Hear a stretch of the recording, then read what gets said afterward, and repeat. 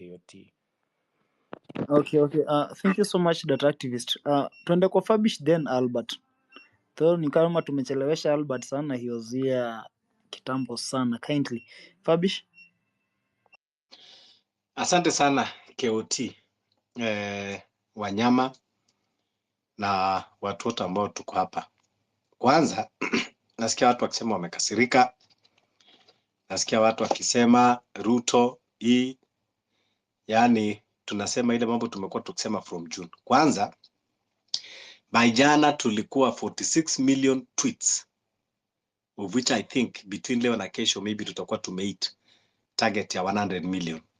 Tujipigie makofi. Kenyan Army in online 100 million tweets. But do we deserve a medal for that? That is a question that I want to ask everyone. Our fingers are so fast. Do we deserve a medal for that? 100 million tweets. Nimekuwa kwa space, KOT amekuwa kwa space, Wanyama amekuwa kwa space, Redemptor amekuwa kwa space, I think Wanjira, data activist, wale wengine wote tunaongea about abduction, kidnappings and killings. As we continue talking on the space, the abductions, kidnappings bado zinaendelea. Hivi tumeongea mpaka hata main media wamesema about Aoko. No response from the DCI, no response from the NPS. They don't give a damn because wanajua Kenyans tutakuwa kwa tweets, taenda hata tufike 200 million tweets. Sasa sijui tunangojea mpaka lini, ama mpaka the last person amalizwe hapa Kenya ndio tujue. If abductions ambayo imefanyika juzi tu, watu wangapi juzi wamekuwa abducted? Na sasa Aoko kwanza amekuwa tu akiunmask the dirty linen yao politicians. Akina John Badi wamelala na nani? Faruki Bet amefanya nini na ule TV presenter na kwenda kusample madema akiwapelekea mkuu? Sasa what of sisi sasa ambao we are radical in changing the country? Kwa hivyo mimi nasikia tunasema tumekasirika, but sioni kama tumekasirika. If hizi vitu zinafanyika saizi is not giving us a reason to go to the streets, but we have every reason to continue tweeting, because this government wameamua kwamba the medal of tweeting belongs to us, but the medal of impunity, oppression belongs to them. They have that monopoly. Nobody can take away from them. When we talk, tukisema tukuje kwa streets, tukisema now we need a resistance movement, there is no peaceful revolution, you will see the so-called self-proclaimed big wigs holding spaces, bringing professors and doctors and LLBs and teaching us about constitutionalism, article this versus article that.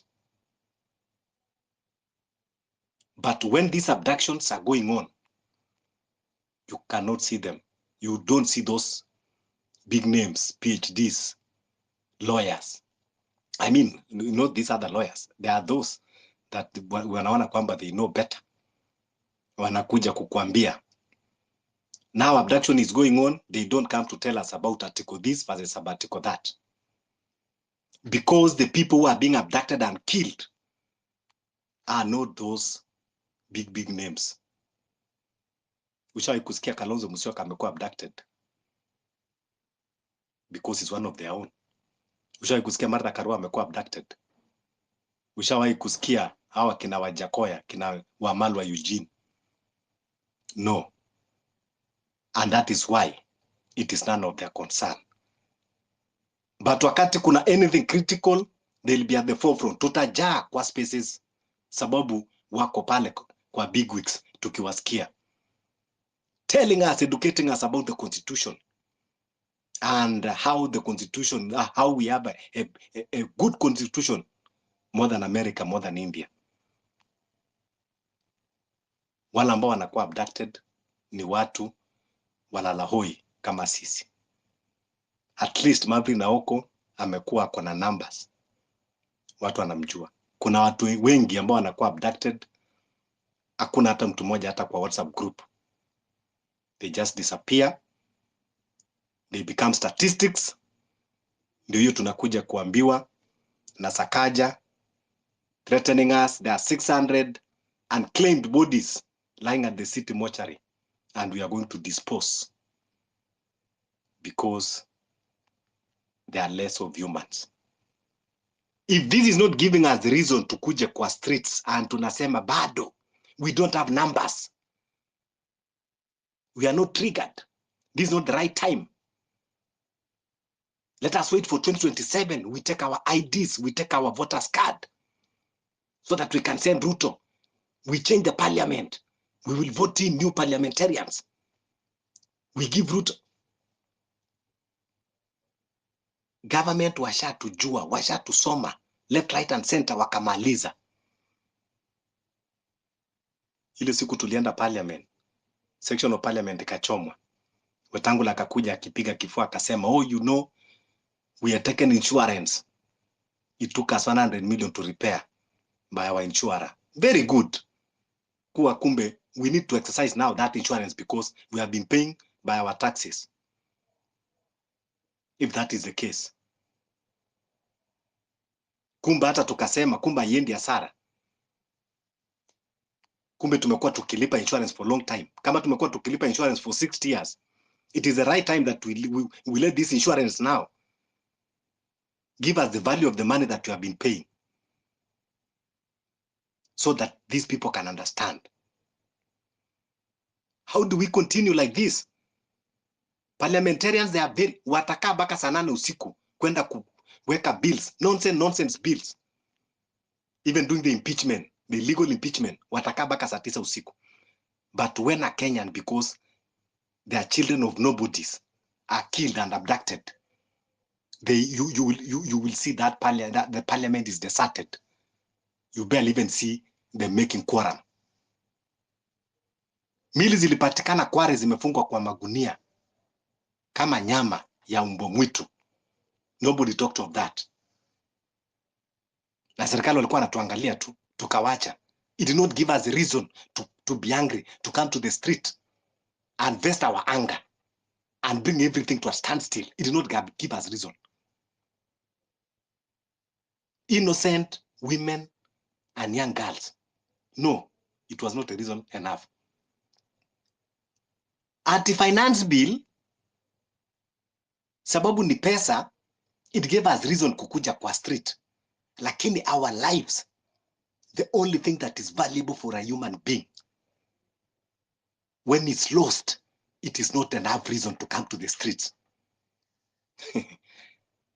Adani, wakikuja kutaka kuchukua airport, we say we have a reason to come to the street. But when human lives are lost, no. It is not the right time to come. Let's go as per the constitution. Let's petition. Let's write memorandum. Let's tweet and retweet. Tag the DCI. Ruto must go. Stop the abduction. We are very good in that. But to do the action, the noble action, why are we so scared? And yet it is our country. Mbona tunakaa kama ambao hii nchi ni yao, sisi ni wageni, ama tunakaa kulilia msaada ya mtu, like mtu anaweza kutukick out as if we, sisi ni wapangaji kwa hii nchi. Nataka kujua huyu Ruto anatumia mganga gani ambao ameingiza kila moja baridi. KOT wanyama. KOT wanyama. This is not even the conversation we should be talking here. Tunafaa kuwa tunaongea kama next Tuesday. This is enough reason. Congratulations to comrades wa this Chuka University of Tharaka. When the 2 students waliwawa, they came out. Those young boys and girls, they came out, faced the police. They did very well. Media walikataa kuonyesha hiyo. Media hiyo walikataa kuonyesha. Walitupeleka kotini. Impeachment shenanigans. So bado tunasema this should not be the conversation that we should be talking on these platforms. Maverick Aoko, kama vile huyo dada Nancy alikuwa amesema kwamba hii serikali inaenda mpaka wenda wazimu. Vile watu wanamuona kwamba ni wenda wazimu. Hata serikali usifikirie, wanamuona pia ni wenda wazimu, lakini wameamua kutumia kama chambo to test the waters because yeye anajulikana ako na platform kubwa. Let us try with that. Tomorrow they might come for KOT, they might come for Wanyama, they might come for Fabish, they might come for Rurigi, they might come for Wanjira, they might come for Redemptor or data scientist. You even don't have that platform of Maverick. Tweet itakuwa ni ya siku moja, haiwezi fika 100 million. Lakini tunaweza kufikisha tweets 100 million. Lakini we cannot do strategy and mobilize ourselves to come to the street. Na tukuje kama tumekasirika. And anybody who will face us, tutaweka kila kitu chini. Si lazima tukuje hata CBD. Tunaweza amua hata katika every roads, main roads zote. Tukaenda tukablock kila mahali. Kuna mahali barabara zinapitika. Watu wakijitokeza, watu 10,000 muweke mawe, kila mtu akuja na mawe 2 30 kilometers muweke mawe na muache. Itachukua polisi na wanajeshi muda gani hata kuziondoa hizo mawe? Na wakati hizo bado mnafanya zingine. There are a lot of things that we can do, but because we are very comfortable and we have normalized it. Kuna some few minutes ago, kuna watu walikuwa wamepost kwamba Maverick Aoko amepatikana amekufa Narok. I pray that it will be rumors. But you cannot just take that information as a coincidence. Our NIS testing the waters, pushing those hashtag kwamba amepatikana amekufa, kuangalia your reaction. Usifikirie they do that by design. Wanakuja kuwapima banki. They do that kuangalia how are you going to react. And now they have gauge. They already have something that you are looking for. Wamona bado umetulia, tuko huku tukidiscuss, tukitweet. Sasa ngine it is sickening. Hii nchi baka ije iteketezwe na watu wachache. Our children and our grandchildren, they will never forgive us. Tunakaa tukilaumu wazazi tukisema we are not our parents. But let me tell you, our parents did the best. Kama wangekuwa na fear ile tuko nayo, hatungepata hii democracy ambao at least kidogo ambao Ruto anataka kuiteketeza saizi. Hii democracy ambao tumeenjoy for the past maybe 10 or 15 years. Hatungewahi kupata. They stood firm. Moja aliwatreat kama umbo wakienda Kamukunji. Wala ambao mulisoma history na wala ambao mulikweko, muliona mtu kama Reverend this guy, was it Timothy Njoya, akipigwa marungu kama ambao ni nyoka. But they stood firm. Matiba aliteswa baka ka paralyze. Alifinywa baka akakuwa paralyze. Mwili yote ika paralyze. Akipigania. Hakuwahi kurelent. Hata wakati baada alikuwa amekuwa paralyze. He could not even stand straight. Lakini alizidi kung'ang'ana kumng'atua Moi. Akina Paul Ngei walipigania wakati wao. Moi akakuja akamtesa baka akakuwa kiwete. Lakini saizi bado tumekuwa champions kwa Twitter. Tumekuwa champions kwa TikTok. We can do best there. And government washajua hiyo. If we continue like this, David Ndii could be right wakati alituita online workers. We can even now exonerate him. Boniface Mwangi, maybe kama watu wangemfuatia mapema, angekuwa pia mahali saizi, mpaka saizi bado hatujui mahali yuko. Bruce alikuwa sodomized, tukapiga kelele siku moja, tumesahau, as if that thing even never happened. Kware, hiyo hakuna. Akina Rex Masai, no accountability, tumesahau, imebaki tu na memory. Tukitaka hata kwenda kuona them, kuomboleza, tunafukuzwa kama maumbwa. We take things normal. Lakini tukija kuongea tunaambiwa constitutionalism. I would want to know which constitution. Yes, while I'm landing, I would want to know which constitution. Try to land, please.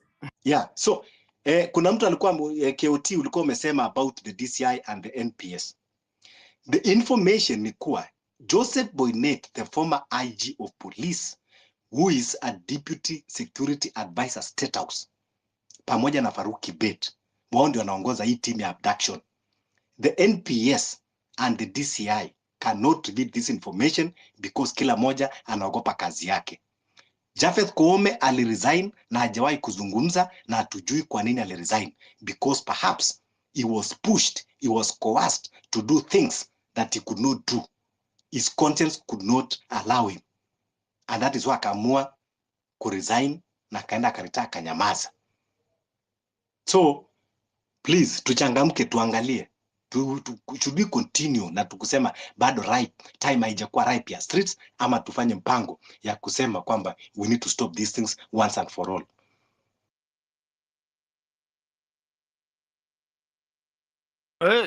So asante sana Fabish.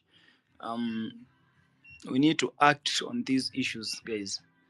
So acha tusikize kutoka kwa Albert, then Mike, alafu tutaenda kwa Mrembo.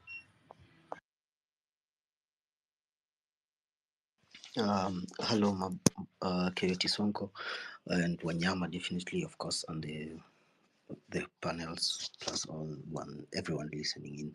I won't take long. I just wanted to voice my support actually on this tangible cost that you're calling for, and which is more on the freedom of bloggers, and specifically the case of Aoko. I also feel like it's a bit an issue now, definitely after some time, where it happens the first time and the second time, and the government of the day tends to normalize it now, and it becomes an order of the day.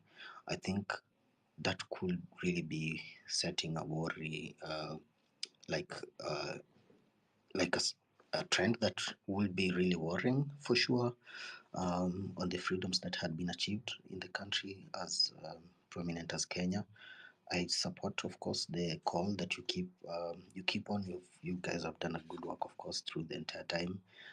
We might not agree on everything 100%, but I could also say that some of these issues on human rights, these are really the fundamentals or the foundations of any society, and I would not support such also if for sure a lot of people have been killed through the movement, and it turns out now also the abductions continue.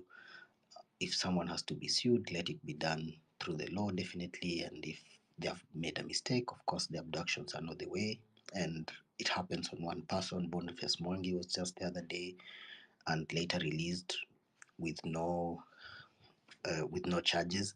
So it beseeches, like it calls for, I think it's a state of a confusion where the president doesn't seem to address this issue whenever he's on a platform. I think on Sundays when he goes to church, wherever he is on a platform, I think he should be feeling on needing to address such pertinent issues that are happening in the country that everyone is asking. But I feel like also maybe the political class tends to be consumed by different issues than what the activist movement is consumed with. And I think there's a disconnect, and I feel like there is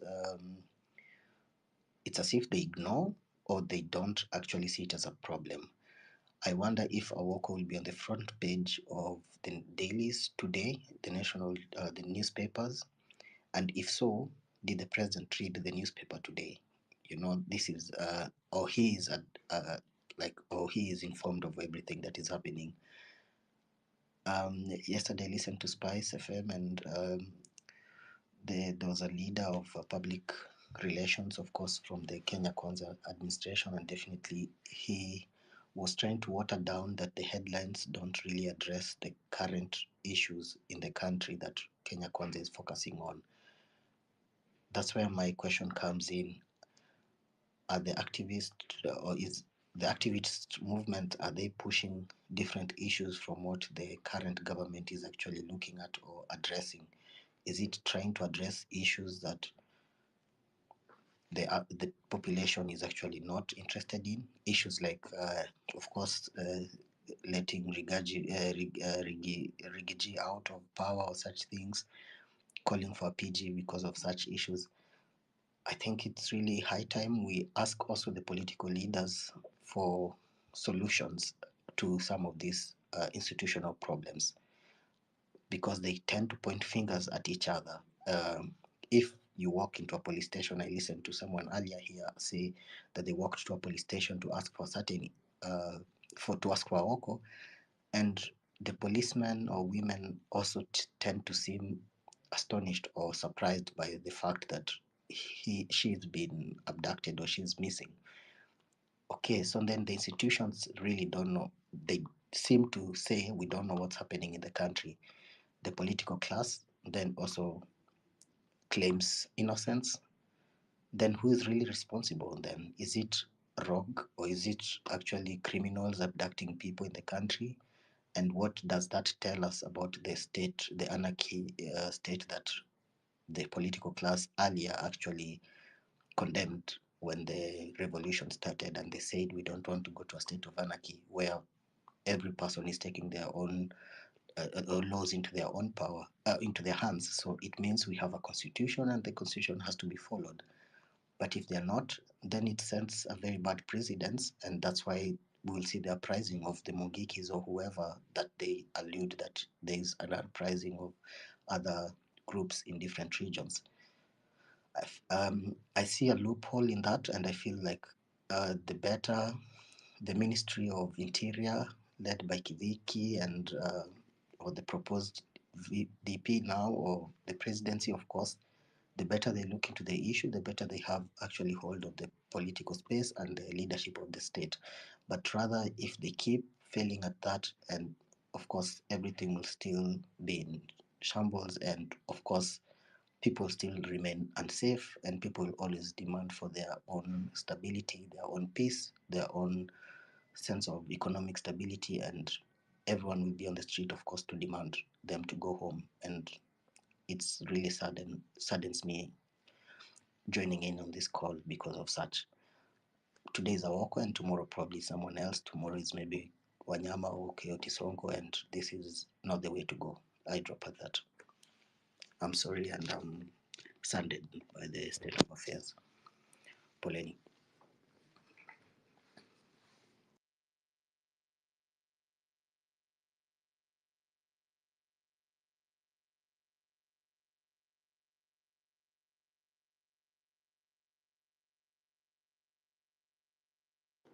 KOT, can I speak?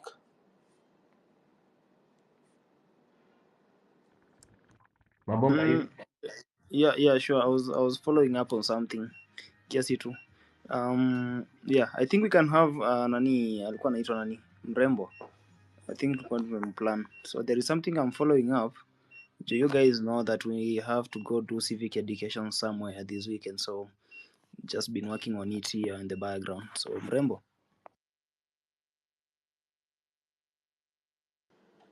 KOT, it was me and then Mrembo. Can I just quickly put down my submission? Okay.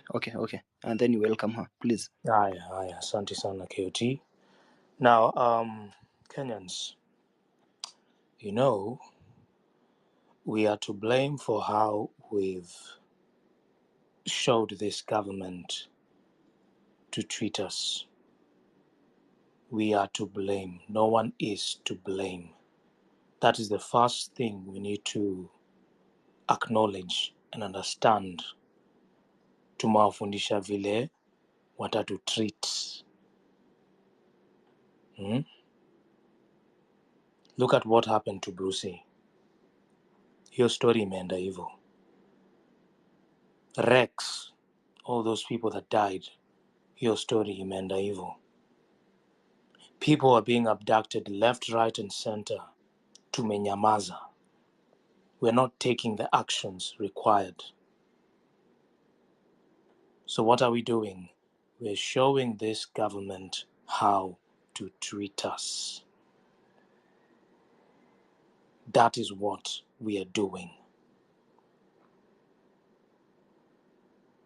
Watu wa Mombasa, nyinyi kwanza mlinikasirisha sana.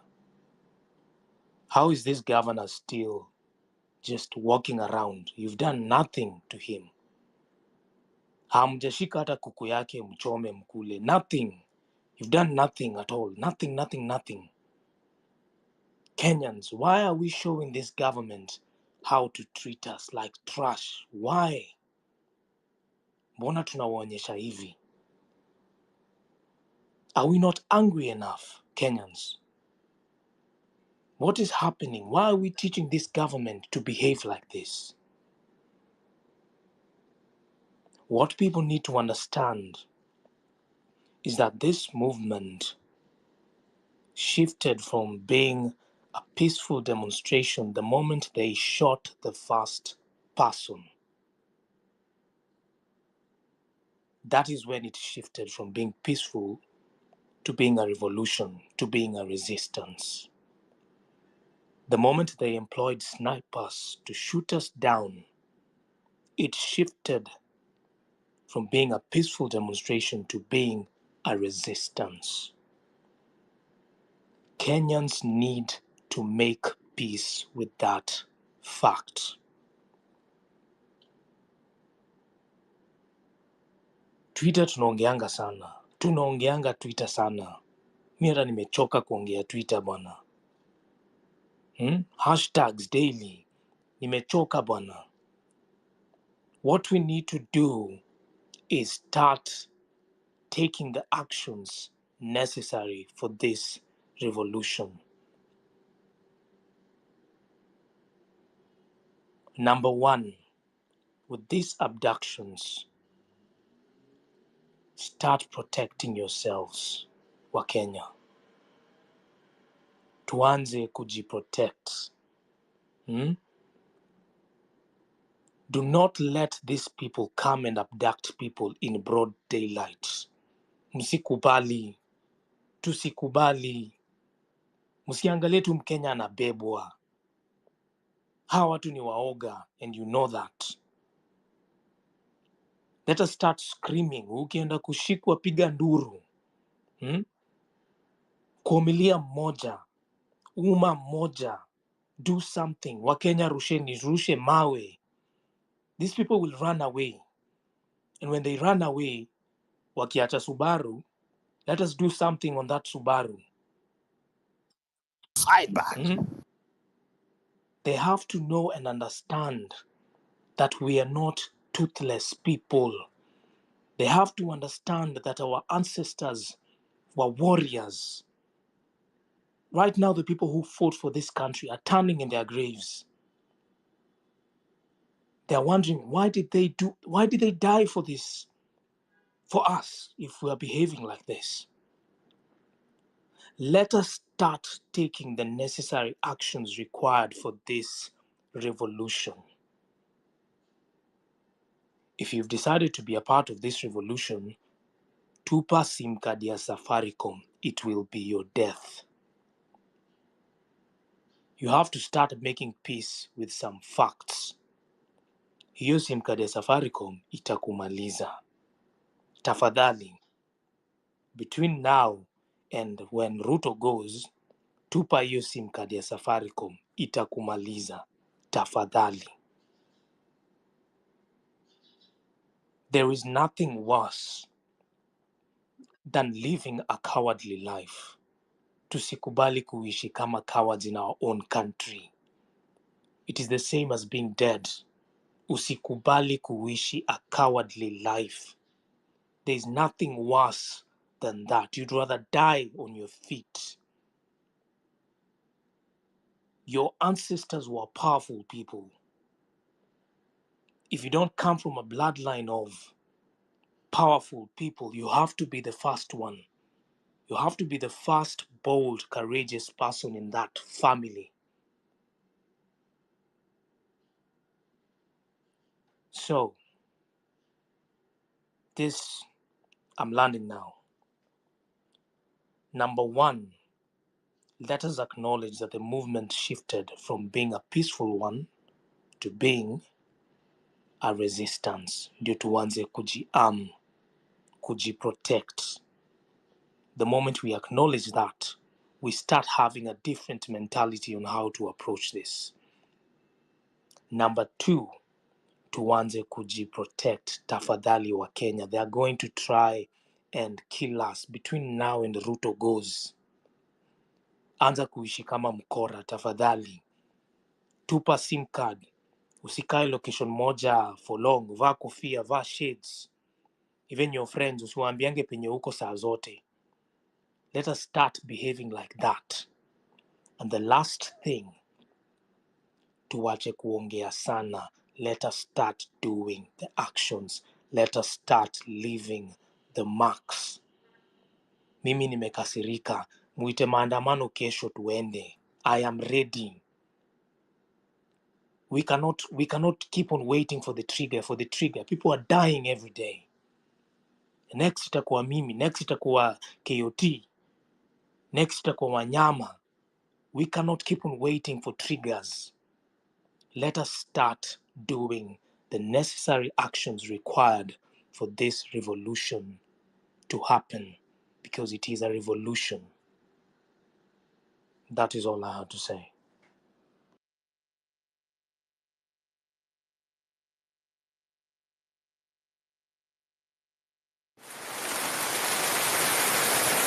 Mrembo is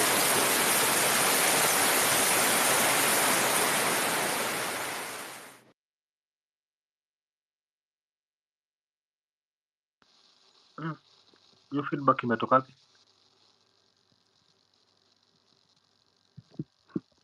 Kioti iko hapo? Naona Wanyama ameenda.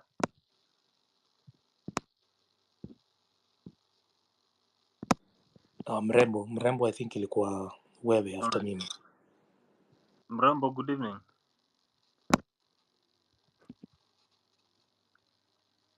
Mrembo, if you can hear us, please talk to us.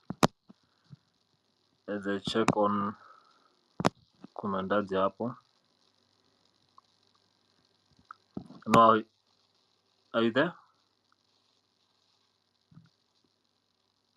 Okay. Mrembo, I don't know if you can hear us.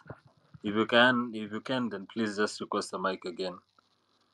That is, I'm hoping that you can hear us, because if you're speaking, then I can't hear anything. Oh yeah, I just saw your thumbs up. Okay. Tunakusikia. It's only that maybe Mrembo is not there. Amenipea thumbs up. Amenipea thumbs up. So ni yeye hatusikii. So just drop down. I'll bring you back up. Nimeona Lasin, Justice, KD. I'm not sure if Rurigo alikuwa ameongea. Let me start with the Lasin na kuja kwa Justice na Rurigi. The Lasin, habari leo? Mi niko fiti, I'm good. Leo sina mengi, but actually I want to just discuss about something. Right now, as everyone is saying, like, action speaks louder than words. Now, if you want to know Kenya, look at like the comment section. Like, our country is defined by the comment section. Unaona hata mtu kasi atakaa kwa outside country akikuuliza what's happening, yani it's too easy, unamwambia tu enda tu usome comment section na check in. Lakini I personally nasikia tu like let's first congratulate wasi wenye manze tulitokea nao the first movement, and hii time ya kuoccupy Uhuru Park, wenye walitokea, big shout out. Now we have to stop wasting time over wasted. We need to stop crying over wasted time. Tunafaa kuwa tuna act sahi. We're supposed to be on the street, and right now I'll start with Safaricom. Imagine hata nikiongea hivi I feel like my privacy is invaded. Hiyo ni kitu tu niko 100% sure. Unaona? And as you know, we'll need to fight. Hatufai kuwa tunaongea sahi na cheki. And it is not time for civic education, it's time for a fight. No. Because actually you can't be injecting a certain disease na bado tuna suffer from it day in day out. Kuna vitu tunaonanga yani hata unaonanga tu ni pointless. You see? Right now tunajua Safaricom venye inatufanya, and yet tuko hapa na Safaricom shop zao wanafungua daily. Why are they so safe whereas we personally we are not safe? Mbona hizo Safaricom zao shop zao saizi ziko on? Mbona zinawaka? Yet ni wao wanatumia like sim card zao kutukujia. We need to fight bana. Na sahi tunajua what we are supposed to be fighting. Right now it's not about like who will come for me ama what will happen to me. Sahi ni like we just need like vita yetu itawinia tu kwa street. The second thing, usitrust anyone mwenye akuambi we are supposed to either akue ni nani, as long as he is not talking anything about protest, hata usimsikize. Because these guys wanakuja kuoma our heart, wanatuonyesha how they are with us, and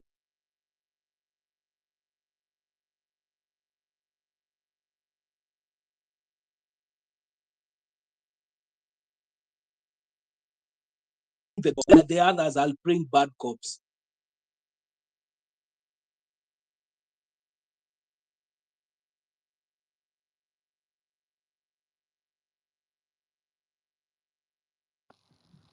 Lasin, I can't seem to hear you.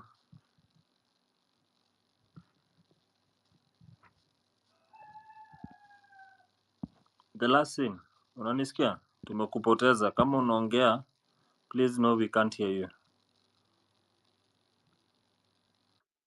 Amepotea All for right. real. So I'd like to say something before we go on. I don't know if I can see we have a topic. I can see we have a clear title on the top.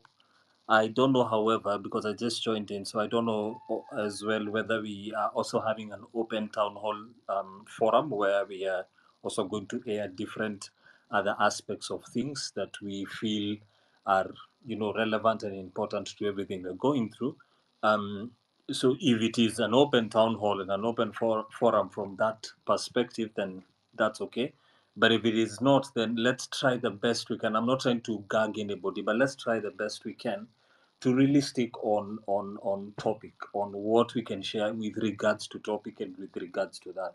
Because guys, we could really spend a lot of time going all over the space, mentioning all the things that are really annoying us from all different aspects, right? But if we're able to tackle, like yesterday, we had such a beautiful space where we strictly stuck around civic education, and we left that space with notes of things that we are going to be able to start implementing. We met new people that are willing to join us in the whole conversation. The second thing I'd like to say is I appreciate all opinions. We are open to listening to all opinions, but also let's remain factual to certain degrees in certain ways. When we make a claim, for example, and say something like it is not time for civic education, it kind of worries me, and I'm speaking me as DK, not KOT, not anybody else. I'm speaking me as DK. Worries me just a little bit because it is true mambo ya Safaricom venye mmesema, it is true. Mambo ya shift, it is true. Mambo ya ndani, najua sha na shift ina affect kutoka mtu ako town mpaka mtu ako Geshagi. But some of these other elements that we're talking about, unless you live in an urban area, unless you're a traveler that uses the airport, unless you're a person of a certain kind, some of these things don't affect you in that way, which is why the civic education is there. Because the civic education's purpose is not necessarily to just go around shouting, Ruto must go, but it is to actually relate to people in a conversation that is tackling to them their pain points.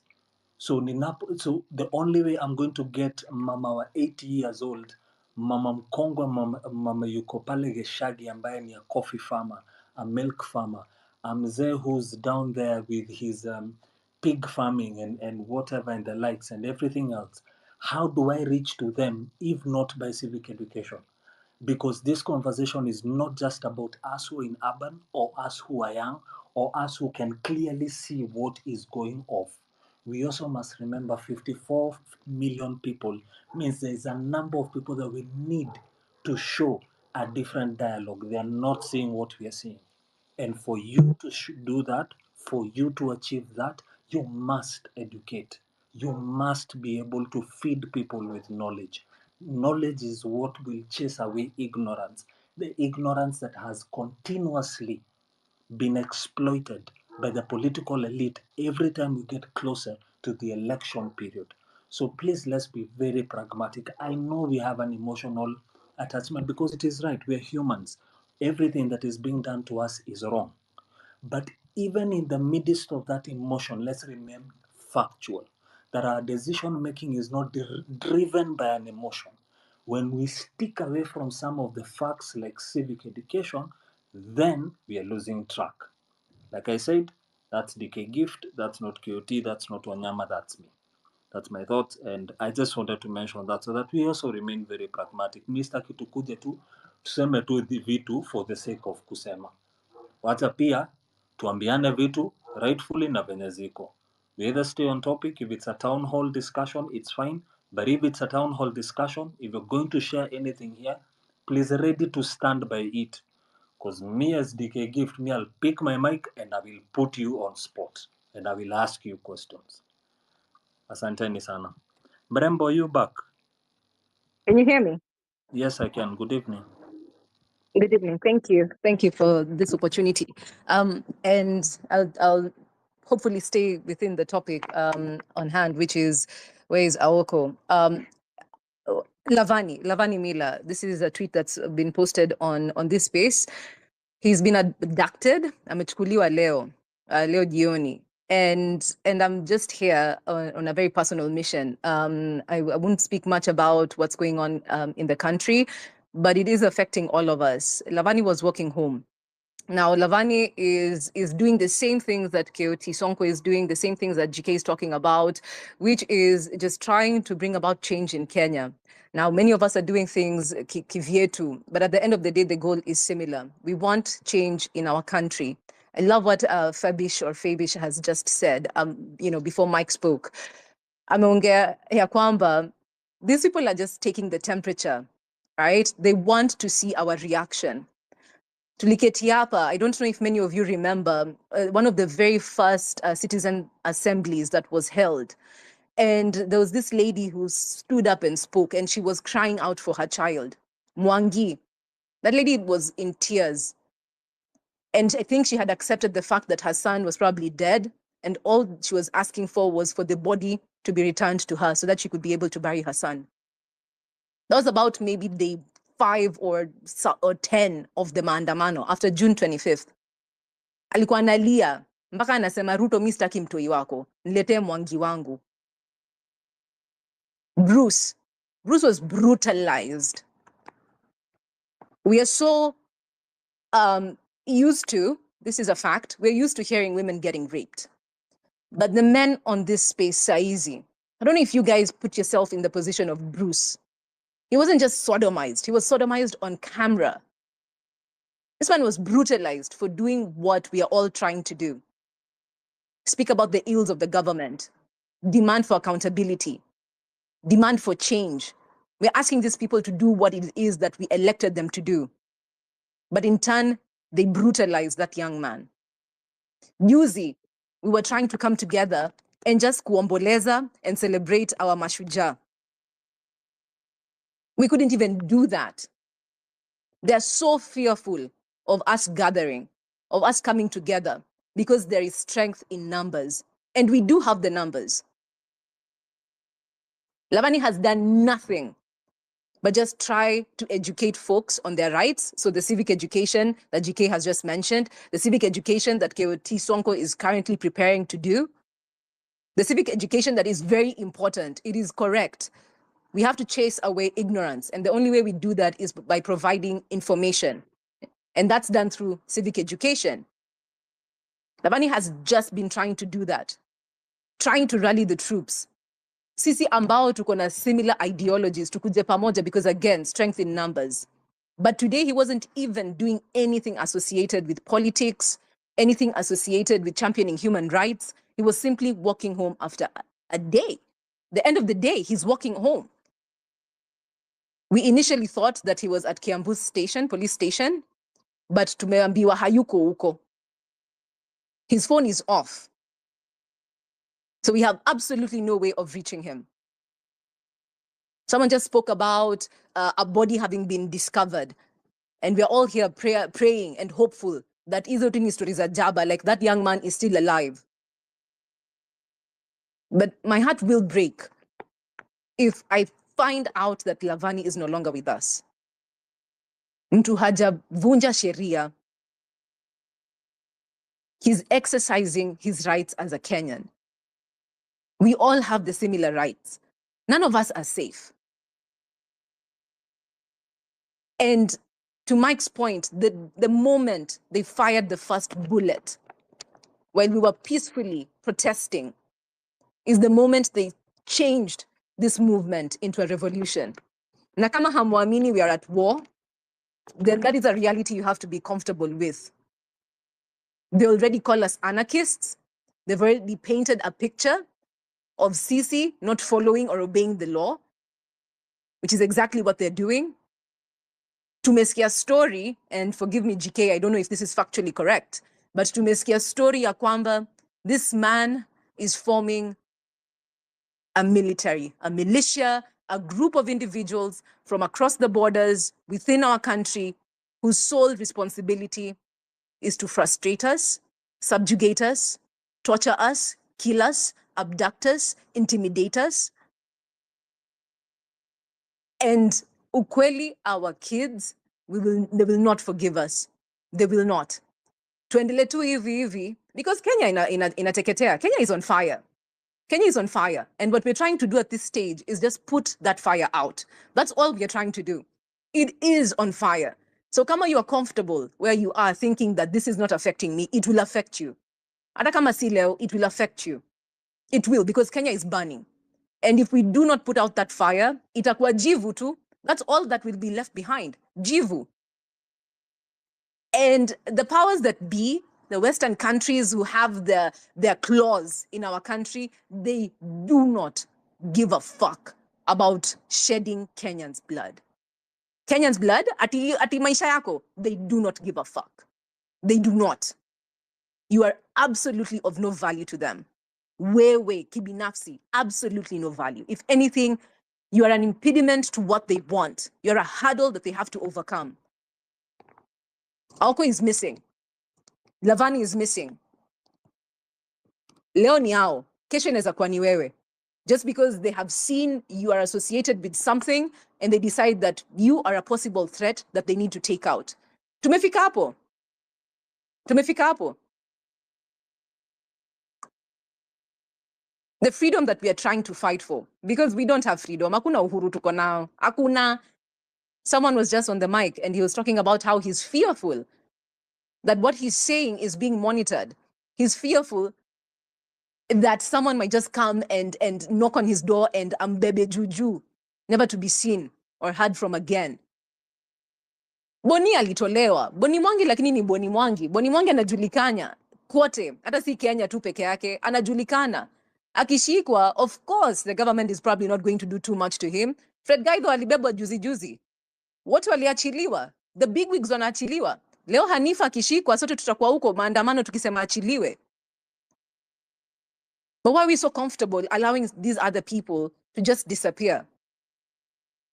X is a fantastic forum for us to share ideas. But the results that we got initially was because of maandamano. Tukaungana sote, tukatoka, tukaishia. Mike amesema hata kesho watu waite maandamano tuende. And unfortunately, I'm not in the country, but I will pledge financial support. Mkisema kuna maandamano next week, watu ambao wana fare, tatuma fare. If I could, I would be there. But they're taking the temperature and they're seeing our reaction. They're not stupid. They're not stupid. And at the end of the day, let's not forget, these people have absolutely everything to lose. If you've ever seen a video of a feral cat cornered. Mrembo, let me give you 1 minute to round up. Thank you. Thank you. There's absolutely nothing a cornered animal will not do to escape. Our say wako cornered, they have nothing to lose. Those are the people we are in the ring with. Nothing to lose. No holds bar. Kwa hivyo mkifikiria ati sasa tungoje mpaka 2027 ndo tuende kwa ballot. Yes, that is still part of the process. But leo, between now, bado tuko 2024 and 2027, August, how many Kenyans are we going to lose? We have normalized this and they have made it so. So saizi, I am begging you, please, this is my last thing, I'm begging you. Venye tu mahost wa spaces wanasemanga retweet this link. I'm asking you, all of you ambao mko hapa. Lavani is not a big wig. He doesn't have 100K followers. No one knows him. Please retweet. Please. Asipotee tu hivo. Tafadhalini, I am begging you. Please, there's nothing more that I can do but just ask for your assistance. Tafadhalini, please just use your voice. Tweet about Lavani, the same way you're tweeting about Aoko. Tafadhalini. Thank you, GK. Thank you, Sonko. Asante Mrembo, and we definitely will do that. I've been away from X today for a better part of the day. So just got in and I've just met with this with regards to Lavani. And I'm just going through the same. But we will definitely do everything that we can. From whether you have a big account, small account, it doesn't really matter. We just raise our voices and see what we can do. I want to listen to one more lady before I come to you, Justice. And Katie. Josephine, good evening. Josephine, are you there?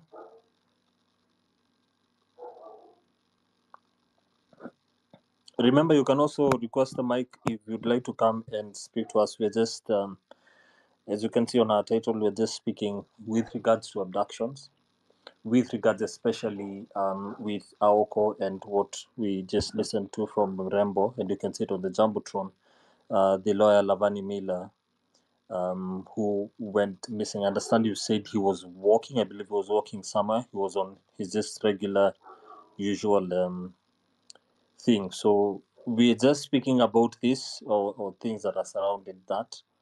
Of course, like I said earlier, if it's a bit of a town hall, then let's be very spot on, very factual, very short and precise. Josephine, I'm waiting to see you open your mic. Thank you. Can you hear me? I don't think I can hear you. Hello, Can anyone hear Josephine? Yes, I can hear her. Yeah. We can hear her. All right, so Josephine, Oh, please go on. Thank you very much for giving me this opportunity. Yeah. Good evening, fellow Kenyans from wherever you are. Good morning, good afternoon. Yeah, we thank God for the new day. We are still thinking about Aoko, and I've just heard that we have a lawyer who has also been arrested. But Kenyans, for how long are we going to live like foreigners in our own country?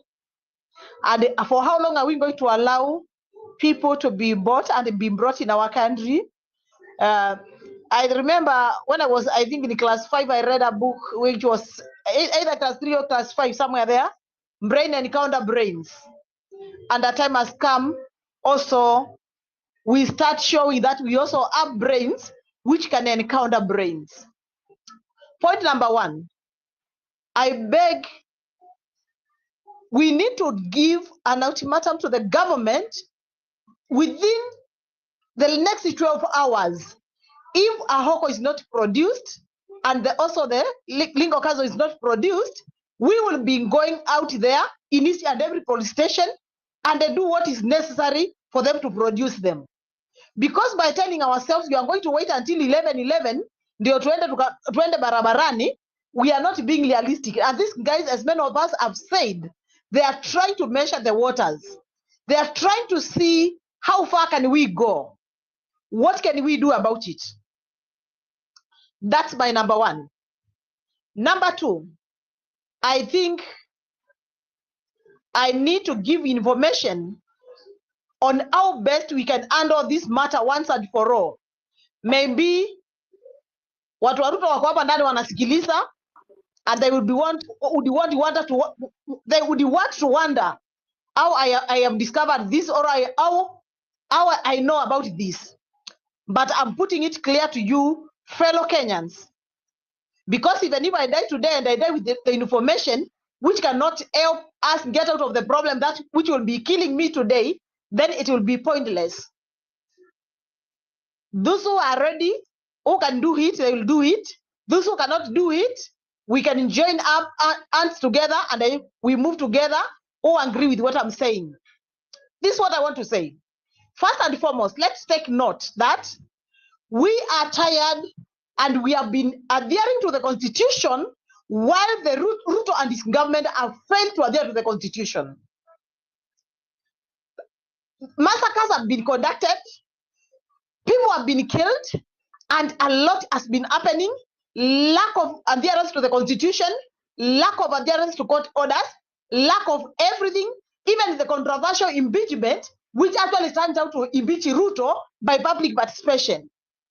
A lot has been happening, and we have all the information. Everybody who is in the know page knows that. Now, what can we do about it? I've just seen Martha Karua call upon all of us to bring up our minds together. This is what I want to tell you, fellow Kenyans. We have an alternative to remove Ruto from office without even strangling. And this is how to go about it. We have in the entire world nations which believe in Kenya and the nations which believe in democracy. And nations who are friends and partners with our country, Kenya. And now we have the people who are known as diplomats. So what can we do? We only need to prepare a proper structure, proper information on all our arguments against Ruto and his government. And also we should not forget that actually when we enter the parliament, we do not no longer have a parliament. The 13th parliament must have been dissolved immediately. But because Ruto has refused to constitute IEBC, we couldn't recall those MPs, and they have continued making gush laws for us and actually passing bills which Kenyans do not agree with them because we have already declined to have them. What we can do right now, we can come together, or those who think that, who can do it, we do a write-up to all the nations. We serve each and every ambassador in Kenya and their presidents direct.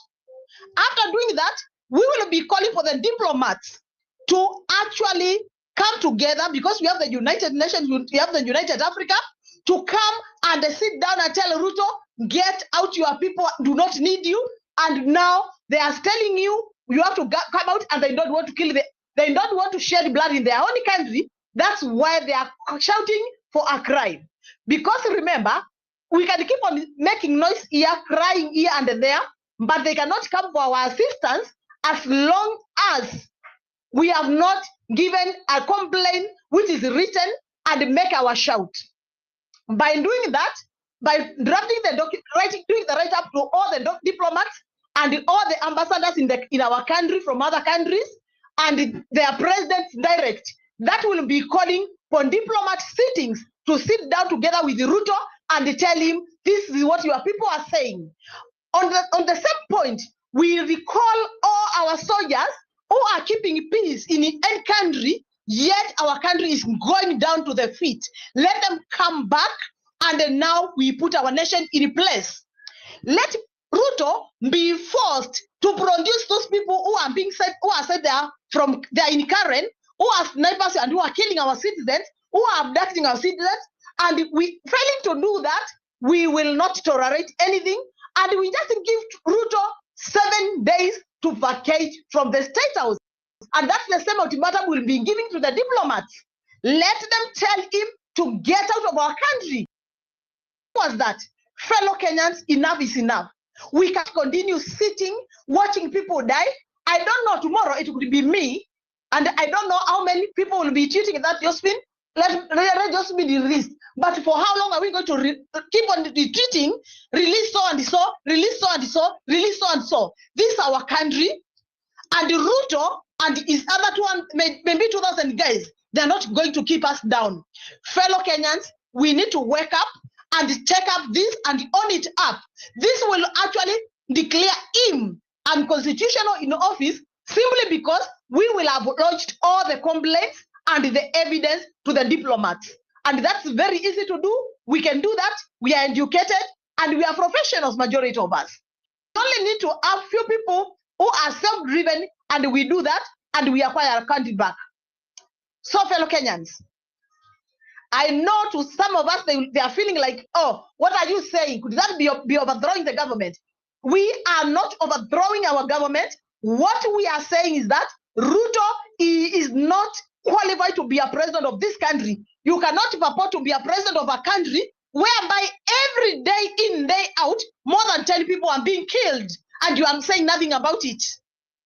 Buildings are collapsing and you are saying nothing about it. You are depriving people their health insurance, and there's nothing you are saying about it. You are pushing people to take what you want and to live by what you want, yet the citizens are telling you, we do not want this. Fellow Kenyans, can we stand up for our country? Can we move the diplomats? Any country that has its ambassadorial in Kenya, they should receive a letter their president. Moja kwa moja, hakuna kucompromise anything on the way. Let him be pushed out by the diplomats, because we do not want to fight. We do not want our people to be killed. And I think that's the easiest way to go about it. Fellow Kenyans, that's what I have to say. If you think it's important that we can do it, you can talk to me. We can join up and make a team and prepare the documentary, and we move on together. Thank you. Okay, thank you so much, Josephine. Josephine, I know you are within the coast region, so we'll be having their civic education from tomorrow to Saturday. I would really wish to link up with you and other people in the coast region, and so see you there, guys. I told you hizi vitu tuache kuongea tu hapa. We talk, we rant, we do this and that, but we are not doing anything about it. And so I and a few guys whom I know, and you guys also know them, we are having the civic education in the coast region. That's Taita, alafu Mombasa, Kwale and Kilifi from this week, actually the entire week until the weekend. And so any person mwenye ako in coast region, you can always join us. Uniambie tuko wapi, then nitakupinia location ukuje, then we can educate our people huko mashinani, because that's what people want at the moment. Kuja tu waambie watu kujeni tuende tuandamane, wanakuza tuenda kuandamana jia nini? I think we did enough civic education for the reject finance bill, and that's why kila mtu alikuwa anatoka analia anasema no finance bill hii nayo lazima iende chini ya 2024, because people had already known what is awaiting for them. And so ndio maana wakatokea, tukakuja ikafika tarehe 8 hapo mwezi wa 8, mkoona watu wakaanza kupotea kidogo. They were like finance bill ilishaenda chini, so why are we going to the streets again? And so hizi unapata whatever it's happening, hizi vitu zote kama hizi abductions, the punitive bills zenye tuko nazo in parliament, hizo mambo na agriculture, about the university funding model na hizo vitu zote zenye mnaweza jua watu wanafaa kujua. I think ndio vitu tunafaa sasa kwenda kukaa na watu mashinani, we educate them, tell them what is really happening, na ndio sasa hata kesho yake ukisema bana it's because of this and this, wacha tuende and exercise our constitutional rights through picketing and demonstrating, watatokea. And that's why tunasema we are taking civic education mashinani. Remember, this civic education mashinani haijaanza leo ama jana, ni kitu tulianza kitambo sana, like some 2 months ago tulianza hii kitu immediately after 8/8.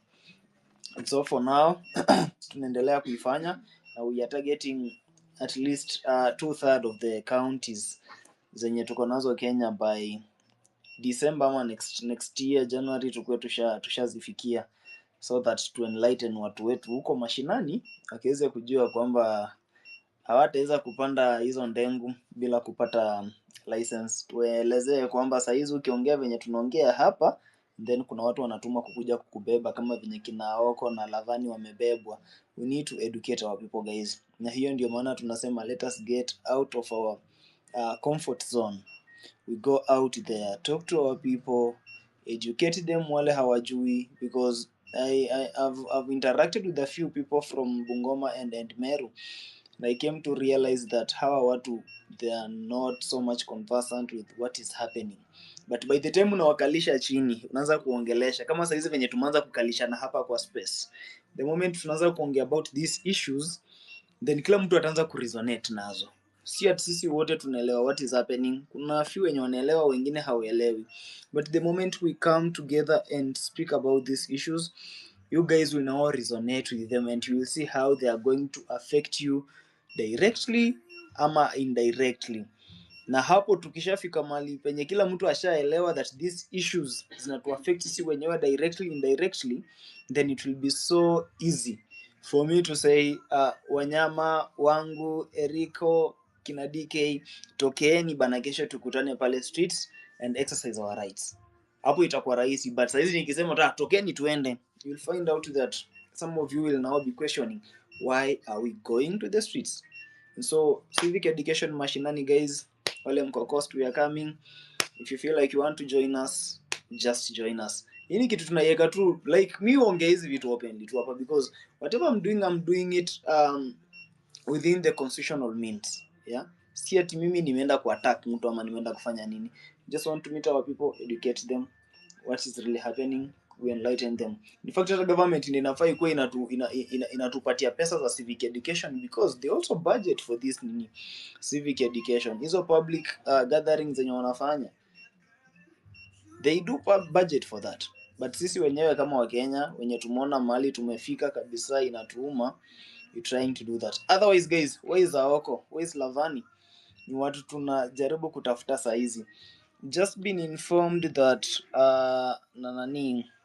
our advocate anaitwa Mwai kwamba he's gone to chanione tu hapa, he's gone to one of the police stations mali walidhani amewekwa huko, lakini Lavan is not there.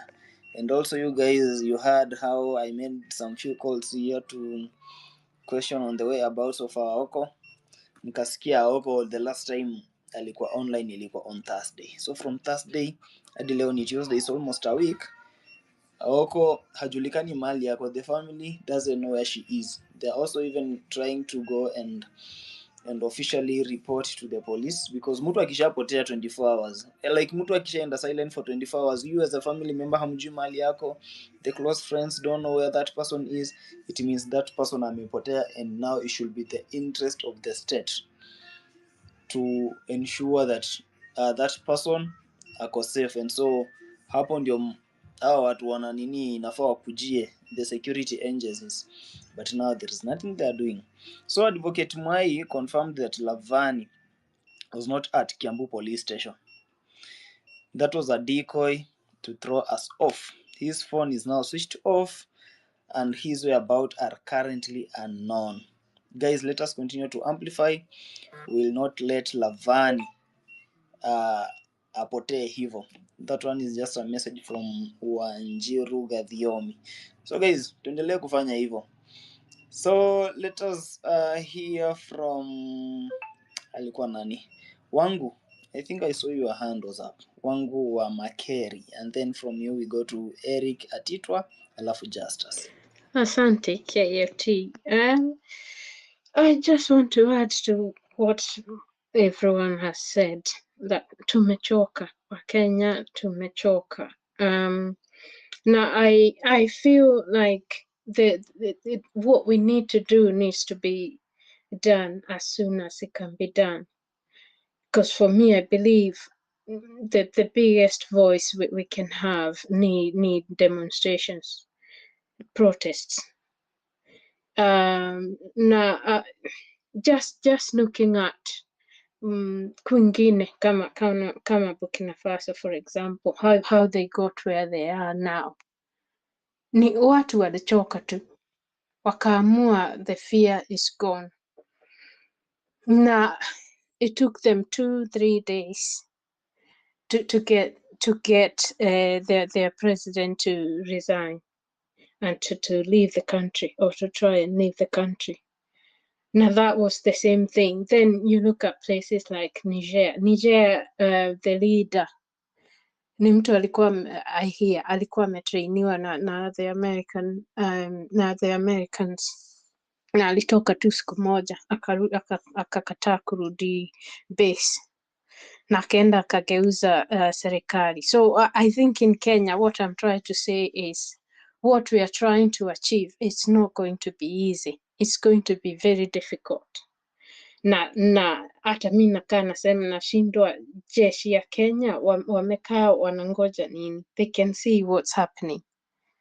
Lakini wengine wanasema they would want people on the streets, ndio wakinini at least watu watakuwa, kila mtu anaona ni wazi, kila mtu amechoka, and they would have a way of supporting wananchi, kutoa huyu mtu, cause Ruto has to go. Yani hata zile story mi kwanza nimesikiza wale watu kwanza wenye wameteseka sana, the people that lost their jobs juu ya maandamano, wakapoteza marafiki zao. Kuna jamaa hapa aliongea na it touched me so much. Mtu amepoteza job, amepoteza comrades wale walikuwa nao, hajui wako wapi, na we just go on as usual. I feel for people like that, na ndio unaona momentum inapotea. Na I feel okay, we feel helpless in a way, lakini we shouldn't be. Tunafaa tu better planning. Yes, KUT unaongea mambo ya civic education, lakini hiyo it will not be everything. We need some other strategies. When tuko diaspora, we are ready na we have been from day one ku support financially, lakini sasa we can't do it. Lazima tukue collective. We do one thing, all of us tujitolee, iwe we mean it, we do it. Huyu mtu atoke juu mimi, the more we go, the more he's getting time to plan, the more his mafia are getting ways and means ya ku silence watu, you know. Na leo tunataka at least from the vile watu wanasema na vile watu wanasikia, watu wana machungu, we are angry, but we need to change that anger to something. Asante. Asante sana Wangu. So DK, are you back? Nimerudi, unanisikia baba? Nakusikia saa hizi, nakusikia. Aya, hebu endeleza mic tu kidogo, nimaliza na kamrembo kangu hapa, then I'll come back. Okay, sawa. Ilikuwa tuende kwa Eric. I think tulikuwa tuongee na KD na Justice for All, as tunaendelea wengine. Sijui ama ameongea yet. Yes, I'm there, guys. Thank you. Yeah, so maybe unaweza anza Justice and then KD and then tutaenda kwa Justas na kina Eric. Eric, Justice for All. nani DK unanisikia? Nakusikia baba. Ni Eric alikuwa anaongea, so acha tumalizane naye alafu tuende na ile order ulikuwa umetupea. Haya, sawa baba, no worries. Thank you, coach. I think the pain is coming back. Kenyans are in big shit. Kenyans are in big pain. The anger is all over. And we have not forgotten that a few months back, on 25th of June, we lost a good number of young Kenyans who have been doctors, engineers, lawyers, a few years ago. They had a future. And these people were all massacred because of an institution that has failed. Tafadhali eka microphone karibu hatukusikii. Okay. Nasema the biggest problem of this revolution has been Safaricom. Safaricom is the one that is planning with the government on how the location of these Kenyans who are involved in this revolution are staying. So I think the best way to start this thing is for us to take care of our security first. If you're on the front line, make sure that you take care of your security. And those ones on the front line, you need to know that don't pay your tokens using your Safaricom number, because they will use that payment to locate the exact position where you are staying. Do not go and stay in a place where there is no CCTV within an estate. Don't stay alone. Don't be in a home alone. Stay in a place that has a CCTV, in an estate that has other Kenyans. And we also need to be very careful with the number we are using. If we are using a Safaricom number, then we must make sure that that number is probably registered on somebody else's identification number, because it is going to make it very easy for the government to arrest all of us. And Kenyans, we've also failed ourselves by allowing the abductors to abduct fellow Kenyans in the full glare of ourselves. We should not allow that. A policeman should introduce themselves. They should not come when they are putting on masks. If somebody comes to arrest a fellow Kenyan and they are in masks, we have to stop them until they allow us to take pictures. They should allow us to know where this person is being taken to. If we've taken their photos, even if they go and kill that fella, we'll have people to hold accountable in case of anything. Now, this war must stop. It must stop somewhere. It must end somewhere. We have a good number. We don't need to get to 2027. A revolution has no timelines. It comes, if it's tomorrow, if it's a day after tomorrow, a month, and it sweeps the system that has failed. And the system has badly failed.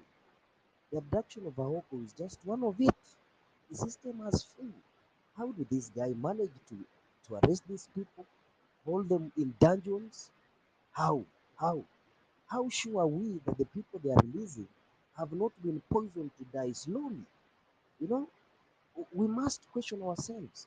It is no longer safe for people to be abducted because we don't know what the abductees are doing to their bodies.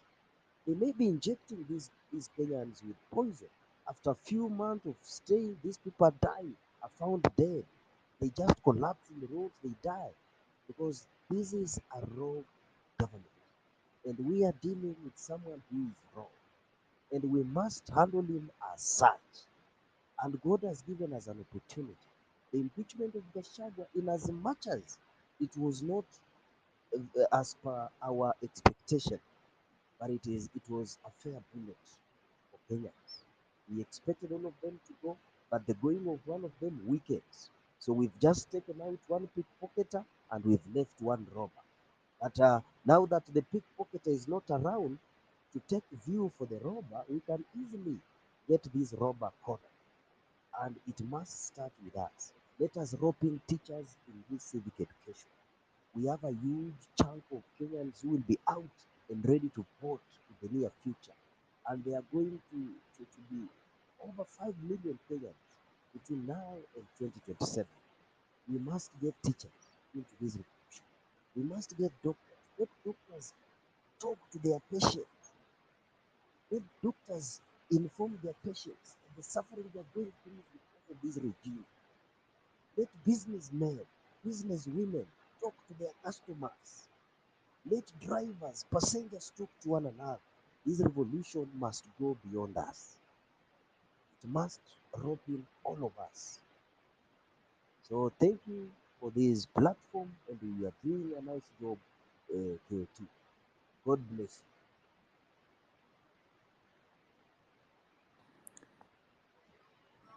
you. Yeah, thank you so much, Eric. Gift, are you back? Niko hapa. So tunaweza endelea tu then. Yeah, tunaweza endelea. Justice. Sorry for keeping you waiting. Habari yako? Justice for all. No, I'm okay waiting. Thank you. Talk to us. I think let's have someone else go. Oh, okay. All right. KD, are you there? Yeah, I'm here. Good evening. Good evening, everyone. Good evening, KOT. Okay, I'm assuming KD may be speaking and I'm not hearing him. If you're Can you speaking, hear me? KD, Let me please know if you mute. hear me, please. Yes, KD speaking, I can hear him. All right. Okay, thank you. Yeah,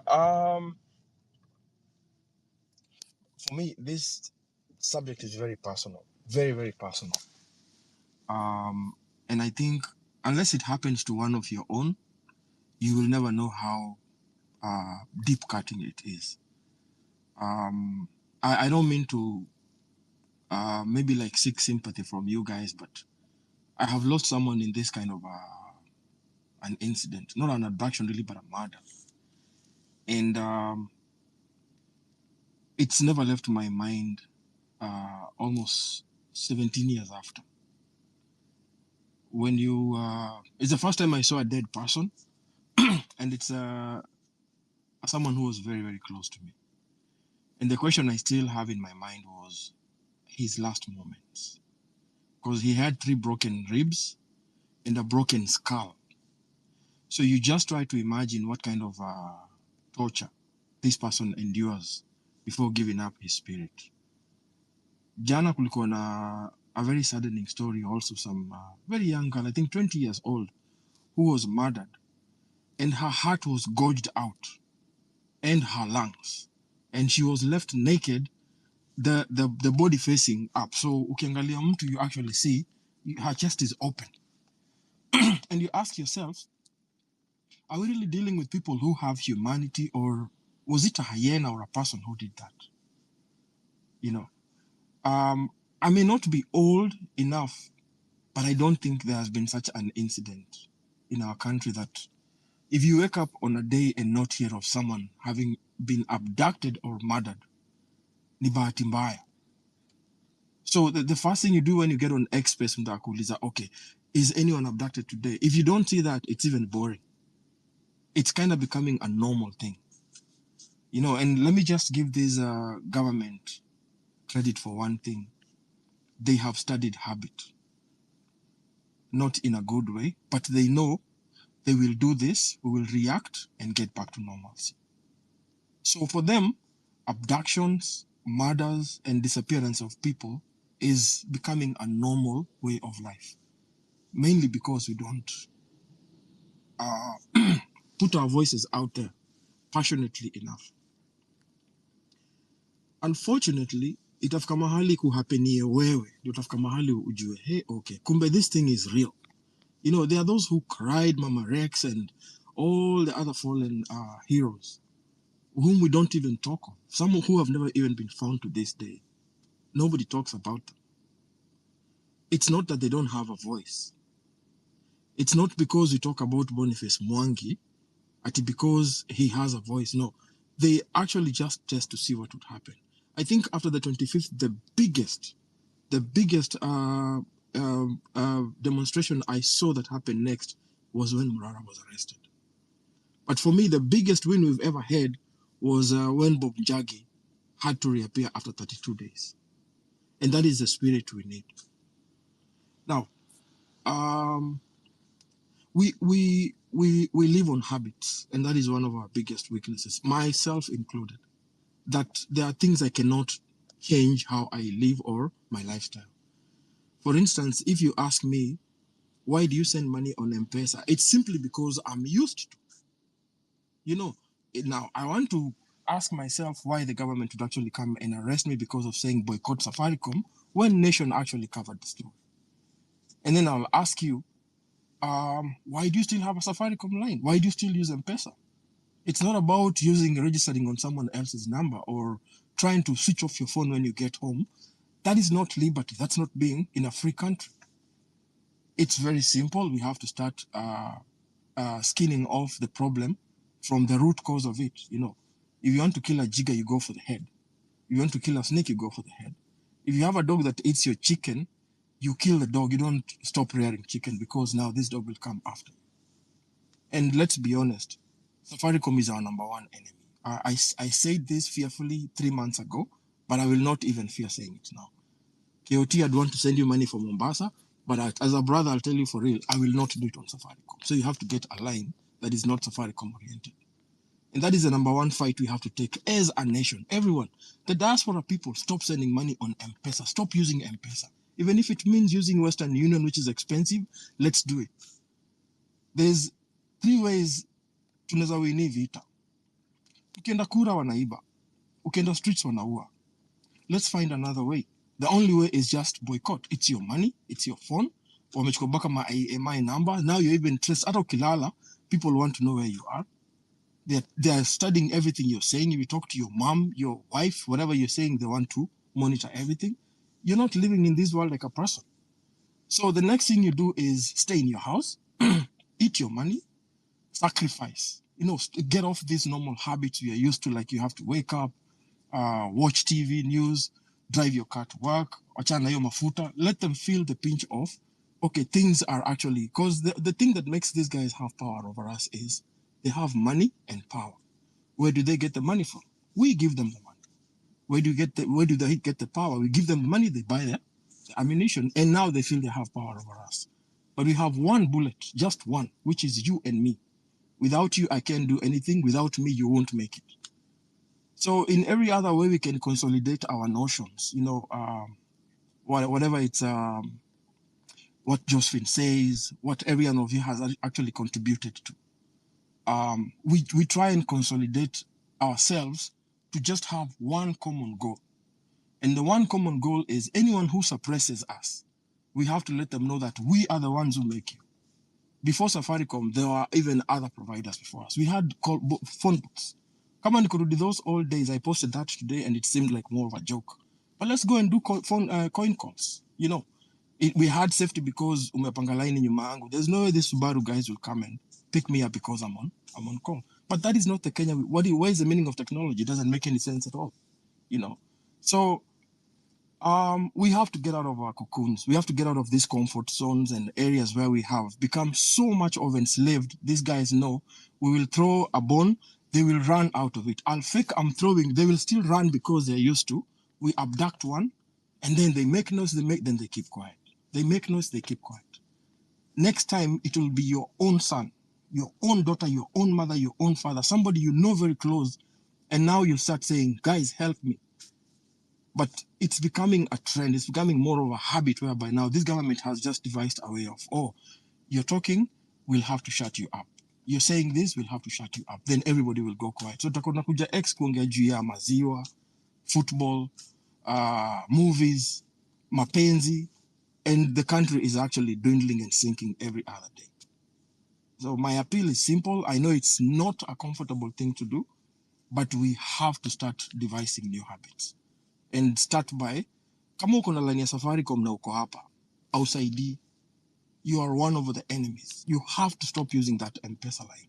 Until they realize the profit margins are falling, they will not see the pain that mothers cry for. The one time I saw mothers cry and say, this was very, when we went for the public participation, imekuwa tu Gen Z, and then a mother comes and says, watoto wetu sasa wanakuja kusema we do ABC and D, and you realize, oh, so people are actually burning and languishing with so much pain. It's just because they don't share it. You know, I'm thinking of that mother who lost their kid in the first Mandamanos. To this date, you don't have an idea, and nobody cares to say even Polly, because they'll give you 50,000 and then sorry, Meisha. Your body, not even your finger, is worth 50,000 shillings. It's not worth it. I'm thinking of those ladies who are massacred and chopped into pieces. Wakatupokuare. That thing pains me today because I have sisters. What was the last moment? Maybe nimekushikia hacksaw, I'm cutting you in pieces, you're still alive, and I don't feel like I'm doing this to a human being. Even a butcherman doesn't have that kind of a brutality. You have to kill the animal first. But for these guys, it's more of, and then I finish, I package you in a sack, I load you on a vehicle, I dump you in a dump site. And then when people discover, we say, this is a crime zone, it's a no-go zone. Because in Kenya, you're just a statistics. That is all you are. So we are very complacent with what is happening. And unfortunately, I hope you take this very seriously as my parting shot. Until it happens to one of your own, until you find it's free KOT, who I know very well, or somebody who's very close to me, it doesn't have to hold that grain of salt. We don't feel the pain. So the point is, until when? You have to start now. Could migrate Simo, see hard. You just have to change a few things. Stop paying your tokens off using this. Like we have to mutate this big giant we have that is killing everyone. I pray for everyone who's been abducted, and let's do the little we can to just try and make our voices heard, because this X space is all we have. I have not seen your face. I may never see you, maybe until the other world. I don't know if I'm next, but the only truth is I will take care of you because you're the person who makes me a Kenyan. Without you, I don't think there's a Kenya, and there's no reason why I should be on this space. And silence only means one thing. I'm being complacent with what is happening. So I won't be afraid of speaking, because the more I keep quiet, the more bad things happen. Let's keep talking and see how we can help our country. Thank you so much, DK. Thank you so much, KD. Asante sana. I hope your message is so clear to each and every person who's listening to that. And personally, I do agree on that. Safaricom kitu wametufanyia hapa bana. Hey, honestly, I remember on, when was it? Was it on 9th?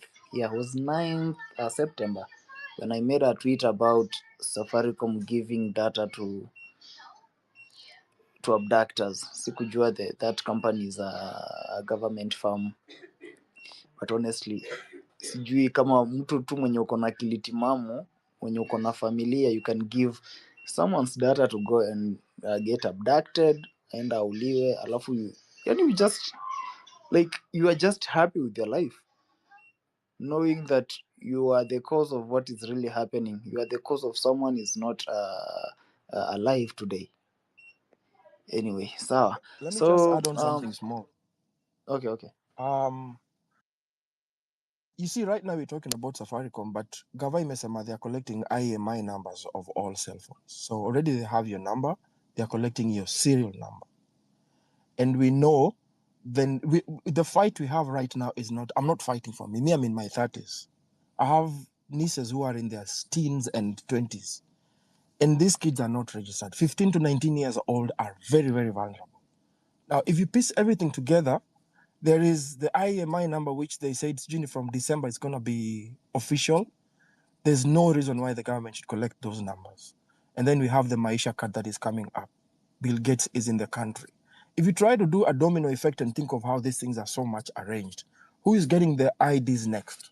Why are IMI numbers being collected? How many 15 to 19-year-olds have phones? What happens when they get their IDs? And then elections in Akuja. And this is a government that is so well strategically studied the habit of, this is how people behave. There's a book called The Power of Habit. If you can, find that book. It will teach you a lot about how human beings react. And what we are actually getting right now is just rewards for what we choose. So it's a domino effect of the choices we make. And the sooner we get to open our eyes and realize you have to start by killing hitting the head on the snake on the head, we'll just we talking every other day. And this government is winning, let's be honest. They're winning. Hii abduct watu, utakuwa unaingia mathiri unashalwa tu naambia tu okay weenda. Next time, if they can come to your home, where can they find you? So you'll be grounded. You won't be able to talk. You will not be going out. You will not be saying anything. You won't have anything, because that is the whole idea of abductions and killings. Thank you. Okay, thank you so much, Heidi. So at this moment, let's hear from Ochi, and then we can go to activist. Ochi?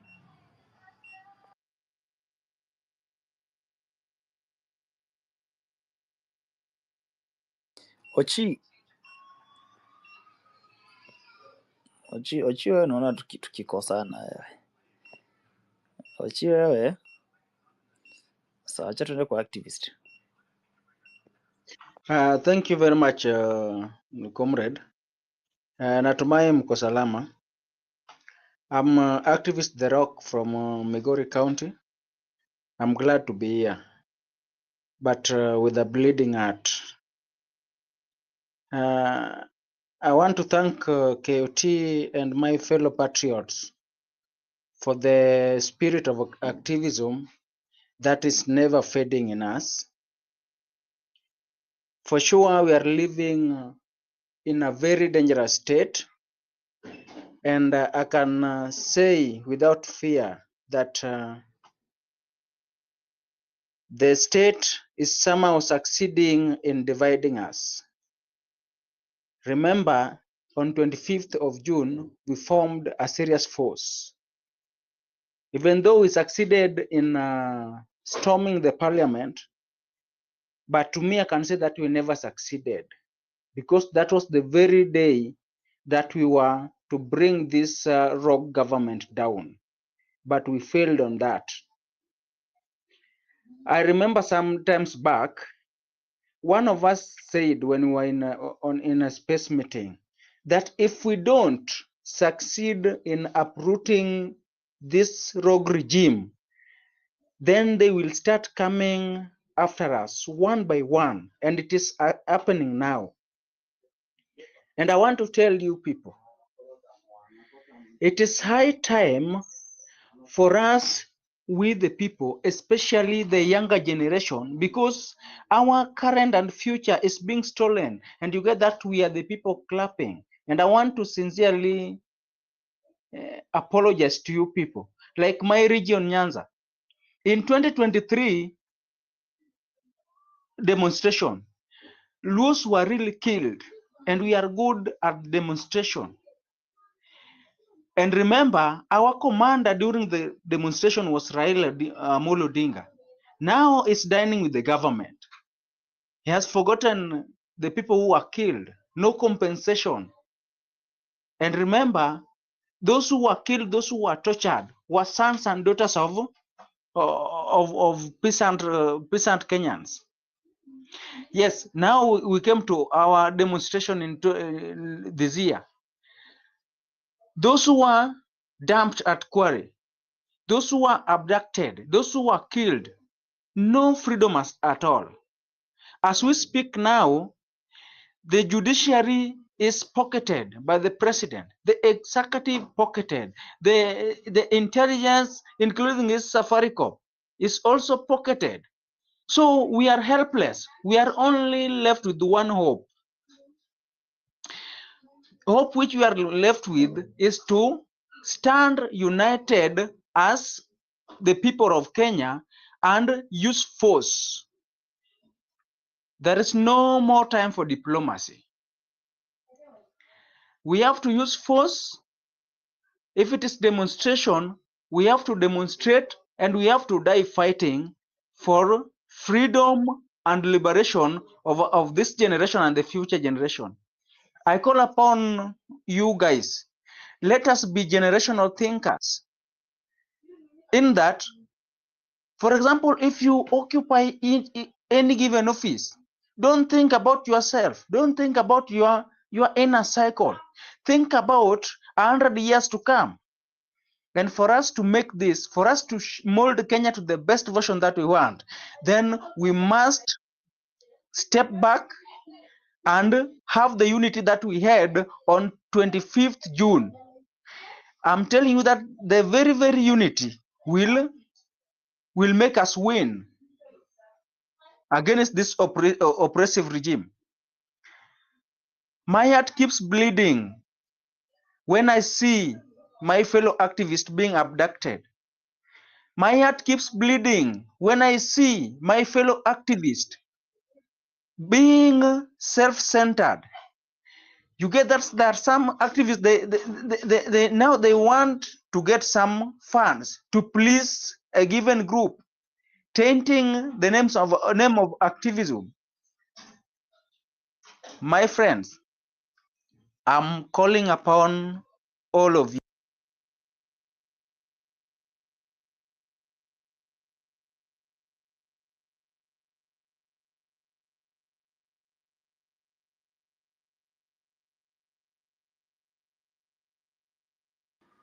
Activist, ni kama umepotea tena.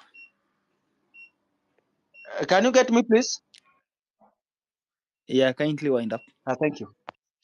So I'm really requesting you people, let us remain united, let us remain focused as we move forward. Let us continue with the civic education and let us hold our hands together. We will overcome. And viva comrades. Kindly, guys, just follow me back. My account is very young. Okay. Thank you. Okay, sawa.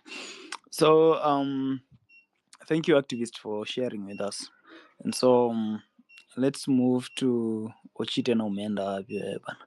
Let's move to Ras the Fire and then we go to Yefi. Yeah, fire is burning in Kenya. Fire is burning in Africa. Yeah, man. Thanks. Yeah, respect. KOT. Yeah, nakushukuru sana. I don't have much. As niko break kiasi.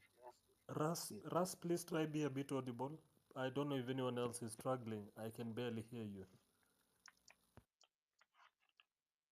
Hello? Yeah, just be a bit audible. Thank you. Okay. Can you hear me right now? Yes, much better. Okay, Asante. okay. Something. Yeah. Yeah, give thanks to KOT na yeah na kina DK gift kina Bint Africa, everyone who is contributing this movement. Yeah, KG ameongea points very strong. So yeah, nashukuru kwa kila kitu. I think it's high time right now to focus, guys, because Kenya is bleeding. We are weeping. Ongelea kuhusu sisi ambao tuko diaspora. I think LT anaelewa. Yeah, always supporting the movement. But yeah, Safaricom now is is a collaborator with uh, na na huyo mtu ambaye anatufinyilia, so it's very difficult sisi kusahii yani tunafinyiliwa yani kusupport, manake at the moment unafanya hivyo, then you are exposed and then you are like put on the red line. So yeah, so yani sahii I'm really I'm not going to use that damn Safaricom anymore. So it's high time we just need to boycott. So mimi na applause hiyo KD. I think KOT, we are looking upon you. What I can say, and without any doubt, and without any shame, wewe, it's a brain within the movement, because I don't see someone who has been very genuine since the beginning, who has been very positive, who is never tired, who is living for the movement. Yaani wewe ukilala, ukiota, ukiamka ni movement. You are really, you are a soldier. Kama ni maandamano, you are on the ground. That's why, you are still very young. As we are a bit older, but we are behind you. You must remember that. You must know that. Hata sahii ukisema sisi, ukitaka kama ni tukusaidie in terms of upate hata kama ni usafiri ama ni nini, we are ready, kwa sababu it's not, I don't know how much, how much are you going to say that you are with the movement or you are genuine. You have, wewe umeonyesha kwamba wewe, you are really fighting for the movement, not like the side shows that you know, we've been seeing with the other, with the other hao wengine ambao wamejionyesha mbio mbio, and ambao wana nani tu, wanajifaidisha tu. So we are ready to support you, and anyone who is, behind the movement, uh, we are ready to support you. So mimi sina mengi sana, but keep on fighting guys, we are in together. But tafadhali QT, nafikiria, just try to find a way of, hii mambo ya Safaricom, kama kutakuwa na another way, then yeah, we can try to kunani uh, kukusanya kama itakuwa ni nani, ni hizo, ni nani, kitu kidogo kidogo huku tuweze kunani kusaidiana, because as we are on red line, naweza kuja hapo nifika airport, then we being deported, ama to disappear, then we won't be, hata mtatusikia tena, unaona. Russ, wind up. Okay, so thanks, sina mengi, let's keep the fire burning here. Asante Okay. sana. So thank you so much Russ for the accolades, na tunashukuru sana. So we'll keep on engaging and continuing with our struggle for liberation of this country. I think that's the only ultimate prize tunaweza lipa saizi. And so let's have Yefi, then we can go to Effie.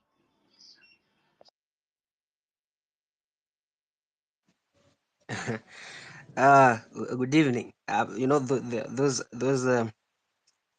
Those two names almost sound the same, so I thought you were talking one from another. Otherwise, thank you, KOT, for the space. Thank you, DK Gift. Thank you, everyone who's been on the speakers panel. I've been here since morning, and of course, every listener here. Much needed conversation. Maybe I'll just begin by asking maybe how far we've gone with the whereabouts finding of Aoko, and I hope we keep pushing that hashtag. And of course, Lavamila, the lawyer who was just been abducted, and maybe in terms of strategy, I don't know whether there is need for us to give ourselves a kind of an ultimatum. We can issue that to the National Police Service and the DCI or the government as as a whole. Until when then do we want to see Aoko? If we don't see her by when, then we are out on the streets.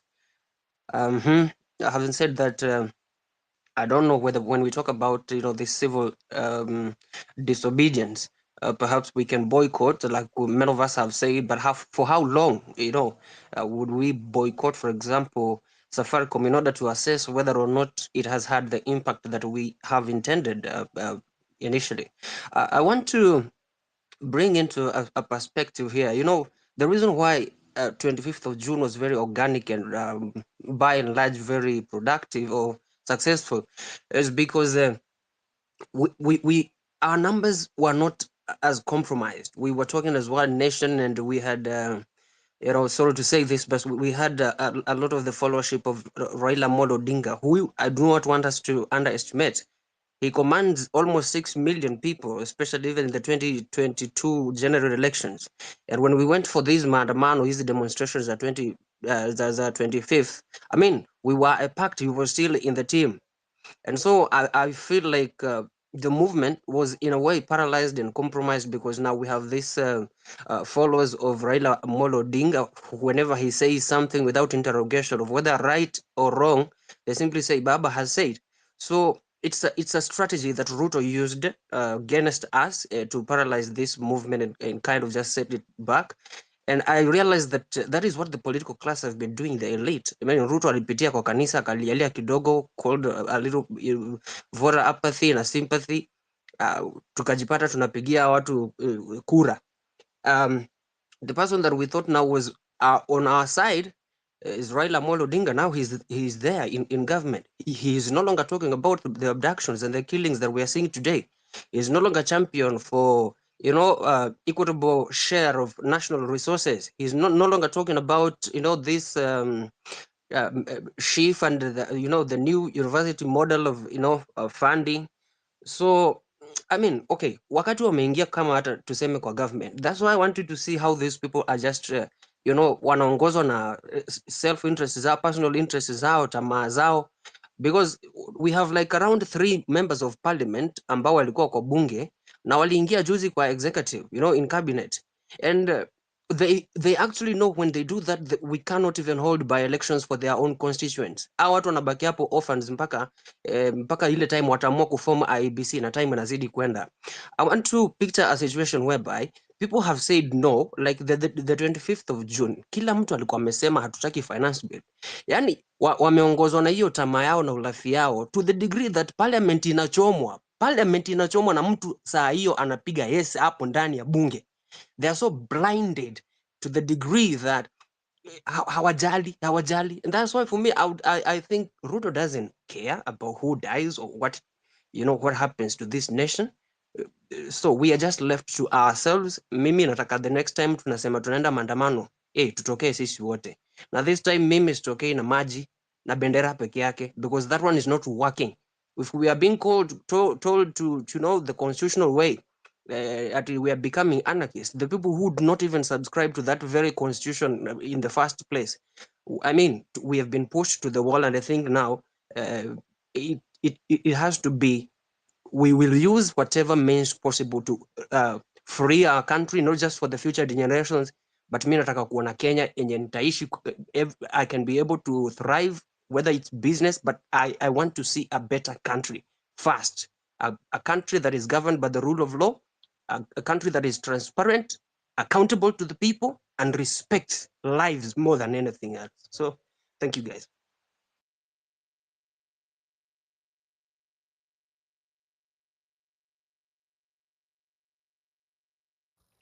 So who was next? I think I was next. Okay, just proceed. All right. I had very few points to put across. First, I'm praying that our sister Aoko is found wherever she is. The thing with Aoko's arrest and why she cannot be taken to court is because, as usual, meona bloggers wengi wameshikwa, akina Nyakundi, akina this piece of shit called a lie. I'm sorry to say this. They've all been arrested, but they cannot be charged because you are going to be infringing on the freedom of speech. Because this is just talking. You can sue someone for defamation, but it will never stick. And that is why they can never take Aoko to a police station, because they will have to arraign her to court the next day. So watuambie tu ako wapi na wamrudishe, akuje tukaendelee kutukana watu venye amezoea. and I'm hoping that she's back. I would like to ask you guys, put this question across the board and ask, what was the trigger for June 25? Because something must have triggered us, like ilitukasirisha. And I always have this feeling that finance bill ndio ilikuwa excuse ya kutoka, but people were just mad, like completely mad. Because honestly, if you asked 80% of the people wanakata nini kwa finance bill, they would mention maybe one or two things, but people were really, really pissed.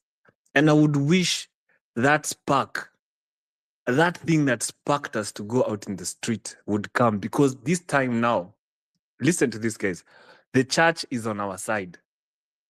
The church is on our side. Let's take advantage of it. Saizi hata uende church, you shout Ruto must go, they will all yell amen. The church is on our side. And I see people talking about Raila. Raila had support. Had. But now I feel, and this is from what I've seen, I feel like his base is dwindling. It's getting smaller and smaller, because especially us young people, we're finally seeing who he is, the real Raila.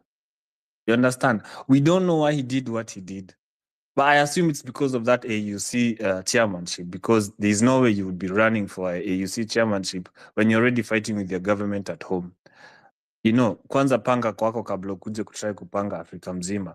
So I will always comfort myself saying this man betrayed us because he was aiming for something, which I hope he does not get, but he did that for that.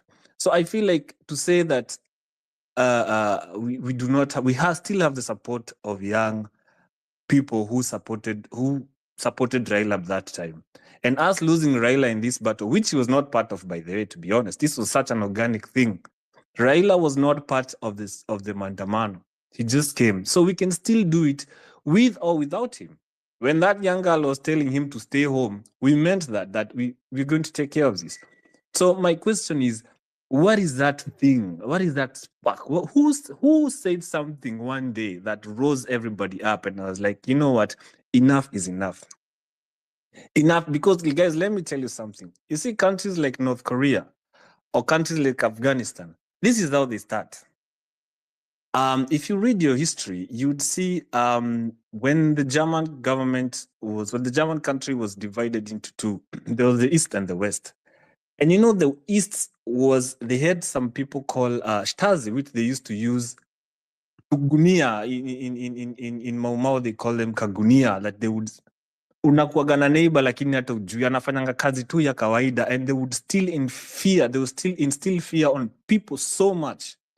Even mentioning the name of the government, ungepigwa hata na baba yako, just to mention, because someone would go and set you up, mnakujua home. And slowly by slowly, they all became sheep. Mnafuata tu kila kitu gava inasema. And I have a feeling that is what Ruto is trying to do, or his friends, or whoever is killing our young people, whoever is abducting people. That is what they're doing. But for us to do away with these people, you cannot just do away with one person. We have to overhaul the whole thing. It is like when one thing touches mold in your basket, you just don't throw that thing. Inakuwa imeharibu kila kitu. And that is what we need to do. So my question, KOT, is you tell us, what is that thing? Ni nini ilitujamisha hiyo time? And listen, it was just a finance bill. Since June 25th until now, we have learned so much. Adani is even worse than finance bill. Ketraco has been taken for 30 years. So that they can fund so that Adani can fund a 90 billion project. Whereas KPLC, this year alone, has made a 43 billion project. Do you guys understand what is going on here? So 30 years, kutumia 90 billion, whereas KPLC mwaka imetengeneza 43 billion. It does not make sense, man. It doesn't. And those are things that should piss us off. Kwanza stima zitakuwa expire in a way we cannot even afford. Look what Adani had did in Indonesia or Bangladesh, a country in Asia. Wali raise bei stima so much that people had to go in the streets and now complain because it was not affordable anymore. Hmm? And Adani, let nobody tell you Adani at Waindi. No, Adani is Ruto. Ruto is Adani. He's a major shareholder in that company because there is no sane man, even my 5-year-old, cannot make deals like those. Teoti kaujue saizi kama uko 30. Adani kitoka Kenya utakuwa 60. If you are having a child right now, they will be under Adani until you're 30 years old. And like the people who are putting this deal for Adani, in the next 30 years old, they're not going to be there. Someone like a Gwambo has nikimpea miaka mingi 25 years. And these are people who are making decisions for our future. Do you really think that is fair? How are we not so mad? Mbona ni nini tulifanya ili tukasirisha 25th jo atujajam saa hizi? Na vile tumetufanya madharau since 25th hata wafichi siku hizi.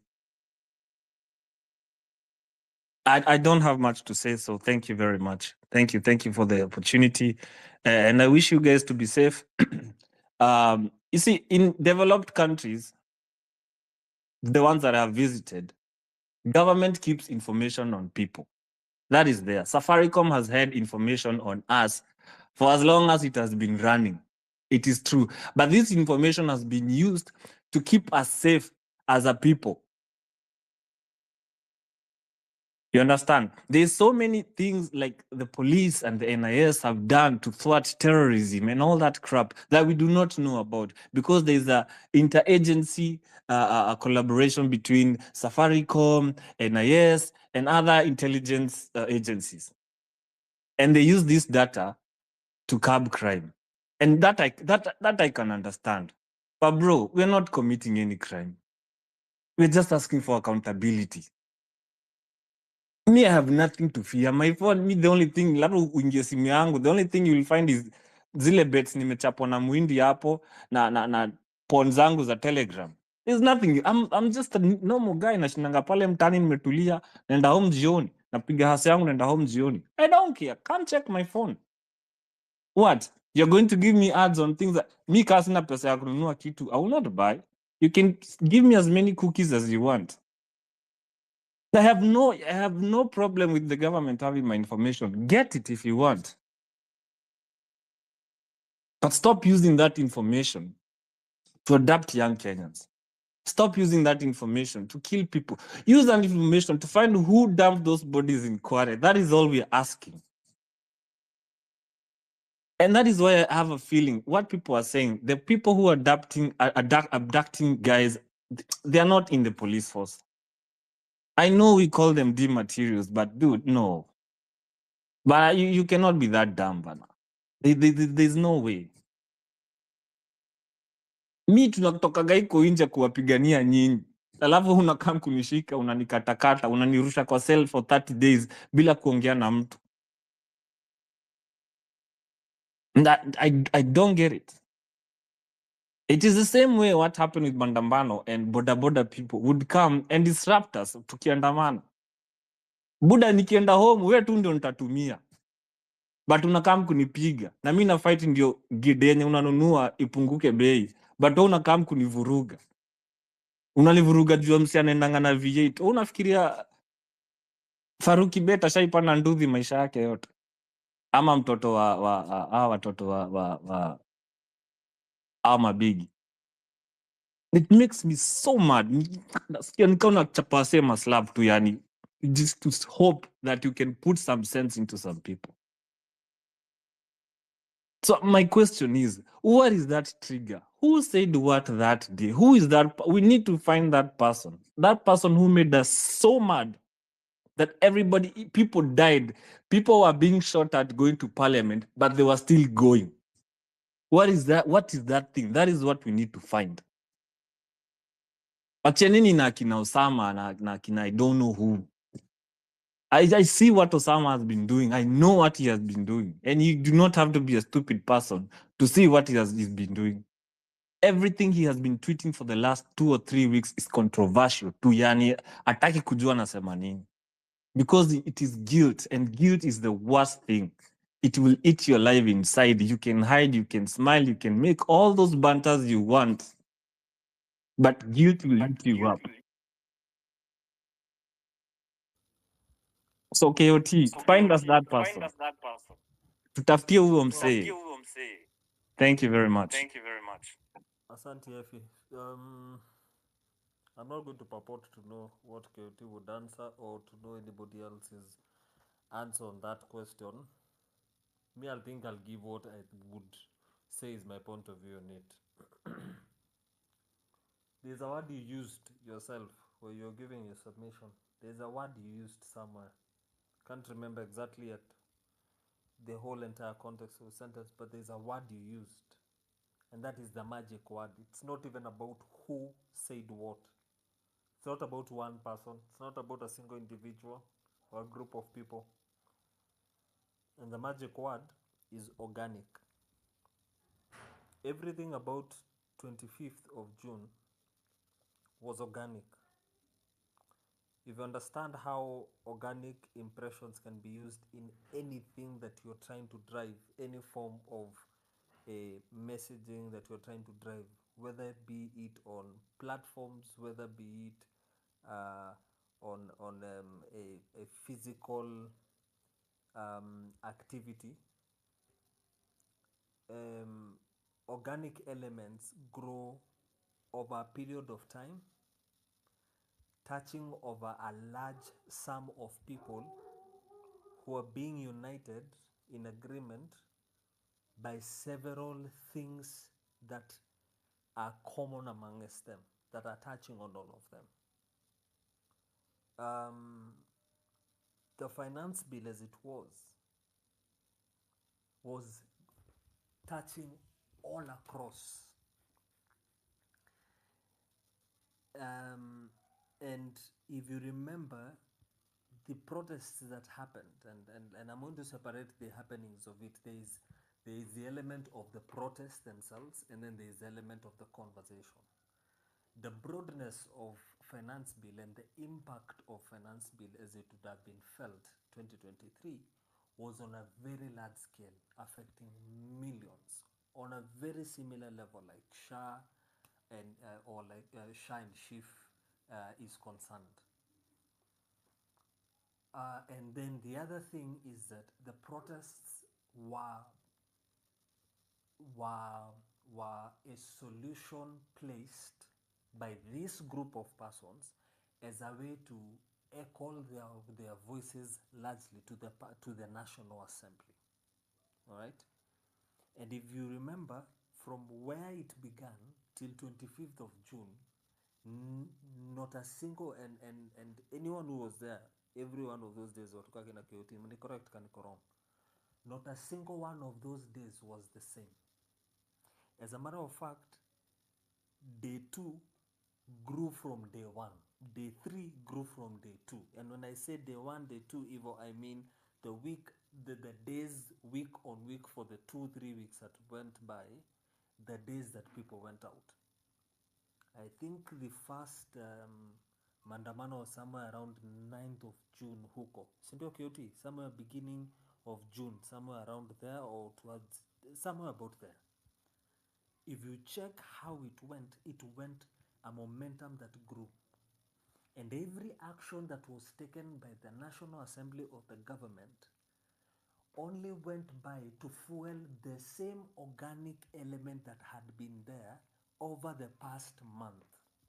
So when they stood up and tried to say, hey, tuna amend sijui hapa hivi tutawatolea hii na sijui tutawatolea nini, ndio kaanza kusikia hata watu wakiuliza, sasa sijui umeenda kupunguza kuhusu car batteries, ni watu wangapi wako na magari?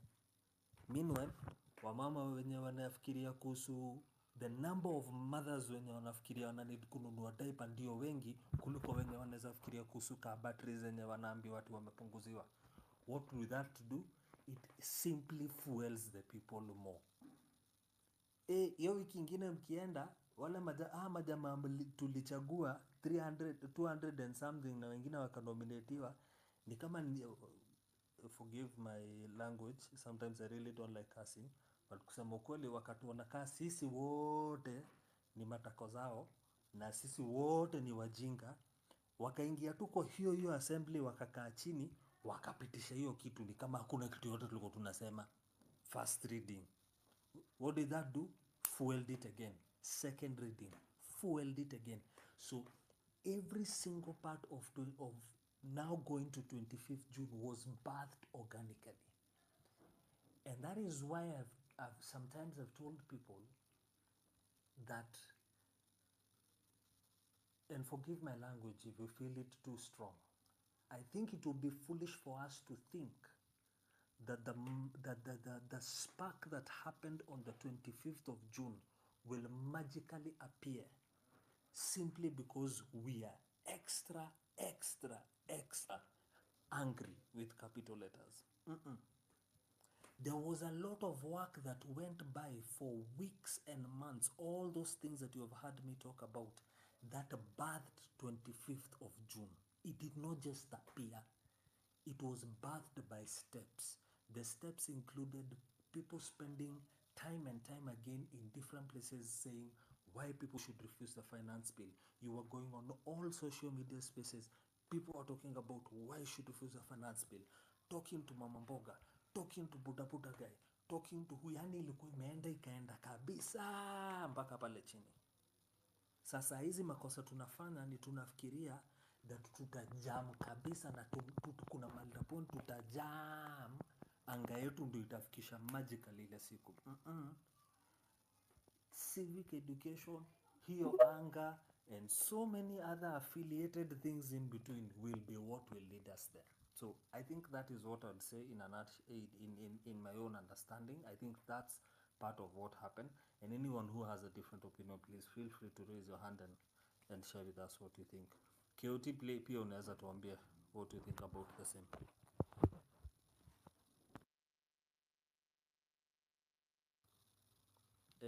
Zinangoja KOT atakuja kutuambia venye nafikiria.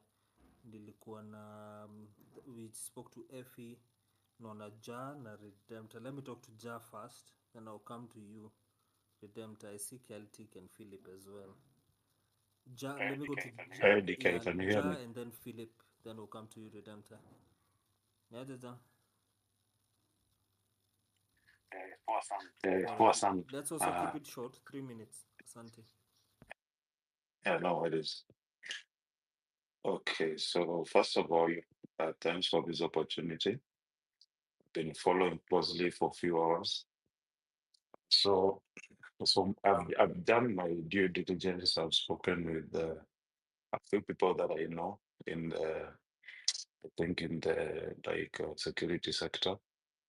So what's fun is that I was just trying to figure out or ask them like, hey guys, like these are guys that I know from childhood. These are the guys who went to the to the police force. Some of them I think are in the DCI or whatever. So I just happened to ask one of them like, hey bro, what's up? Where is Aoko? You can tell me, you're like a brother. Then this guy's like, oh, you mean that KJZ guy? Then I was like, yeah, that's the one. Maverick Aoko, do you have any information? And then this guy is like, oh, by the even before I continue, guys, let us not stop underestimating these guys. I know these guys we went to school with. Some of them are like graduates. Some of them have done a lot of intelligence training. That explains why you saw these CIA guys coming to Kenya. They're quite smart somehow. And so this guy was like, so when I just back to my point. So then I asked him, then he told me, look, the police does not abduct, that's always the line story. Then he told me that if you want the other story, I just try to contact me, on some unknown numbers or something. Then I was like, how bad is it? Then he was like, these guys have the best instruments in place, to monitor people. So you see, this is an insider who is scared to talk about our offer. So I'm just wondering, we the people, the citizens who are not in the force, so how do you get the information?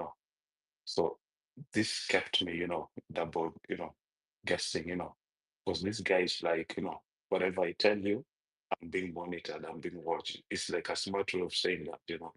Then I tried calling him with some, different number.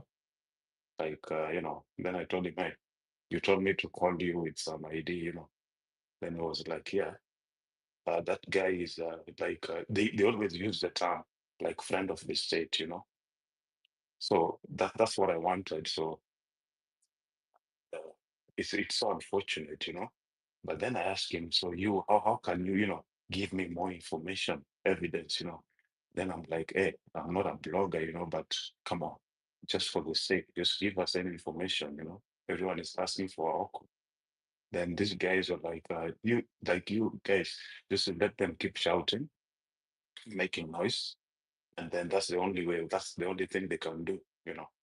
Then I just wanted to say that to keep it off my chest because I've been trying to reach the speaker, I think, for some time. And yeah, so having said that, there are some things that we need to, as Wanyama was saying, that we don't need to hide.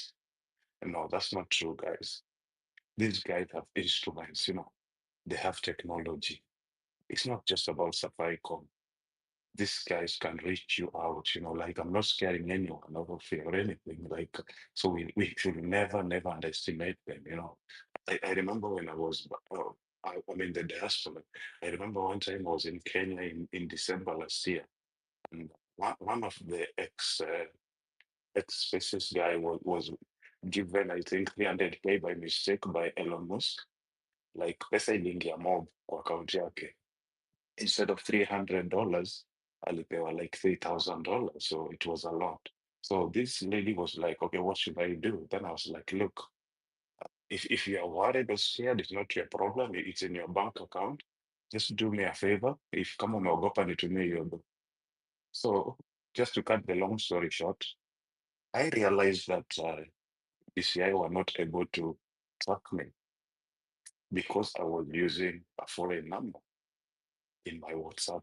And actually, when I put back my SAFCOM number in another phone, I saw them trying to call me. Unfortunately, I was not even where I stayed. So that should tell you a lot about Safaricom. And I am telling you, Safaricom is also the enemy. So as much as we are talking here, we don't know who is talking and the people who are friendly to this movement. We just need to be wary. We need to form an inner circle. Some of the people in the police force, 50%, they support us. An ordinary police guy does not even know Aoko. They don't even know what's going on. But there is a select few who are, some of them have special training. Some of them are actually like graduates with masters and PhDs. They know exactly what they're doing. So let's not underestimate them like the or failures. I know I'm speaking from experience. This guy is there. The information that I'm trying to get, it's a lot. So I will learn from you, but I'll keep listening. I just wanted to pass that point across. Thank you so much for your time, and I'll be listening. Thanks. Asante. Philip, good evening, Philip. How are you? I'm good. Yeah, but like the thing mi nataka kusema like let us take KOT, can you hear Philip? very serious. Juu Or can anyone hear Philip? hello. KD, you can hear Philip, eh? Okay. All right, Philip, please go on. Okay, so nasema like tuache kuwa selfish design like unapata for example a finance bill juu hizo vitu zote zilikuwa zinatu affect us generally, unaona, like tuchukue hiyo motive tuweke in human life, like design ya ati like they are killing us ikuwe ni trigger, like tuseme tu it's enough. Hatutaki kusikia mtu yote amekufa from today, it's enough, you must go, na ikuwe tu ni hivyo mpaka mwisho, hakuna kufikiria otherwise, unaona. Alafu the best thing, unapata zile pesa zinachangwa from the people of diaspora, hadi isinunue maji, ipatwe kwa those families, wale watu walikufa during the protest. Hapo hivyo hakuna mtu atakuwa compromise, itakuwa like everything tumededicate for the human life. Juu place mi naona like nikawa tu wana treat kaa umbu, una spray inaanguka, like they don't give a shit about us. They don't care, like wanatuona sisi like we are just parasite, ile inawakazia kupata what they want. We need to go to the street. Thank you.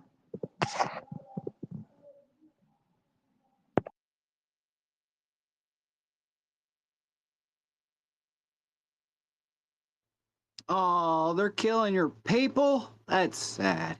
You know what? I see a bunch of you niggers. Celtic, Celtic. Yo, my guy. We don't do that. We don't do that here. You wait for your chance. You'll get your chance. You'll get the mic. Please just let whoever was speaking to finish. I don't believe they had. And if they had, please just wait for your chance. Then we'll come to you. Alright? KD, please let me know when Philip is done. Philip, let me give you some two more minutes. 3 maximum. Oh, okay. Philip finished. I just saw KD texted. All right. Asante Philip, thank you for that. I'll go to you, Celtic, but I don't like the way you've come through with that. You should just wait for your chance, yeah. So let's go with you, Celtic. Then we'll go to Okay, Redemptor. guess what? I mean, you guys sent out way too many people for other people, but you're bitching about certain people being killed. I like to know why you guys are eating out people. Sorry, what? I can't hear you clearly. I don't know if anyone else is struggling, but I can't hear you. Guys, I speak English better than you guys.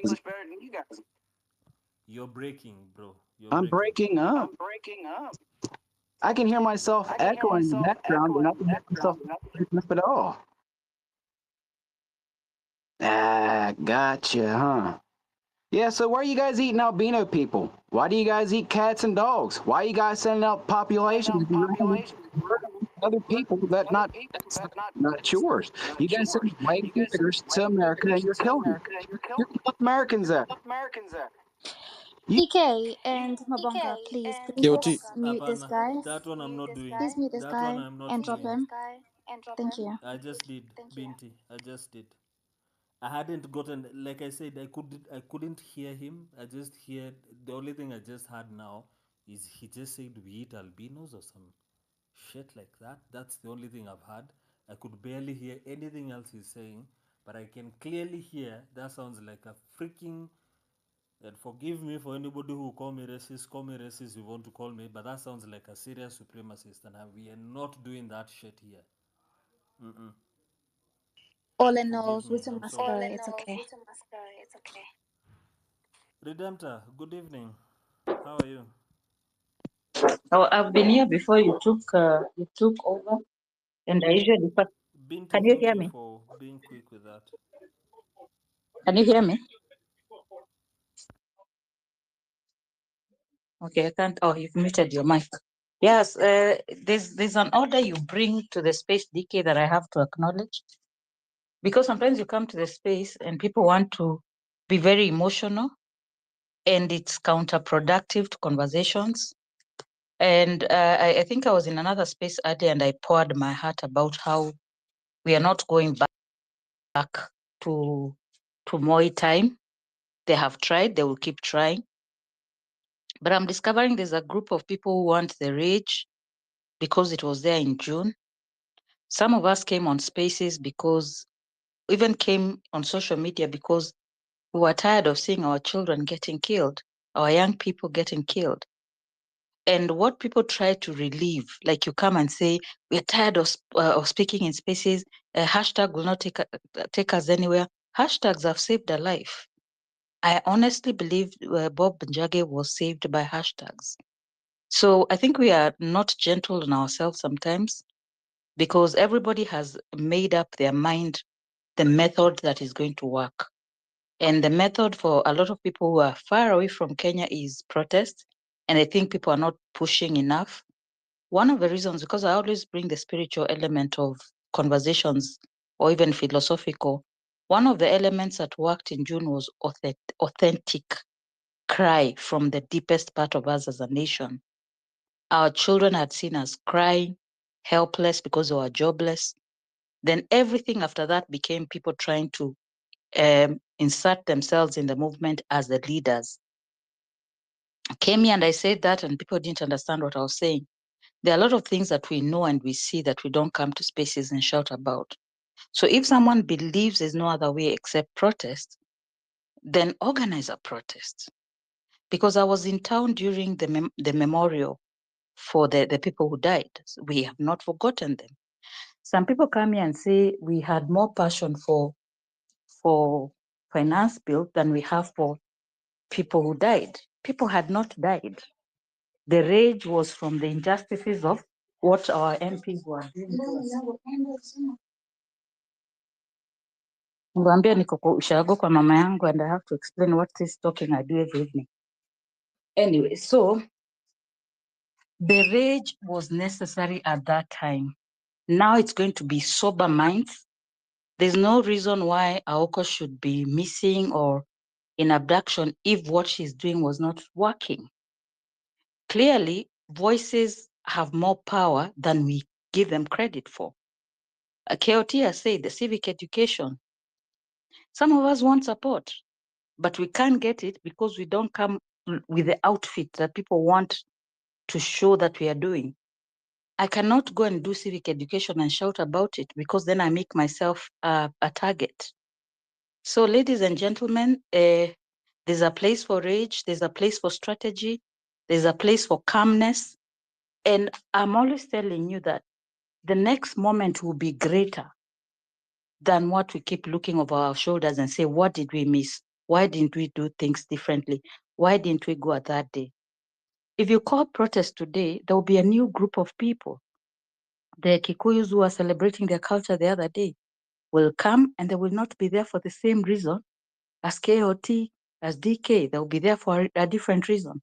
So I feel like the pressure and the push for people to do things in a certain way is taking a toll on us. And when I say that, people saying I'm putting a downer, if you're tired, take a break.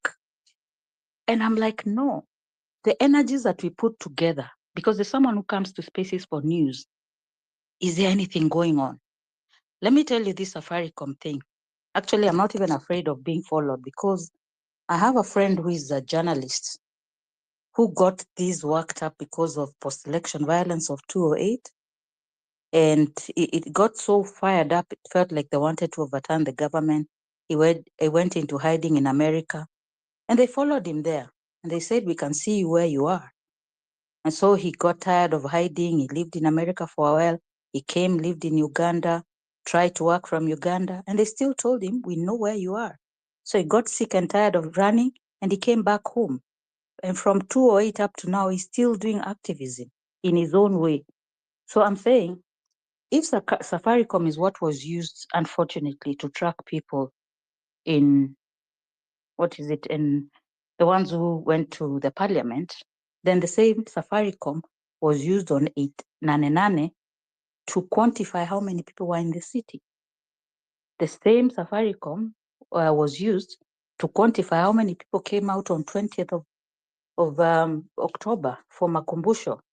So the government knows people are disgruntled and it even knows the numbers. If you want to support this cause, please look for someone like KOT. Kina Wanyama used to host pieces, they left. Why? Because people want to give support, want to see results immediately. And that's the same thing that we are mixing the way we used to do things and the current way of doing things, but respectively have said this belongs to the young people.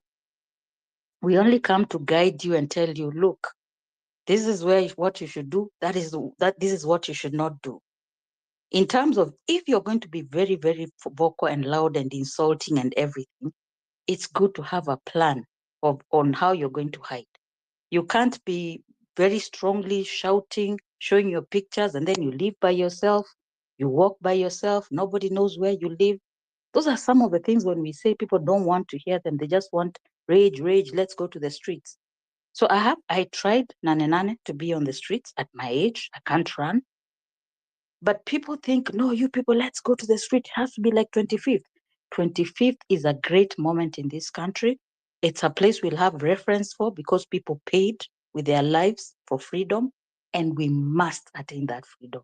Those people did not die in vain. And lastly, those to sound like a broken record, I spoke earlier and I said we're also having a spiritual moment where there's so much evil in this country that good has to win over evil. So I hope Aoko is alive and safe.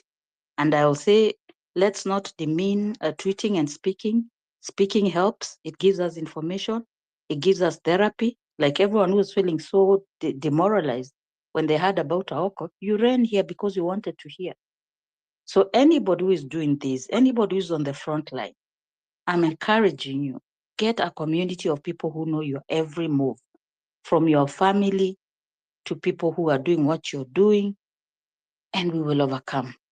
I know the next moment, the next June 25th moment will even be greater because now the rage will be over the people who've died, been abducted, been tortured. I really applaud someone like Bob Njagi, who is not celebrated as much because he's still on the course, despite the torture he went through. So that's where we need also to think about how can we help people not just with water, but also with wounded warriors. What do you do with them? When people get burnouts, what do you do with them? So sometimes when I get a burnout, I step back. But my space, which I host on Wednesdays, is conversations. But in those conversations, you can't do strategy. You want to listen to the ground. You want to listen to the opinions of the people who are in spaces that we are not in. So we can't share everything we are feeling. But all I know is Ruto will go. Because the evil in this country I have never seen it. My mother in her late 70s has never seen it. Another woman in her 80s has never seen it. So we will win, but let's not beat each other up because our energies are different or our perspectives on these are different. And I will say this, the danger of sounding like a broken record. People thought it was a sprint, then they came up with, it's not a sprint, it's a marathon. And I keep saying it's a relay. Because there were people we looked up to, they passed the baton to the next person. They passed the baton to the next person. And there are some who will be captains in their own small cliques. There are a lot of people who are doing everything intentionally, everything, going to court, doing what? These spaces are just for our wellness, and also that we keep talking so that the government knows we are not afraid of them and that we have a right to speak. So DK dropped and he was a co-host, KOT. I hope you're listening. Sometimes you are doing something else at the back. You're back. Just keep doing this. I guess there needs to be a place where the conversation that day is tukasirike sisi wote, but there also needs to be a place where we encourage each other. Right now, I'll just tell anybody who decided to do this, fear is not an option.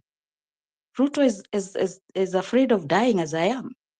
Actually, I think they are more afraid than we are because we have nothing to hide. The gentleman who was here before me said, doesn't care what they find in his phone. Same. What I say in space is what I say in WhatsApp groups. And all those people I keep calling to come to my show and tell us the way forward.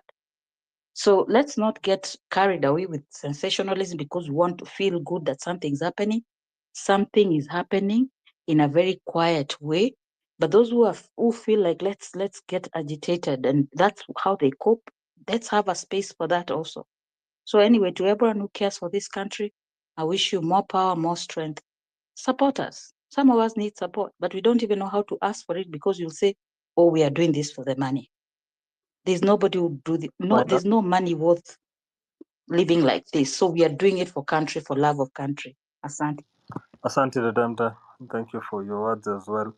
Now, as I go on, because I'm seeing more requests coming, and I have some new speakers I've just accepted. And before I go to them, two things. One, if you have spoken to us already and the speaker panel and you don't mind, you can kindly give us a chance to be able to admit some more people.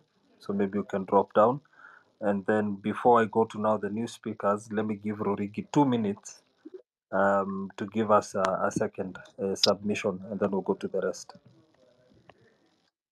Okay, asante sana KOT. DK Gift, thank you so much.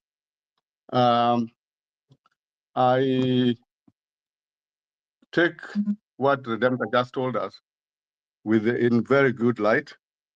And I know that Redemptor means well for everything, but I beg to differ on one issue. It is time for rage. If you don't have rage now, then I don't know when you'll have rage. Killing is not just in everything.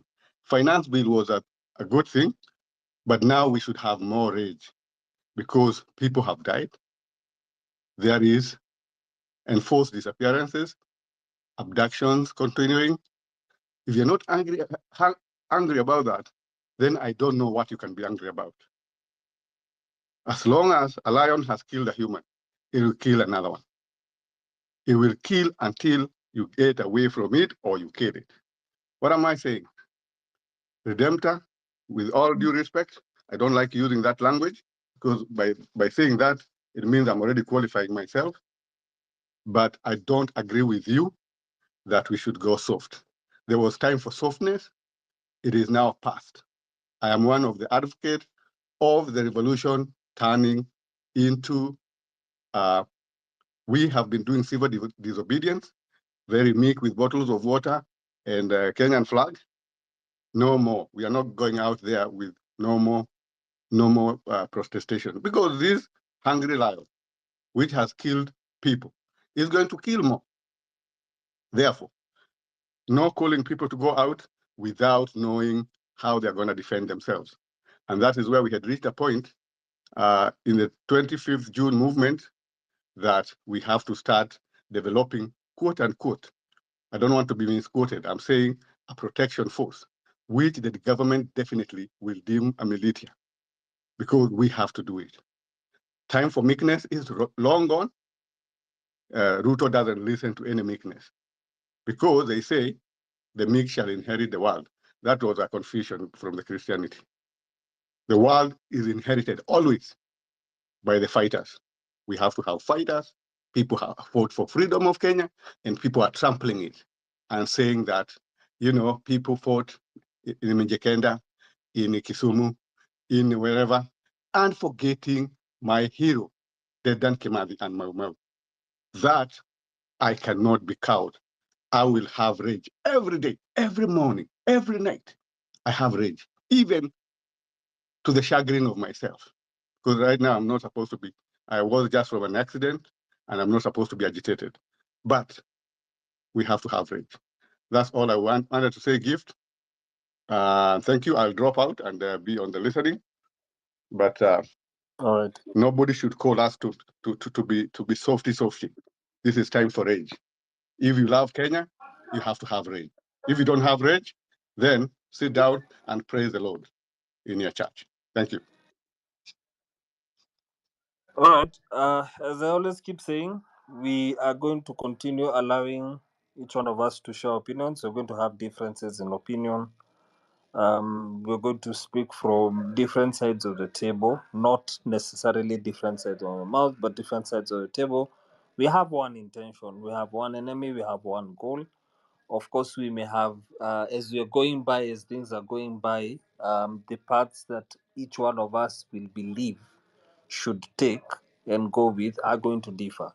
So it's not in my place, it's not in Kyoti's place or anybody's place to really call out. And I mean, unless what you're saying is purporting criminality or anything of that form that we will literally just call out, except if it be something of that kind. I mean, we'll be at some certain point, we're going to allow people to speak their opinions, and then we're going to hear their opinions clearly and be able to get to point at the end. So, Asante Rurigi. Now, before I go And by no to the means, other speaker, DK, and by no means was I criticizing Redemptor. I think she has very good points. She's a very good motherly person. So that advice is well taken. But we cannot have uniform people. You just said it. We have to have people who have rage, people who are ready to go violent revolution, people who are saying we continue to do civic education, all range of people. And I agree with you. We have to accept everybody's opinion. There's nobody. Opinion is like an ass, and everybody has his own. Thank you.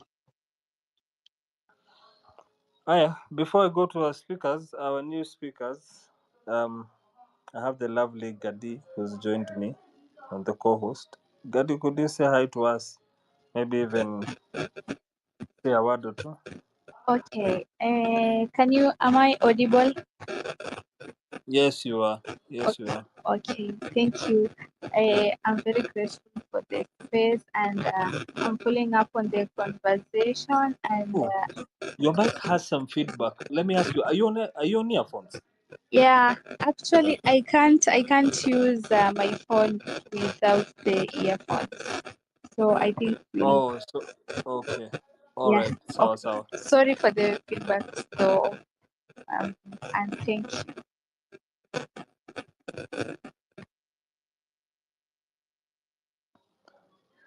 Okay. Gadia Santi, we'll figure that one out together as we go by. Niko na Dan, niko na Freedom, then Fell, and then today. So let me start with Daniel. And guys, let's keep our submissions short. 3 minutes. Max would be about 3.5. So let's just keep it to that. Daniel, good evening. Evening, DK. You tell me when my time is done. Now, okay. First Sure. of all, the idiot, the idiot that was talking stupid things. He's a troll. We were even in another space of Americans. Like they were talking about the American election with his own people, and he was still an idiot even there. So I think he's an idiot all around. It doesn't matter where he is. So don't let that guy in. It's kind of a troll. Anyway, first things first. I agree with I agree a lot with Redemptor, with a lot of stuff she's saying, but also I'm very much inclined to agree with Rurigi. I have never in my life, no matter how much the Bible has told us, I have never in my life ever seen anywhere where the meek inherit anything, ever.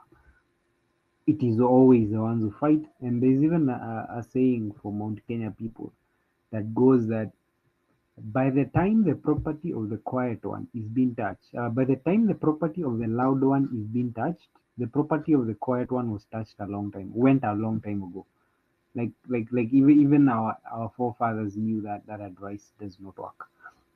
So meekness does not work, only force does. Because when you're going up against, because we are not going up against, I don't know, a person with a human heart. We are not. Today I'm hearing Adani is here. You need to understand this guy really knows what he is doing. He's not doing this by mistake. He knew it would hurt people. He knew it would kill people. He knew it would make our lives miserable. That's the plan. When you hear people saying this guy wants to create a society of miserable poor people, it is an actual plan. It is not by accident. Like, it is not by accident. Like the minute we all understand, the reason you're being told you have to fight is because the misery you are about to be is about to be visited upon us is intentional. It is an intentional. They intentionally aim to make the population incredibly poor. It is an intentional plan, and that is how he's going to rise into a dictator. Because when we are all poor and we are all scared, no one will rise and you're too poor to do anything. So when you're promised a position, when he shows up with money, he can be able, you see, he's bringing down the cost of doing politics for himself. Because if you're all poor, it's cheaper for him to campaign and it's cheaper for him to keep power. Because he can pay 1,000 people less money than he can pay them now. It's a business for the guy. It's a strategic advantage to make us miserable for him. The more miserable we are, the better he is. The reason you're being told you have to fight, it is not an if. Because the misery is going to be, these people you're seeing disappearing, at some point it's going to get worse and worse and worse and worse. To the point where you can't even speak ukiwa kwa duka. Because the guy is recreating. I was in another space and I was saying, there are these movies where aliens come to the planet and they terraform the planet to suit their home planet. That is what Ruto is doing. He's terraforming Kenya back to the age where he thrived the most.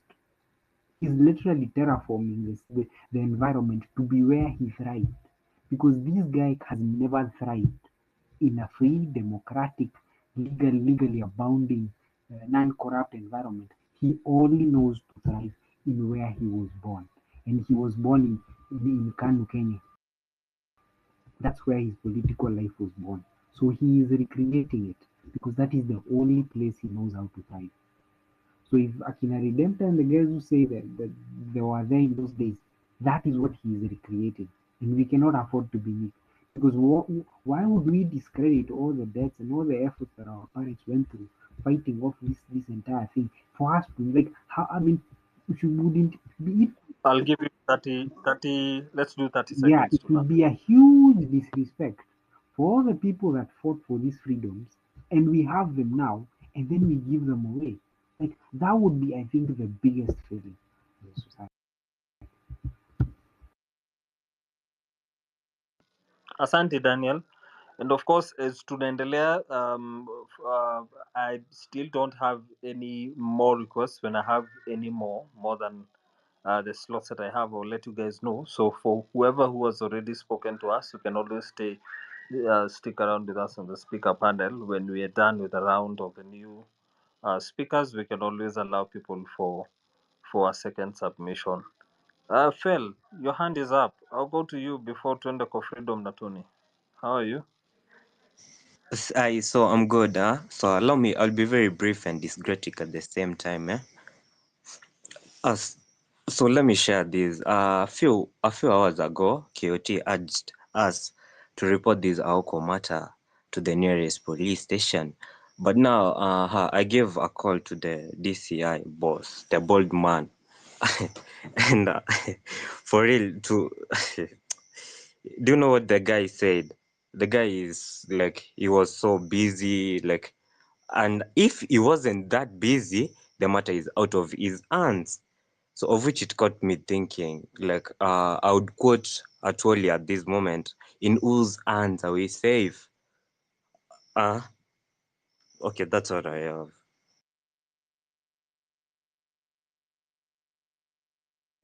Oh, okay. Short and sweet. Asante. Tony, now I'll go to Freedom. Oh, did I lose Tony? Oh, I think I lost Tony. Okay. Freedom, how are you?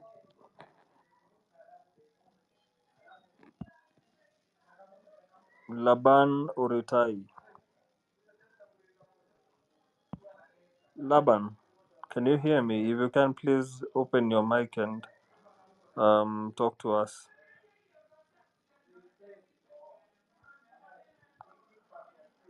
All right, oh, Yeah, yeah. yeah, please go on.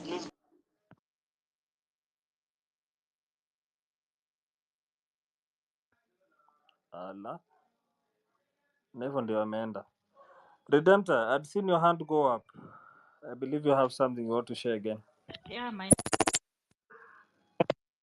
I don't want someone to misconstrue that I do not. You remember the last time when spaces used to be at 100,000 people, these people were not following everybody because everybody was talking. Self-preservation is very necessary in this life. Rage on, plan, have a plan, but you don't shout anything. Everything up front. The enemy is planning quietly. So some of these plans, honestly, I believe they should be done in my tent. And then when we come here, we talk about things that we are speaking truth to power so that they know we are not afraid of them. But in terms of saying we'll do this, we'll get armed, someone will be victimized because you agreed with that conversation and you don't even know how you're going to do it. I'm just saying let's be cautious even as we rage. I am very angry, very angry. I've not slept well for 4 months because of the deaths. But I'm also like, we should have wisdom to be wise as serpents. And so when we are gentle like doves, we are gentle here, but deep down we are all raging. And when we are making plans, everyone in their little corner is making. That was the context of my submission. Asante. Mi Redemptor, wacha nikuambia, wacha niitwe bias leo. Mimi nimesema hiyo kitu so many times kwa spaces mingi. Kyote naweza kuambia hapa, the last place nilikuwa, I think a week ago, nili call out me and one of my very newly close friends. Tuliambiwa ati tunatafuta viti za bunge, ndio tuko huku tukiuzia watu uoga. Ni viti za bunge tunatafuta 2027, tunataka ati watu wa chill wagoje tu mpaka tuende kwa ballot 2020. Look, nobody is saying that we should not do something from the perspective you guys are saying. I mean, one of the things nimekuwa nikipush ni bana 25th iliwork cause hakuna mtu alikuwa amekaa chini kwa spaces wakipanga ati majamaa saa tunapatana hivi tutaenda huko hakuna mtu alikuwa amekaa chini akiambia na kitu yote kiyote. Kuna mahali alikuwa amekaa chini time ya June mkipanga kitu yote na mtu yote venye mtatoka venye mtatokea protest leo venye mtafanya kesho, is there anywhere mlikuwa mnapatana na mtu? I highly doubt. I highly doubt. In fact, spaces zilibathiwa ni the happenings of 25th. Anyone who thinks I'm wrong, correct me. And I'm not saying spaces were not being done before. Don't get me wrong. But the vibrance of the spaces and the wildness of how people came onto the spaces so that we could end up with having more and more of hundreds of thousands of people listening to a single space were the happenings of June. Even if not only the happenings of 5th June. But now it's the truth. That organicness came because mazi hata gava haikuwa najua ni nini inapangwa wapi ni nini na hawakuwa wanajua. That's why tuliweza kupata every one of them off guard. Hakujua ni nini. Why? Cause haikuwa imewekwa hapa. So mi nimesema before there's a time nilisema nikasema hapa hivi hata hiyo story ya kutokea kwa protest na ati protest ndizo zinafaa zifanyike, hakuna mahali nasema hazifai zifanyike, but lazima tunaangalia vitu zingine sometimes because time 25th of time ya June wase walikuwa naambia like literally hata ilifika mahali after the first and I think the second watu watakuwa naambia na hii mwati tutoke. Watu walikuwa wanangoja tu, watu walikuwa nasikia tu kumesemwa Thursday. Unaangalia the numbers of the people, if you were checking the screens, kwanza hiyo time media haikuwa imekagiwa. Every other protest yenye ilikuwa hiyo time ya June ilikuwa kwa media. And I remember where I was working at the time, mazeni nilikuwa nimesplit screen yangu, 2 screens. Kwa nimesplit screen moja nilikuwa nina watch the entire every one of those protests. Every single time people were out, there was a larger number of people, and these people did not know how exactly that was growing. Sasa saa hizi, here's the truth. Mi nimetoka nje after hizo zote, nimetoka nje after I lost my job. Now in August I was able to come out, and in August I came out for Nane. And recently the other day I came out for Nini. Now I know it was a vigil, it was not a protest, but the numbers were not what we had before. Why? Because right now to some level nini yetu yote iko hapa, so watu wengine hata wenye wanaenda kuongea hata before useme kitu yote msele bebo hivi uoga imeuzwa hii pande sijui nini hii pande, so hata ukitokea hakuna ile organicness ya hiyo story anymore. Watu tafadhali tuelewane, hatusemi tumekubali uoga, hakuna mtu hata anauzia mtu yote uoga, tumejam. But in the midst of hiyo kujam, kuna vitu zingine pia tuko very factual nazo na venye zile happen na venye tutazigrow. Na wacha niwaambie, the more tutaendelea kudunga huko ndani ya hizo places zenye tunaignore huko mashinani na kasirisha watu, ndio mtaona hii kitu sasa hata imetoka from being ati mlikuja mkaandamana hapa Nairobi, upate nchi yote, different cities and different towns, uone watu wamelipuka. Venye tu ili happen back in June. Ilianzia Nairobi, before you know it, watu huko walikuwa wameamka. Ile town ilikuwa imeamka. At some point we had almost 10 towns in the country zimejaa watu nje. Why do you think that happened? You ask yourself. And why is it not happening again? You ask yourself that again. Olo, mambo ni chemka. Kiuti uko hapa? Lakini siku hizi si umenileta kwa injection ile serious. Aya, I spoke to Fel. I want to accept 2 people. I have 2 requests here. If anyone else wants to join us, please. We're having a discussion about all these abductions that are going on. And something I'll share sometime later, very shortly. with regards to the same, but we're just trying to have a conversation of it. If you decide to share something as part of your submission from a town hall general perspective, please remain as factual as you can, and let's have a clear conversation. Apapa, no, actually before Apapa, Rurigi umerudi hapa, ndo ulikuwa listeners panel, so nina assume kuna kitu nataka kunishow. Sinikupe dakika moja Rurigi, alafu niende kwa Apapa. Actually nimerudi sababu nafikiri ni wewe umesema we can stay on the panel, but really I don't have anything to say at this time. Haina noma Yeah. bro, asante. Weka na sisi. At any time ukiwa na kitu, just shoot your hand up, we'll give you a chance. Hapa niaje?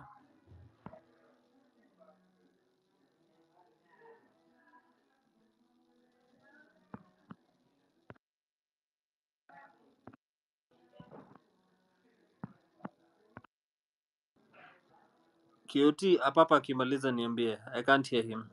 Hata mimi simsikii bado. He's not audible. Oh, he's not talking. Oh, see mimi too. Oh, okay. I had assumed because I've been having a lot of trouble today with some of the mics. Papa, it seems we can't hear you. To request just request the mic again. Yeah, I still can't hear you, Papa. I still can't hear you. Just drop down alafu kuja. Nitakupatia mic tena. KD, talk to us. I hope I'll hear you. Yeah, can you hear me? Can you hear me? Yes, but increase your volume. Do you hear KD, Redemptor? Now? I hear you, but from a distance. Now? Yeah, okay, try speaking. Okay. Because I can't hear KD at all. KOT. Wewe unanisikia KOT? Yeah, it is MIA. I was hearing KD. Okay. KD, please go on. Gadi, before you go on. Gadi, could you hear KD well?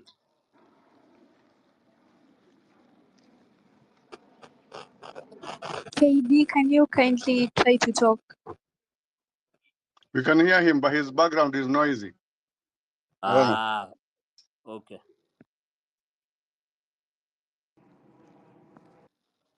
Let me drop, then I come back, just for that clarity. Sasa ulikuwa unasikika vizuri KD, lakini ni sawa. KD, we can hear you. Sai.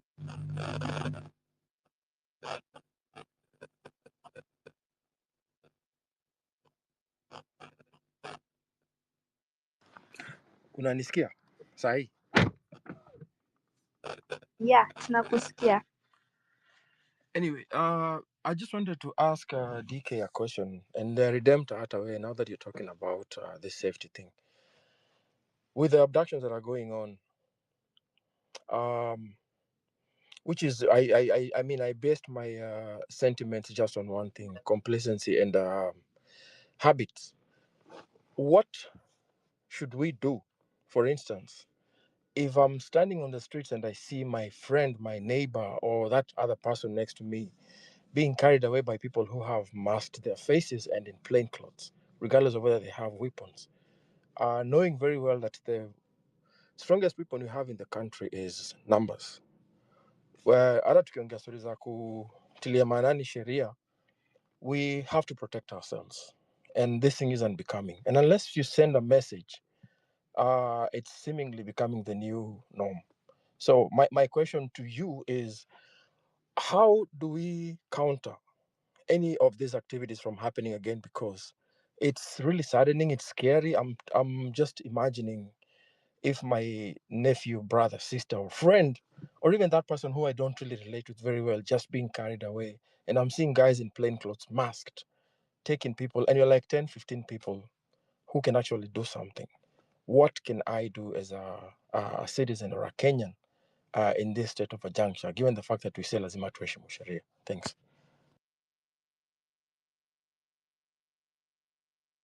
Can I answer?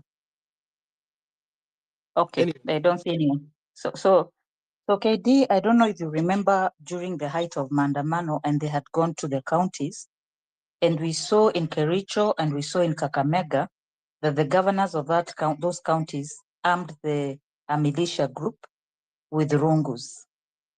When the people decided to defend themselves and take away those rungus, they didn't talk about it. They talked about, I know I was in forums where I was talking to people in Kakamega, and I was like, what are you guys going to do about it? And they said they will take care of it, and they took care of it. And the reason I'm saying that is the other day I was talking to artists and I was telling them, start writing skits. The ones who write comedy like Crazy Kenyan does a great job. Kuhamasisha wananchi about stepping up when someone is being abducted. Now I'm saying if you're a person who is very loud, you need to tell people that you live within the plot that in case mkiona watu wakikuja kuvunja mlango yangu, do 1, 2, 3. And that's where now defending that person comes. But if you start shouting, tutakuwa armed, tutakuwa nini, then you put the person you're trying to save at risk. It's been done. Self-defense is catered for. But when you start talking about it so loudly, you'll be told you're forming a militia group. So if you want to protect people, those are strategies that are not discussed online. But in terms of kuhamasisha wananchi, where I live, I have told people, if you ever see a vehicle come here for me, it's not a good sign. And I know I'm living in a community where people can actually protect you. But the other days I'm in a different location and I don't know what's going to happen to you. So it's one-on-one. I had a meeting with somebody who was trained about safety because they are very, very active. This lady is so fiery. She belongs to a movement where you see Kina Julius Kamau. So first thing they teach you, do not sit in a restaurant with your back behind against a wall. I mean, all those strategies they teach you. But if for sure you want to help people in Kericho and Kakamega, to disarm those people who are armed by the state, because the state has a monopoly of violence, but it does not have a monopoly of the mob. So we can work on the mob. We can now do civic education around stop watching as people are being abducted. Without coming, that is the energy we should apply. How do we use the citizens as our security? But I'm telling you, if you come on these platforms and you discuss how you'll arm yourselves, some of you use pseudonyms, you don't have your faces. I don't want you to risk KOT's life. Protect him, call him, say, okay, mzee, najua unaendanga field. What do you do when you're in the field? Say, I could use 5 border guys as my security. That can be arranged quietly without shouting about it, because the enemy plans quietly to harm us. That's my take on it, because I am consciously aware of the dangers involved, but I'm not afraid even of being bundled in a vehicle and be taken away. But I would want people to know it is wrong. There are communities that step up, there are others that don't. If you're in Nairobi CBD, you're in danger. If you're in this community, you're in danger. If you're among the Kisis, maybe you're safe. If you're among the Merus, you're safe. If you're in Nyanza, I mean, I'm not stereotyping, I just know there are some communities that are more passive.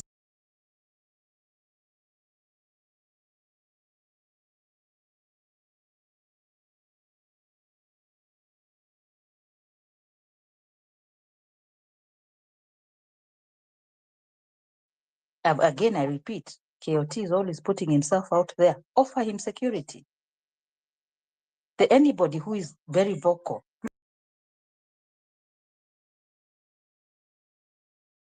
look for those people, support them, because those are the warriors of.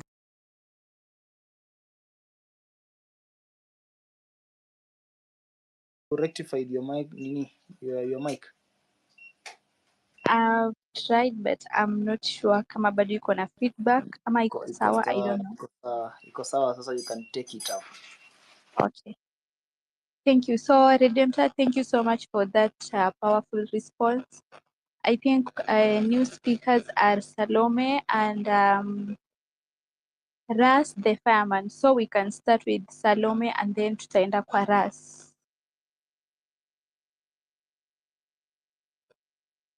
Hi Salome. Hi, how are you? How are you doing, good people? I think you are doing great. I greet everybody. Yes, mnajua zangu ni zile za kugonga kabisa. These people are very long to us and we should not go in peace to them. But you know what, Gen Z and Millennium, you know we are jungle police. You know what I mean? It's not a must we pull up our strategies here, but we know what we are doing behind the screen. Mumeona vile wametufanyia. And you have seen what they are doing there in the judiciary. We don't have a government. We don't have a president. We are standing alone, Kenyans. And this is our time to stand and pull up our standard, tall and high, and fight for our country. And we give full life to our constitutional law of Kenya to be used as a guidance in this great nation. Ruto sio president wetu in the real sense. Anawezaje kuwa president wetu na hakuna kitu ana prevent in the state of judicial killing?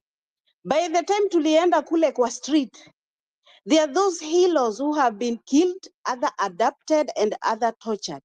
From that date, mshaangalia profile ya huyo mtu mnaita president wenu, ashaweka kitu kimoja hivi kusema I'm very sorry to those who have been victimized. He always play the victimized card.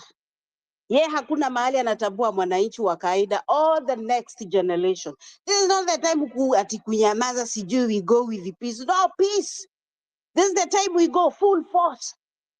Hakuna kurudi nyuma we know what will be adapted. No, we have give away our life. We fight for the soul of the nation. But if we give a chance to this law government, I'm telling you, wakimaliza hii muhula wa kwanza, the next term our constitutional law will be changed.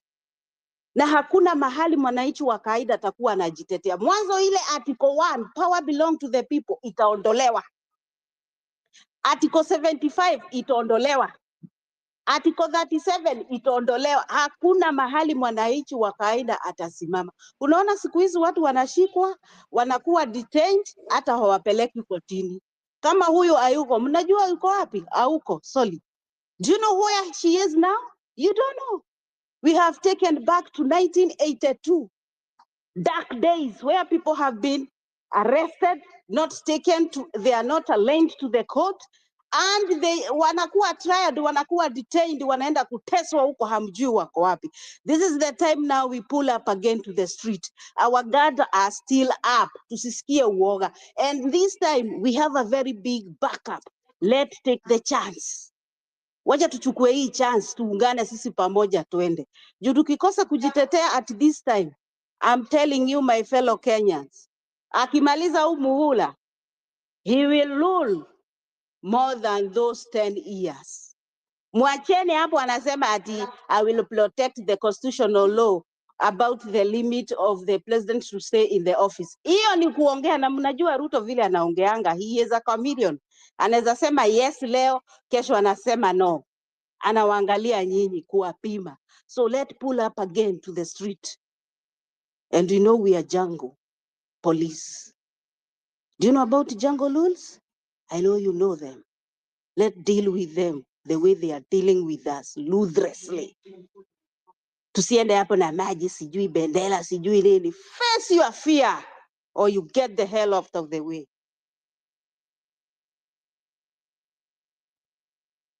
Okay, thank you Salome for your submission. Next ni Ras. Okay, good evening, afternoon, wherever you are. Sina mambo mengi sana. Sahi na resume tena nani shift. Bit disappointed, but yeah, it's okay. Nilikuwa najaribu kuongea nani hali hapo. I think about 1 minute, second minute, QT maybe huwa anasahau. I've been, you know, although huwa na join huwa na join kwa space, na especially pia kwa space yake I've been supporting him especially na wengine pia in terms of, you know, donation, but huwa anasahau. So you don't need to have many followers or whatever. nimekuwa tu disappointed kwa sababu nimeongea dakika moja, dakika mbili, naambia tu wind up. So I don't know what was happening there, but yeah, we still behind the movement, but tafadhali sio mtu kuwa tu famous ama kuwa yuko vocal kila time. Inatakikana pia kumsikiliza vile ambavyo anaongea, manake kile kitu ambacho mimi nilikuwa naongea ni kuhusu yeye, what he's been, he's been, the forefront of the movement na positive tu, so sio mtu aone tu anaongea kila siku, unakuta mtu unampatia 3 times or 4 times anaongea kwenye space, alafu wengine wako tu pale wanasikiliza kwa sababu wako vocal, unaona alafu wengine tu wanakuwa tu wanakuwa tu ni kama wanadharauliwa. So I was nimekuwa a bit disappointed. Sisi watu ambao tuko diaspora I think sometimes we are contributing also big. Kwa hiyo tafadhali usiangalie, usiwe kama Morara, unaona hii sahii wewe sahii Ras, tunaku Ras, Ras. This yeah. is DK. Let me stop you there. This is DK, the co-host. Let me stop you there. Hear me for a second. Number one, we are none of us here kona time ya kubagua based on whether mtu yote ashai to support financially, monetary, support yote. Everybody here is equal kwa kitu yoyote. So wewe ambaye umetusaidia financially, mwingine ametusaidia na advice, tuna appreciate nyinyi wote. Number two, at the time when QT stopped you, I was co-hosting. Normally, when I'm co-hosting, I'm normally looking at the time. By the time QT was actually stopping you, you had spoken for 3 minutes and 20 seconds. All right, and we've been speaking to people to at least have their submissions within 3 minutes, which is why he asked you to wind up within a minute. And I've been doing that with everybody else. Hata Rorigi anaweza kuconfirmia hapa. I normally am the kind of person who comes to the mic and I tell people 1 minute for you to wind up. So it will not be fair for you also to believe that this was targeted to you. If you've been listening to us for a while, then you've heard me tell Redemptor 30 seconds to stop and another person 1 minute to stop. But what I really wanted to clarify is we appreciate your support. We appreciate every support you've ever given to KOT and that you will give another time. But let me remind you, there is no amount of support that is coming from anybody that is going to make them have a better standing on the mic than the other. No, not on this space. On this space, everybody is going to be equal. You bring a shilling, you just come and tell us, good work, guys, kudos to you, or you give us 100K, each one of you will get the mic, each one of you will get 3 minutes, and each one of you will get 1 minute of addition. Now, please go on, Ras. I'll give you 2 minutes for your last submission, and then we'll proceed. No, my submission is just a better Kenya, and I take it back what nilikuwa naongea maybe that you try to say that I have to wind up, and I had a few points, but what I want is just a better Kenya. Sitaki kuongea sana, but yeah, I will just take back everything what uh, maybe itakuwa kama it's not positive vibe, so let's just keep it fire burning, guys, and yeah, I appreciate for your clarification. Thank you. Yeah. All right. And thank you to you too, Ras. Like I said, I very much appreciate you.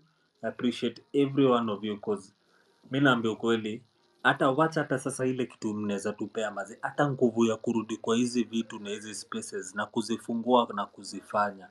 Mungu mmoja, we would not have any of this energy if we did not have any one of you, or if we did not know that each one of you are going to be there not only to support materially, but to even just offer your listening, your ear like this for 4 or 5 hours to listen to us. So, Ras, to you and to everybody, we truly, truly appreciate you. I just wanted to make sure that everyone is on the same page. Aya, Gadi, kwako, ninataka unirania mic for a little while, but I'm still here. I think we can try. I don't see if we have a lot of new speakers. I have Daniel, Rorigan, KD. If there's anyone who'd like to still speak to us, please tafadhali request the mic and come. I can see a few of our regular listeners, Akina Kumbukeni, and the likes. Great to see you guys down there. Molusi, Hannah, Kina Custom, Machiavelli, Kim001. Asanteni sana kwa kutusikiza. If any of you would like to chip in on anything, please feel free to request the mic. Kuongelea Shiruri. Teddy, can I, Oh yeah, is Okay. it Daniel. okay if Sorry. I jump in? Yeah, let me give you Daniel. Rorigi, I'll okay. come to you right after Daniel. Is that okay? Okay, and let me know the time. Huh? Sure. So now, Your 3 minutes. I don't have any new speakers, so 3 minutes are yours. I think there's an angle to this that people don't understand, which is right now as we speak, the government is the one that's afraid of the people. The people are not afraid of the government. So what the government is afraid of is a mass of people in one place. Angry, they get through. Because what that will happen, the government will have to react. And any force it uses will only make the population angrier. So it is why the government does not even want to see a group of people anywhere is because it knows once it starts, it will not stop. Once you have 10,000 people in CBD, they get to 20,000 people, they get to 30,000 people. The day that happens, it will not stop. We know that, the government knows that. And that is what it is afraid of. The government is incredibly afraid of that. Everywhere it sees a crowd, it's afraid of it because it knows once it allows a single crowd to happen, that's the end of it. The anger that because people are looking for a trigger. So do not be surprised if everything we are doing, like everything the government is doing, is to prevent a group of people from being anywhere. The minute that succeeds once, that's it. The minute we see a crowd in CBD, that's it. Like the way people, how angry people are, even the government knows. People are acting like the government is not winning. The government is scampering all over the place, trying to prevent that from happening. We are the ones who are calm. The government is panicking. If it is kidnapping people all over the place, that is a sign of panic, and it is a sign of weakness. If we were not as relevant as, because there are people who keep on saying that the government is outsmarting. No, the government is actually in a very stupid position because number one, it doesn't know what's going to trigger. It does not know, and that is the biggest advantage that we have. Is that right now, as we speak, the entire intelligence of the country has no idea what will be the trigger. They know the anger is there. They know it is vibrant, it is rising, and they know it is actually simmering because everywhere you go, you can feel it. They know. What they don't know is what will trigger, and they don't know where it's going to start. And that, even strategically speaking, that is a massive card in our hands. It is so massive, it's crazy. They do not know whether it's going to be something in Kiambu because Central Kenya is pissed off as hell. They do not know whether it's the killing that's happening. They do not know whether it's a famous person. They do not know whether it's a clip of a child who's been, like they have no idea. And we should keep it that way. So yes, I know we should be planning our things behind the scenes, but I can guarantee you none of those plans will actually trigger anything. We can keep them at the back burner, like false flags and all, but all that will happen after people are out in the streets. The reason people are out in the streets should be the primary focus. All these other plans will not work, no matter how much you plan. If that trigger, and that trigger can either be intentional or unintentional, we are the ones to choose. If we have a hashtag to say Mandamato, just you would see the numbers that would rise. Whether that now the thing we should be thinking about is whether that trigger will be intentional or unintentional. If it is intentional, how? If it is unintentional, till when? Like we need to know because I honestly don't see us staying like this for another year because either people are going to start having weird diseases depression and hypertension and blood pressure and all these things, because a human being is not supposed to stay in this state of anger for so long, because people are pissed off. So the thing we should be thinking about all these other plans, yeah, once you're out, you can have false flags. There's so many different like battle tactics to be able to handle that. But we need a reason why we'll be out there. And once we find that reason, trust me, the government will be trembling. And that is what they are avoiding by all means. They do not want us to find a reason to leave the house. And that is, if anybody is strategizing about anything, that should be the primary thing. Why are we waking up from our houses to go? And the minute we find that, we win, because we have everything else. All righty. Daniel Asanti. Gadi, I'm going to give it back to you after Rorigi, because I see you have about 3 new speakers. You have Starlink, Glass King, and Masharia. So let me give Rorigi a chance. Then after that, because we only have a few speakers right now, as we wait for more people, we can also allow the speakers that are coming in about 4 to 5 minutes maximum. So Rorigi, please go by, and then after you, Gadi will take on. Thank you, DK. I have seen the new speakers you said, so I'll take 30 seconds. I just want to reiterate one fact. I agree with the speaker who just finished that it's just a spark.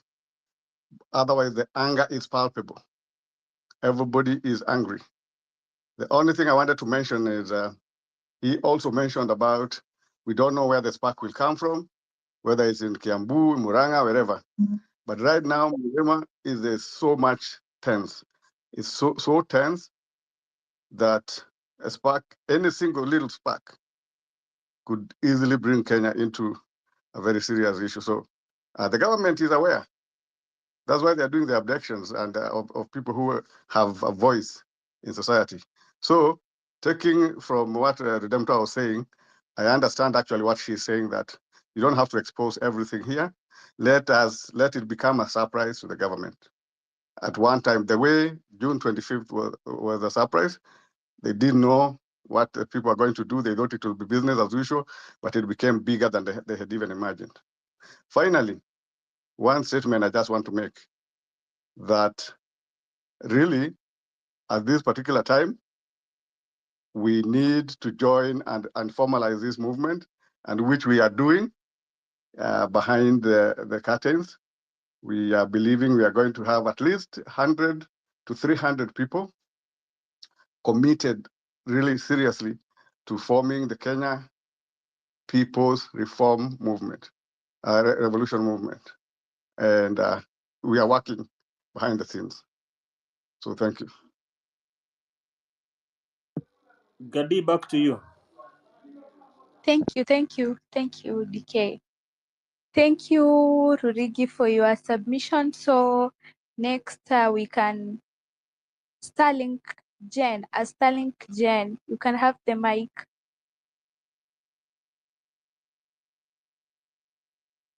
Starlink. Okay, maybe he or she is not ready. So next we can go to Glass King KE.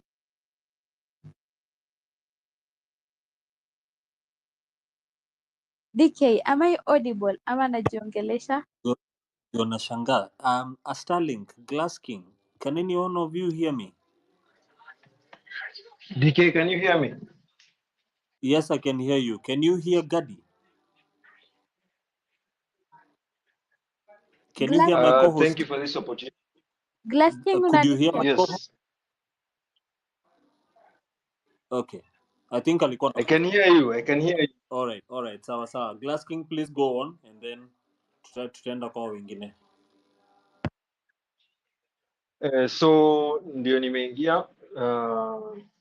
I've had a couple of people speak there, and we are all in agreement in our situation. Everyone is angry. Everyone is pissed off. Everyone is ready. People want a spark. How do we get the spark? That is the major problem. That is the question unanswered. I don't know. Myself, I'm still thinking. I don't have an answer. However, I would like to say that we need small wins. I don't know how we can get small wins. I was just thinking aloud. Someone said that he's doing a freedom movement there. He has an organization of like 300,000. Now he needs like 300 people there. I was thinking, why would this whole organization decide to be one, decide to merge into one bigger thing? And then we, the followers, become under them. And then they continue forming like resistant groups within every part of this country. Small by small, those resistant groups are the ones mobilizing from the ground in every part of this country. I think maybe that would work. Secondly, another small thing we can do, we can try to think of small nuisance where we organize of a crowd fund where we get money and print t-shirts and give Kenyans for free to wear on a Friday, on a particular moment where it has a Kenyan anthem and then say we want change. That's it. Every Friday, Kenya becomes a national.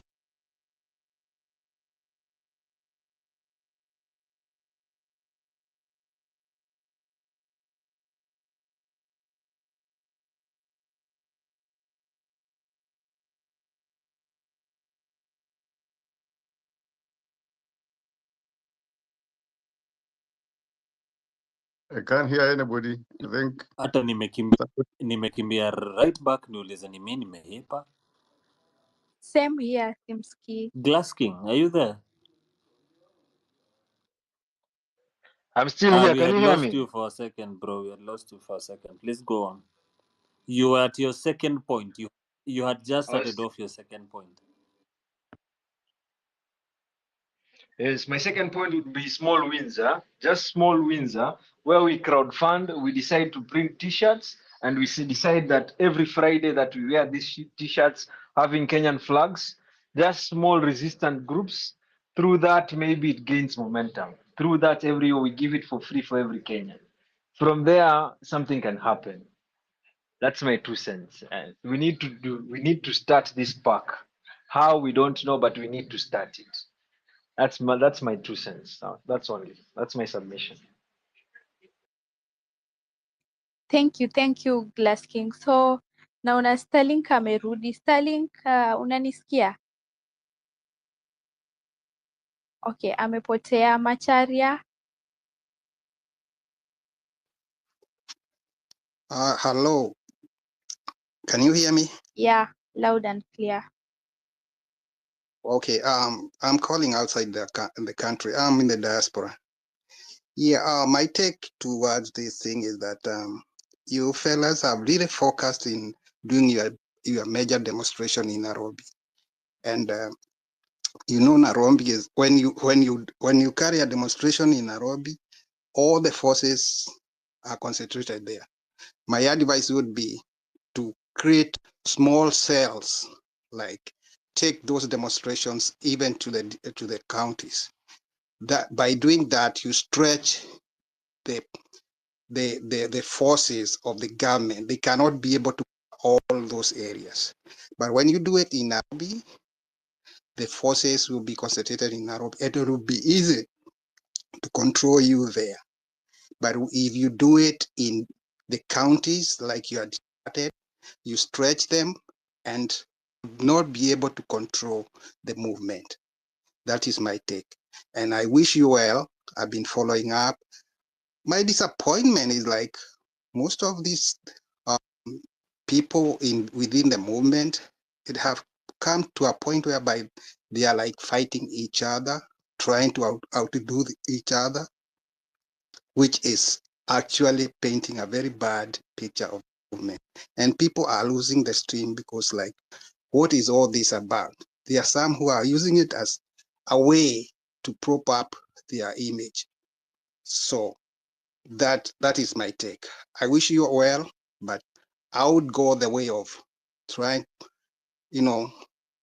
get small groups in the counties or in towns whereby you'll find like there is more support for that movement.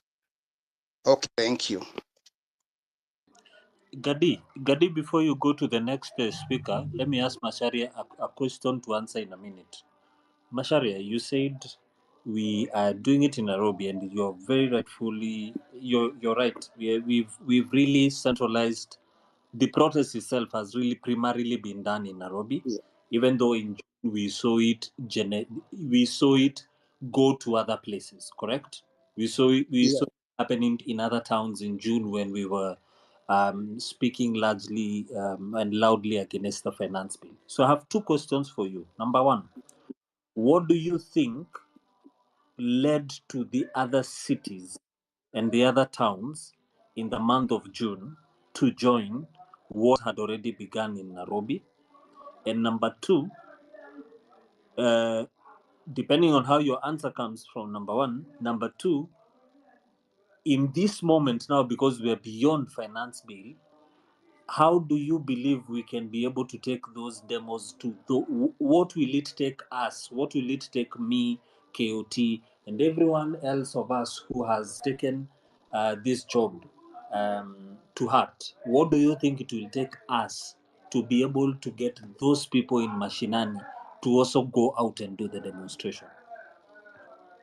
At least to answer your question, I get that all you need to do is like you need to have appointment people in the counties.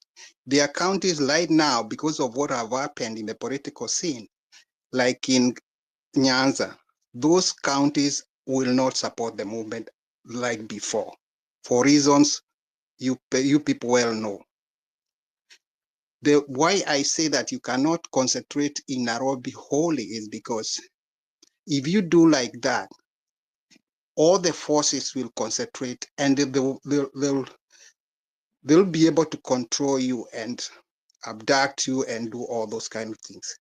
But if you get counties whereby you have got the movement have people who are very angry, like in the so-called Mount Kenya, other counties, you identify counties like those ones.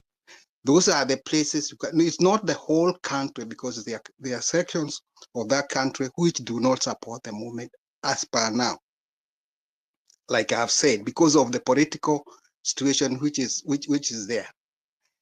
Pick counties which will respond positively to the movement. And as you do that demonstration in Nairobi, have it go into those counties at the same time so that you stretch the powers of the government. As they try to put fire in Nairobi, there's another fire in Thika, there's another fire in Karatina, like just like that. And by that, the whole, even the counties which were not supporting the movement will join in. But once you concentrate your demonstration in Nairobi, you see what they are doing to you. They'll look for people, they'll adapt you, it will be easy to control you. But if you have demonstrations in areas in the counties, by that, you'll have so many people joining in. Even in Nairobi, that will create a wave. Okay. Okay, I get you. Let's continue going. Thank you for answering me. I'll speak on that a bit later. Asante, Gadi to you. And Thank you Gadi very much. for me, sometimes I pop questions on people, Gadi, so allow me to do that. Okay, thank you. Thank you, Masharia. Gadi, But please go on. one thing I would actually urge you people is not to call each other people's names and try to bring other people down. This bottom bow syndrome, whereby you are trying to pull each other so that you can look better, is not doing us any good. And it is disappointing. Thank you, and have a nice day. Thank you.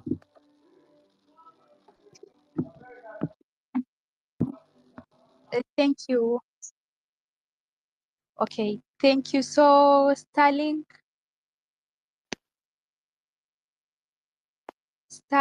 ni kama you have some issue maybe with your phone or anything related to that. So, I want to remind you guys, especially those who are in Mombasa, on Friday, itakuwa date 1st of November, we will be having civic education in Jomvu sub-county. So those who are in Mombasa, tupatane Jomvu sub-county for civic education pale Bangladesh. And if you have any question regarding that, you can DM me ama you DM KOT Sonko for the, if you have anything to ask or anything to add or any suggestion.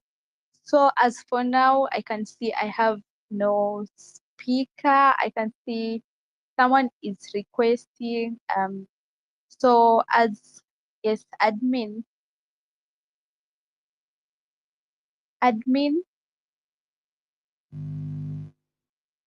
Haron, admin. Admin, can you hear us? If you can, please open your mic, talk to us. Hello, I can hear you, but I guess my phone just pressed itself. But I think I can offer some sense. I like the organization so far we've reached. The levels too, we'll reach there. The anger is there to target main. There was a speaker who was saying we could target hot points zenye ground imechemka vibaya and we will manage. Thank you. Thank you for your submission, Haron. So next tutaenda kwa fundi Mutuku.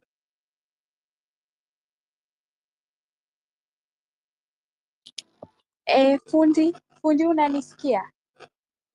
Fundi, if you're there, if you can hear me or Gadi, please talk to us. And Starlink, if you can hear me, please give me 100 so I can know that you're hearing me, and we'll try your mic one more time. Fundi, if you can hear us, please unmute your mic.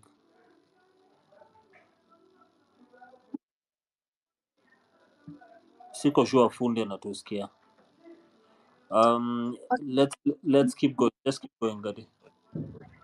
Okay, kama fundi hatusikii, next we can go to a new speaker who is Hummingbird. Ni ajeni, mnanisikia? Yeah, tunakusikia. Mnanisikia fiti? Nimevaa earphones, sijui kama mnasikia poa. Hello, can you hear me well? Yeah, we can hear. Yeah, we can hear you. Yeah, this is my first time speaking on X, so nikichoma msinigoromokee mbaya.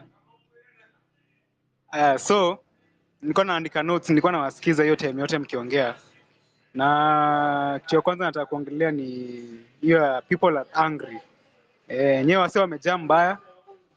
Mimi nafanya kazi kwa construction and all, kitu yenye mafundi wanaongeleleanga ni venye wamejam na hii gava, so we have the numbers. Hiyo ni kitu ya kwanza.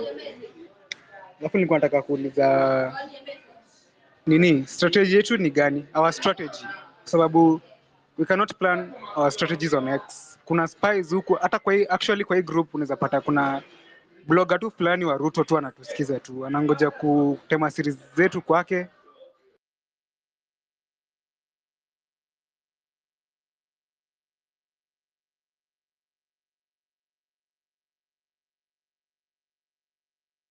TK, unasikia Hummingbird?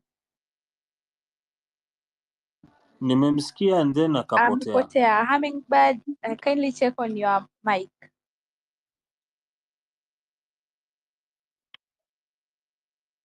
Admin aliongea. Fundi, we are back to you. Fundi, kama unatusikia tupe 100. And then guys, his space, it is for us also. If you want to say anything, if you want to air your view, unaweza request for the mic.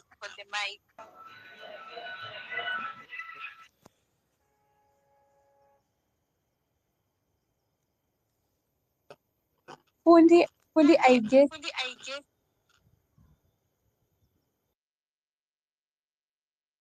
Fundi, your mic was on na hauko unaongea. Can you guys hear me? Yeah. Can you hear me clearly? Sitaki kuanza kuongea alafu Mike aanze kuleta maneno.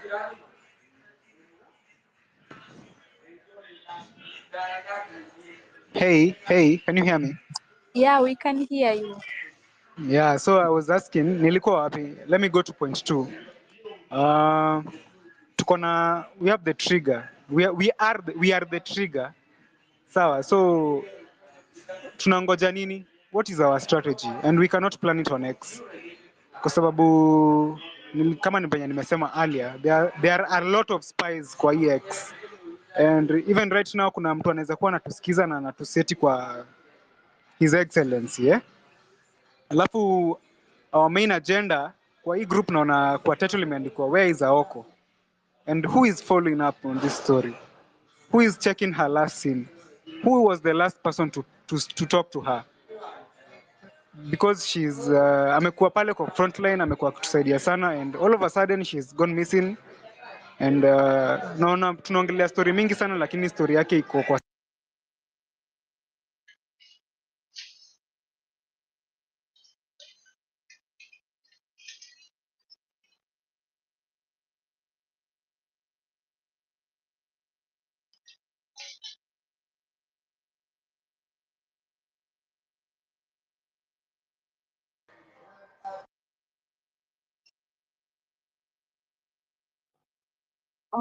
Hummingbird, I think tumepoteza tena because personally I can't.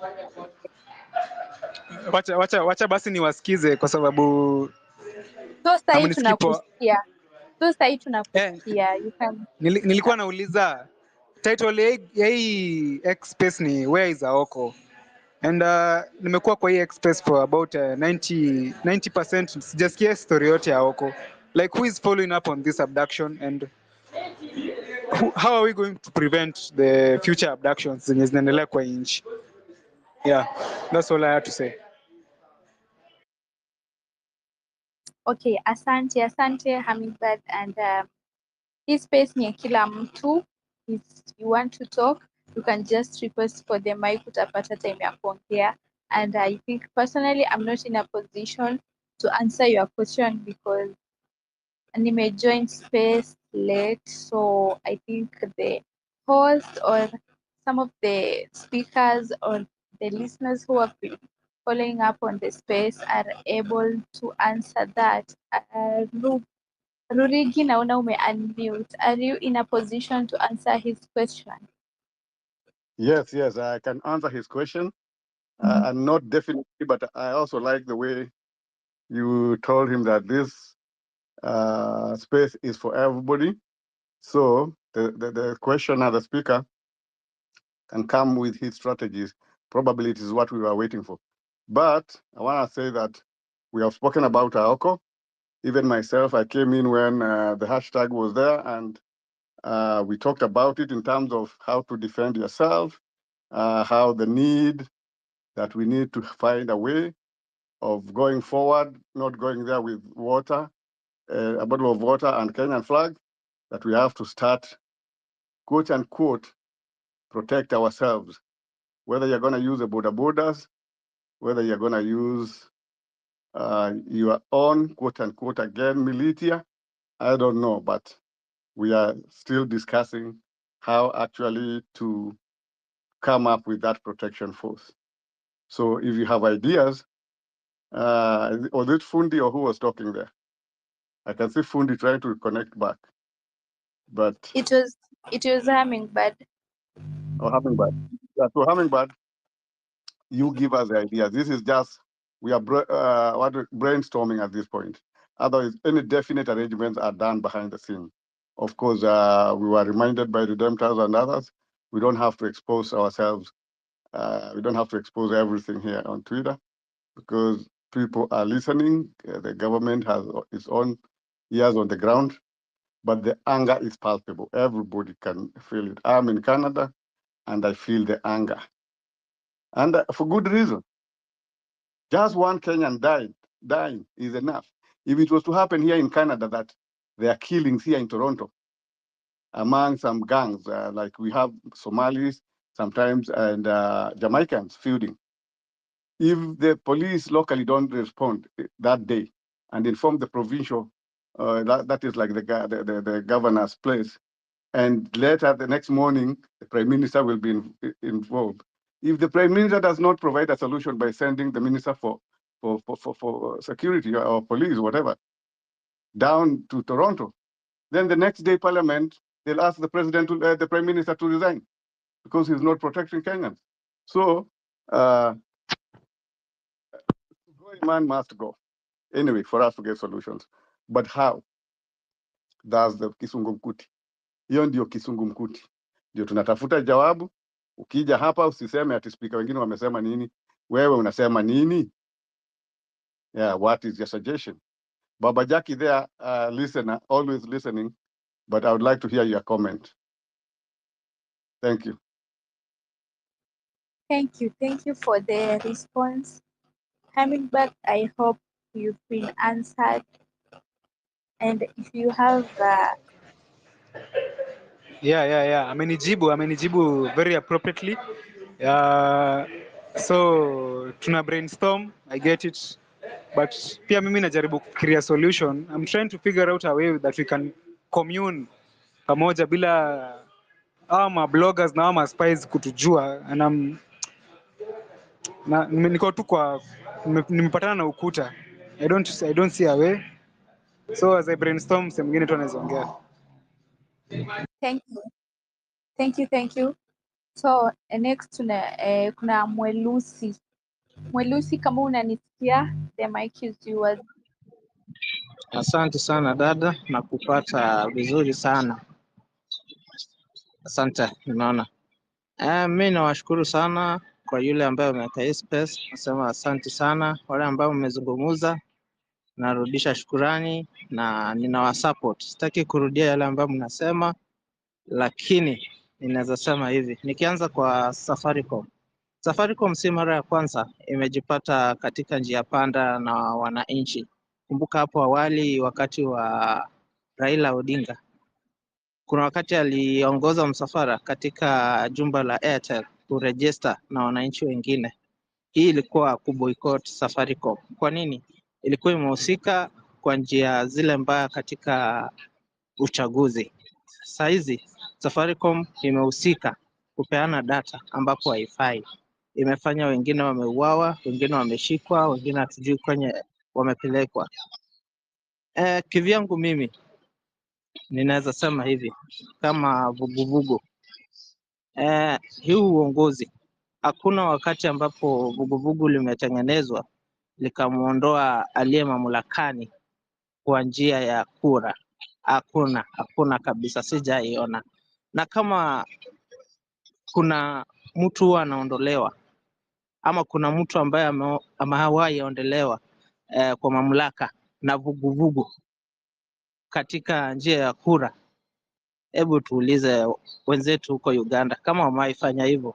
Hawajawahi. Museveni ungali huko na atazidi kuendelea, na pia Ruto asipoondolewa kwa njia ya hili vuguvugu umuondoa, sio kwa ballot. Kumbuka tukienda kwa ballot hata tumweke nani, sikudanganyi. Saizi katika jumba huko la industry area, najua mjui ni nini kinaendelea. Kuna huko wafanyakazi sio wamekaa. Hao wafanyakazi kuna kazi wamepewa wanafanya. Sitaki kusema sasa hivi, wakati ambapo nitapata video kamili ama picha kamili, ndipo naweza sema exactly kile ambacho kinaendelea. But kwa ukweli kile ambacho kinaendelea sio kile ambacho mimi ningependa kiendelee sasa hivi. So mimi nitakomea hapo, manake ningali kazini. Nitakuja kwenye speaker pia baadaye kama vuguvugu litakuwa bado linaongea kwenye mtandao. Asante sana dada. Asante sana kaka. Rick Lison, I hope nimepronounce jina yako vizuri. Rick Lison. Thank you, Kedia. Can you hear me? Yeah. Okay, kitu yenye nilikuwa nataka kuchangia kusema ni kwamba we have to come with a strategy of vile tutakuwa tunafanya tukiwa na these victims, because we are going to have victims amongst ourselves so long as we are in this movement, because the government and everybody is against us, those who are not on our side.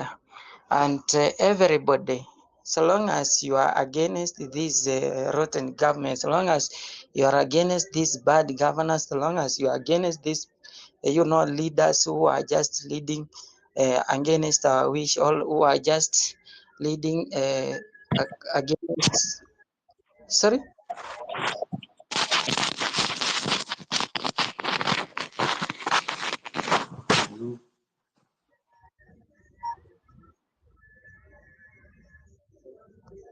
Okay.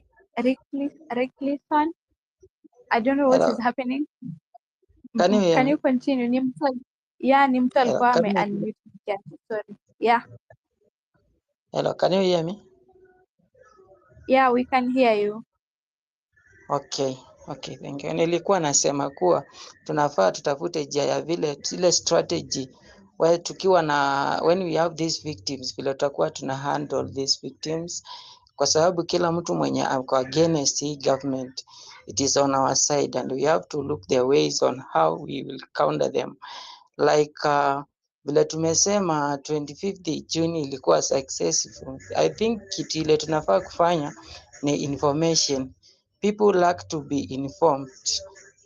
That time watu walikuwa wanapata information kila everything, like that bill 2024 bill ilikuwa discussed everywhere in all platforms, social medias. I think that's why everybody hiyo siku alitokelezea, and then we must to be winners. We need to inform people in another way, and we have to come in another strategy. We cannot use the same strategy, because that time when we won government, walikuja na strategy ingine yenye wanaweza tu win nayo, ama yenye wanaweza tumia kutu fight back. So we have to look for new strategies vile tunaweza shinda this government, ama vile tunaweza kuwa na successful, kama ni demonstrations, kama ni these civic educations, vitu kama hizo, vile tutakuwa tuna fight back. Hatutakuwa tunatumia njia moja all the time. We have to look for different ways of strategies zenye tuta come up with. Thank you for now. Let me just end up there because niko na shida ya network kiasi. Thank you. Asante, tumekusikia. So Starlink, kama unatusikia kwa mara ya mwisho. Starlink ako kwa space. Okay. So nani kwa speaker anataka kuongea, because hakuna request za kwa speakers. Super Rurigi, Dada Rurigi ameinua mkono yake. Mkono yake ilikuwa hivyo. Or Rurigi, you have anything to add, because your hand has been up for like 10 minutes na ulikuwa unaongea. Cheki, hello. Yes, Starlink. Yeah. But inashindikikatika. What's up actually? Like we are trying to connect, it goes down. You connect, unakuwa dropped. What's happening actually? We can hear you Rurigi.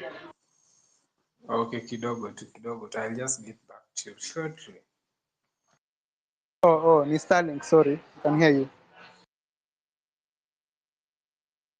Okay, sawa Starlink. So fundi naona umerudi. Unatusikia? Unasemaje Gadi? Hello. Yes, can you hear me? Yeah, fundi tunakusikia. Okay, I'm Fundi. Hello. Yes. Can you hear me? Yeah.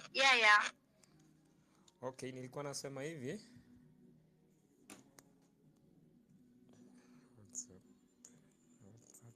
Go ahead, bro.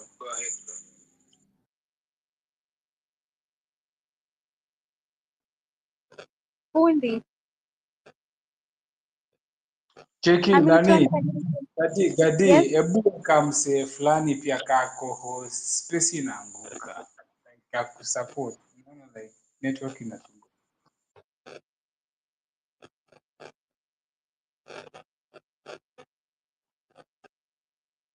Sijakusikia Starlink. Umesema space inaanguka. Like ebu co-host mse mwingine like ape support space inaanguka like sijui network iko wapi like network shida ya net inatokea like the other guy is Oh, kuna connection issue ama? Kadi, Yes, I Kadi. can hear you. Yes. Yeah, I think shida ni kama iko kwa spaces. Muangalie space ni kama ndio iko na connection issues ama or whatever. Okay. KOT Sonko, I hope umesikia. Do something. Probably KOT Sonko hawezi fanya anything kwa sababu pengine wase washa to infiltrate na wanafanya mambo yao behind the scenes, ndio tusiongee vizuri, but kuna Rurigi alikuwa amesema tu strategies, wase wa brainstorm, people come up with ideas. Sasa sijui kama we can form another group which is away from X space, because X space anyone can join. Anyone who is not invited can join na wanaweza kuja kufanya mambo yao huku, so I don't know if you can start a group or something away from X. I don't know, you guys tell me. Halo, wacha nikujibu hiyo. Halo, unanisikia? Yes, Ruri. Nakusikia There's fiti. already a group.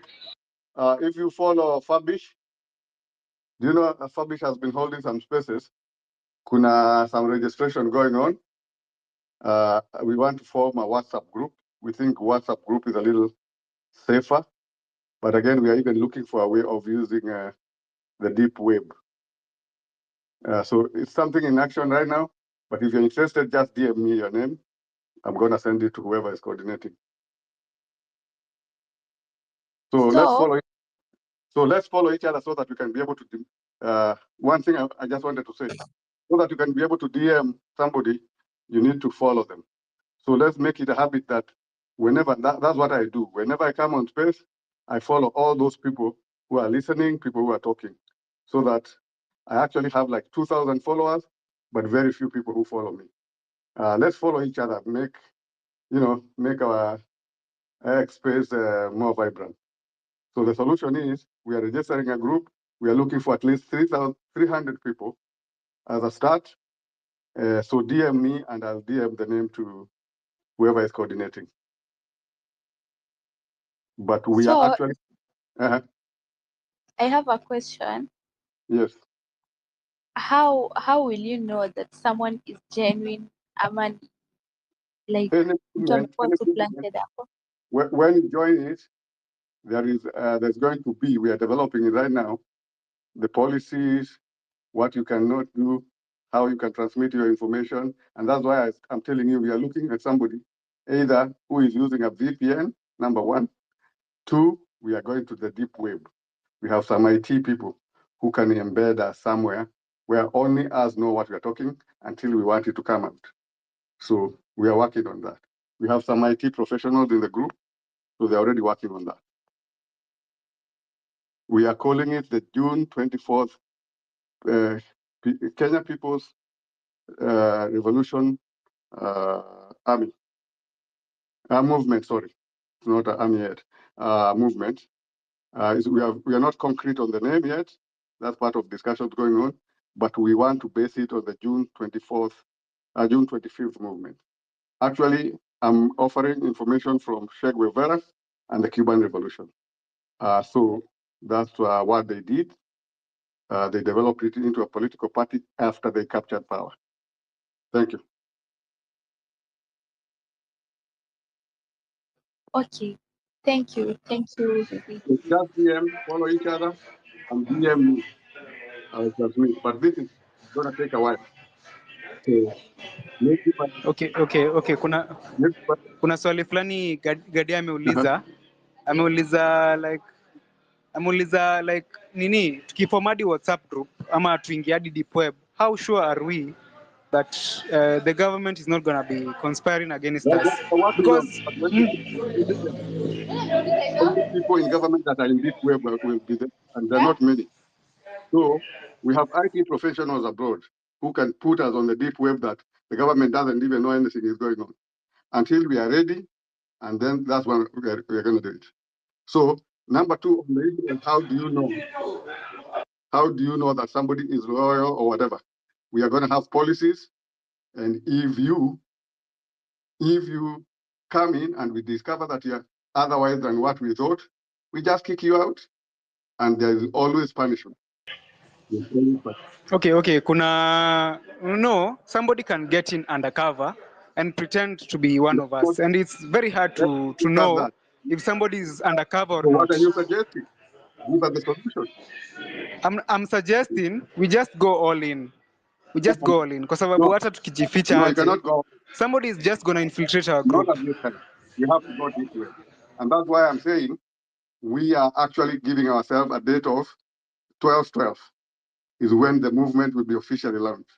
By then, we want to have at least 300 people who are actually almost paid up, because we also want to generate some funds.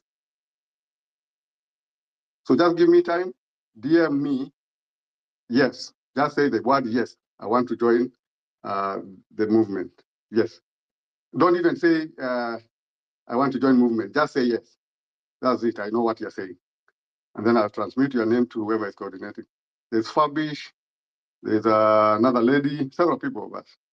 In fact, from here, I'm going to that space. All right. That's all I can say for now. Thank you. All right. We ni Mashari ama we ni nani? Mimi naitwa Rurigi. Rurigi? Yes. Okay. I can see you. Thank you.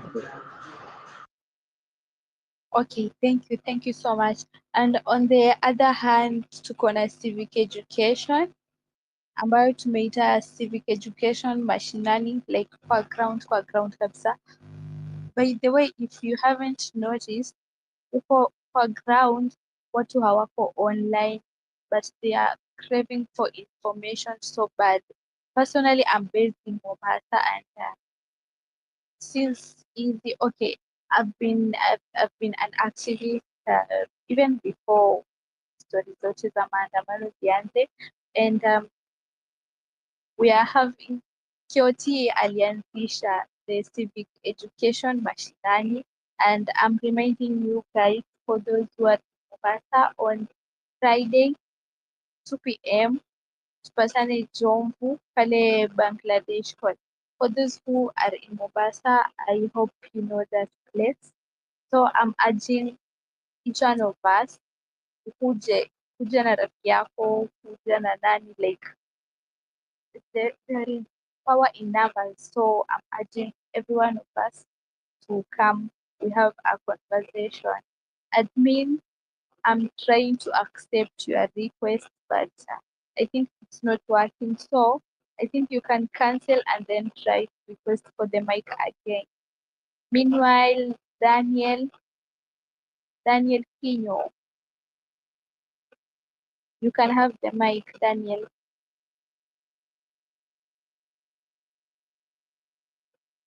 Daniel,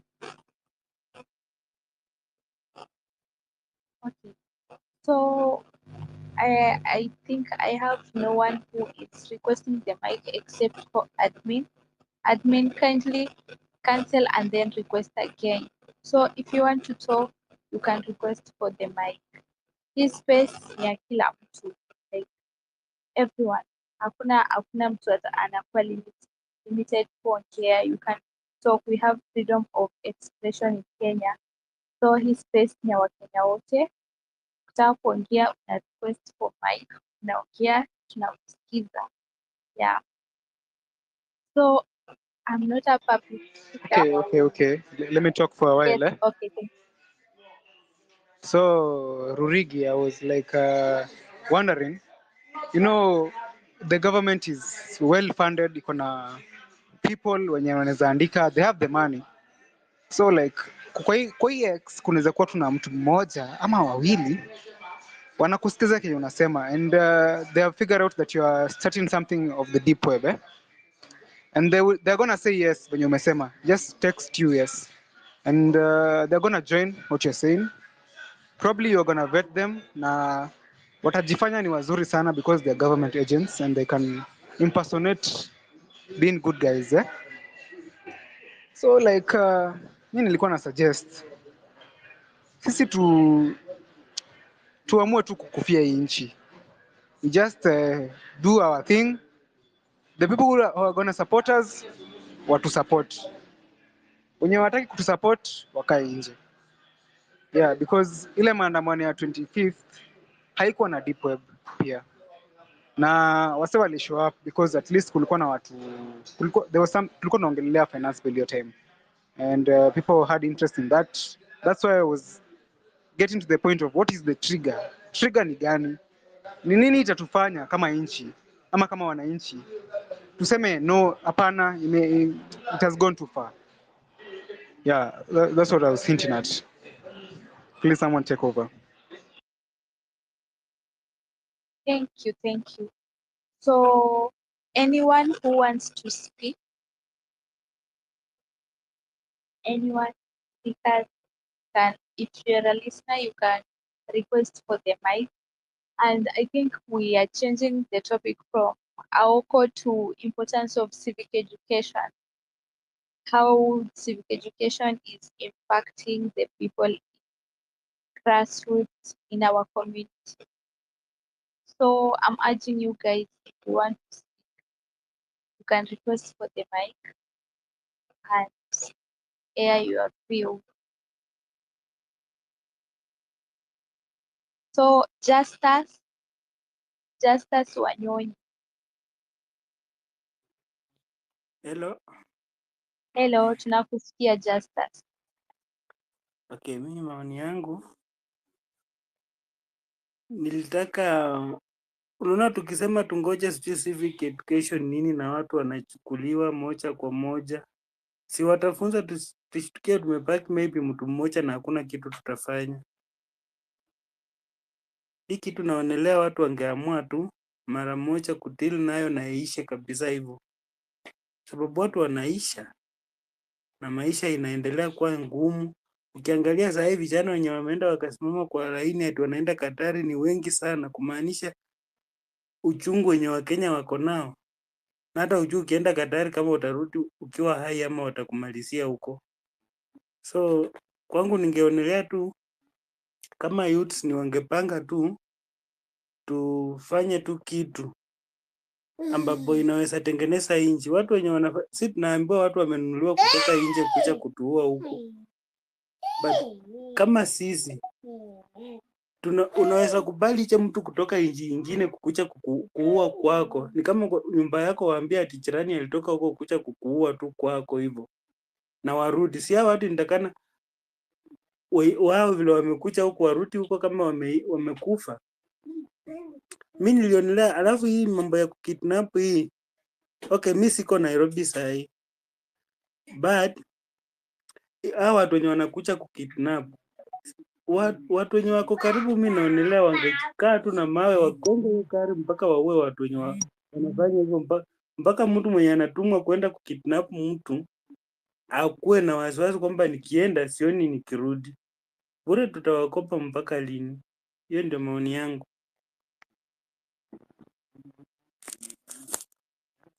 Asante sana Justus, asante kwa maoni yako. Daniel? Can I say something? Can you guys hear me? Because I wasn't hearing much. Maybe give me Sorry. 100 days, if it's okay? Because kuna sikia chenye watu wanasema. Okay, I heard what Wanyama said, and this is a request to Watukaki na KOT, guys who have large numbers online. Can we have a running campaign? I don't know whether you can talk to other guys because we have very few followers. We can't push such things. But can we have a running hashtag? Because everybody's talking about Aoko. Can we have a running hashtag that says ukiona hizi masubaru stone them or ban them? Like let the entire country have. Since the government has created this agenda, it's to kidnap people, and we should create our own, which is fine. You've decided this is your agenda, we have our own. Tukiona hizo gari tunachoma. Like that's it. Like let everybody know. You see those cars, you see anybody being kidnapped, you ban that car. Like, that should be the running narrative. Like there needs to be a reaction. Because ukinyamaza hivi, there should be a hashtag. Yes, we want Aoko, but we also want hizi gari zionekane zinachoma. Like everybody in the country knows.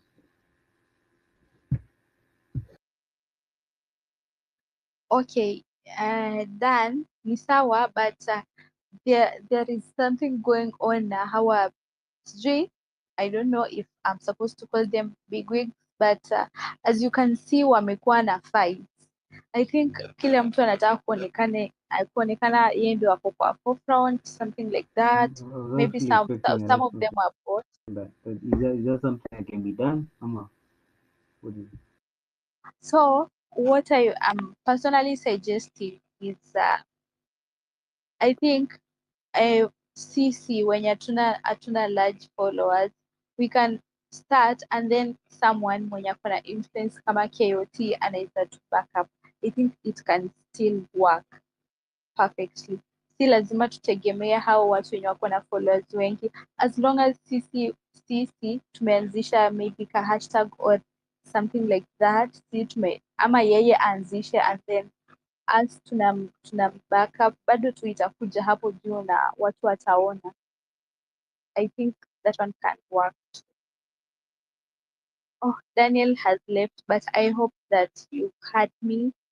So anyone requesting to add anything or to subtract, any comment, any reaction? George Kinuthia. George, unanisikia? Yes, nakusikia. Yes, hata sisi Oh, tunakusikia. Utaongea. okay, thanks. Okay, na mimi niko nasema hivi. Unacheki story vile imekuwa ikienda. I guess kuna mahali tunakosa point fulani. Cause okay, tumekuwa na hashtag nyingi zina run. Sasa hivi naona tunaongea story ya Aoko. They free Aoko. So I guess these guys wametuzoea. So mimi vile niko nasema hapo, kuna jamaa ameongea hapo anaitwa sijui kandana ama nani. Alikuwa anasema vile hizo gari zilikuja kubeba watu na sisi tunazimawe. So I guess that hiyo ni njia moja. So pia kuna msee bado amesema story hashtag, kunaweza kuwa na hashtag ina run ya hiyo story. Then story nyingine ni I guess tuko na shida kubwa ya hawa viongozi wetu. Okay, tunajua wako na vitu nyingi lakini I guess itafika hapo. I pray that itafika hapo at some point. Like kuna hizi mashamba kubwa wako nazo, kuna vitu wameweka huko, kuna nini. Mi naona sasa hii mahali imefika because these guys are killing us. Now we are silent. So we should now start ikuwe tit for tat. Tit for tat ndio ikuwe fair game. So wakikuja wakiabduct na wakifanya vitu wanafanya na sisi tuende hizo mali zao. We burn them down na tustaki kujua anything. So like lazima vitu zao zianze we must start now bringing everything to a standstill so that na sisi tusikike. Kwa sasa imeanza kuwa too much because naona watu sasa wanatukuja moja kwa moja. Kama sasa kila siku ni kuabduct watu, ni kuwa wale wengine tunapatikana kwa mito na nini na nini. So I think hata sisi tunafaa sasa kuanza kuendea hizo mali zao. Tunachoma kila kitu, mtu akikuja tunampiga mawe, tunachoma hizo gari zao, tusitaki kujua anything mpaka ifike mahali sisi wenyewe tunataka. Thank you. Can take over. Thank you. Daniel, naona umerudi.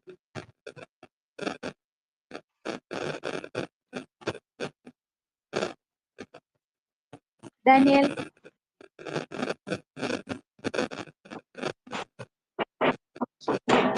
Okay, we can have George Kinuthia. Unaweza ongea. George, you can have the mic kindly. Okay, I've just spoken. Mimi nilikuwa. Oh, okay, sorry. So Dan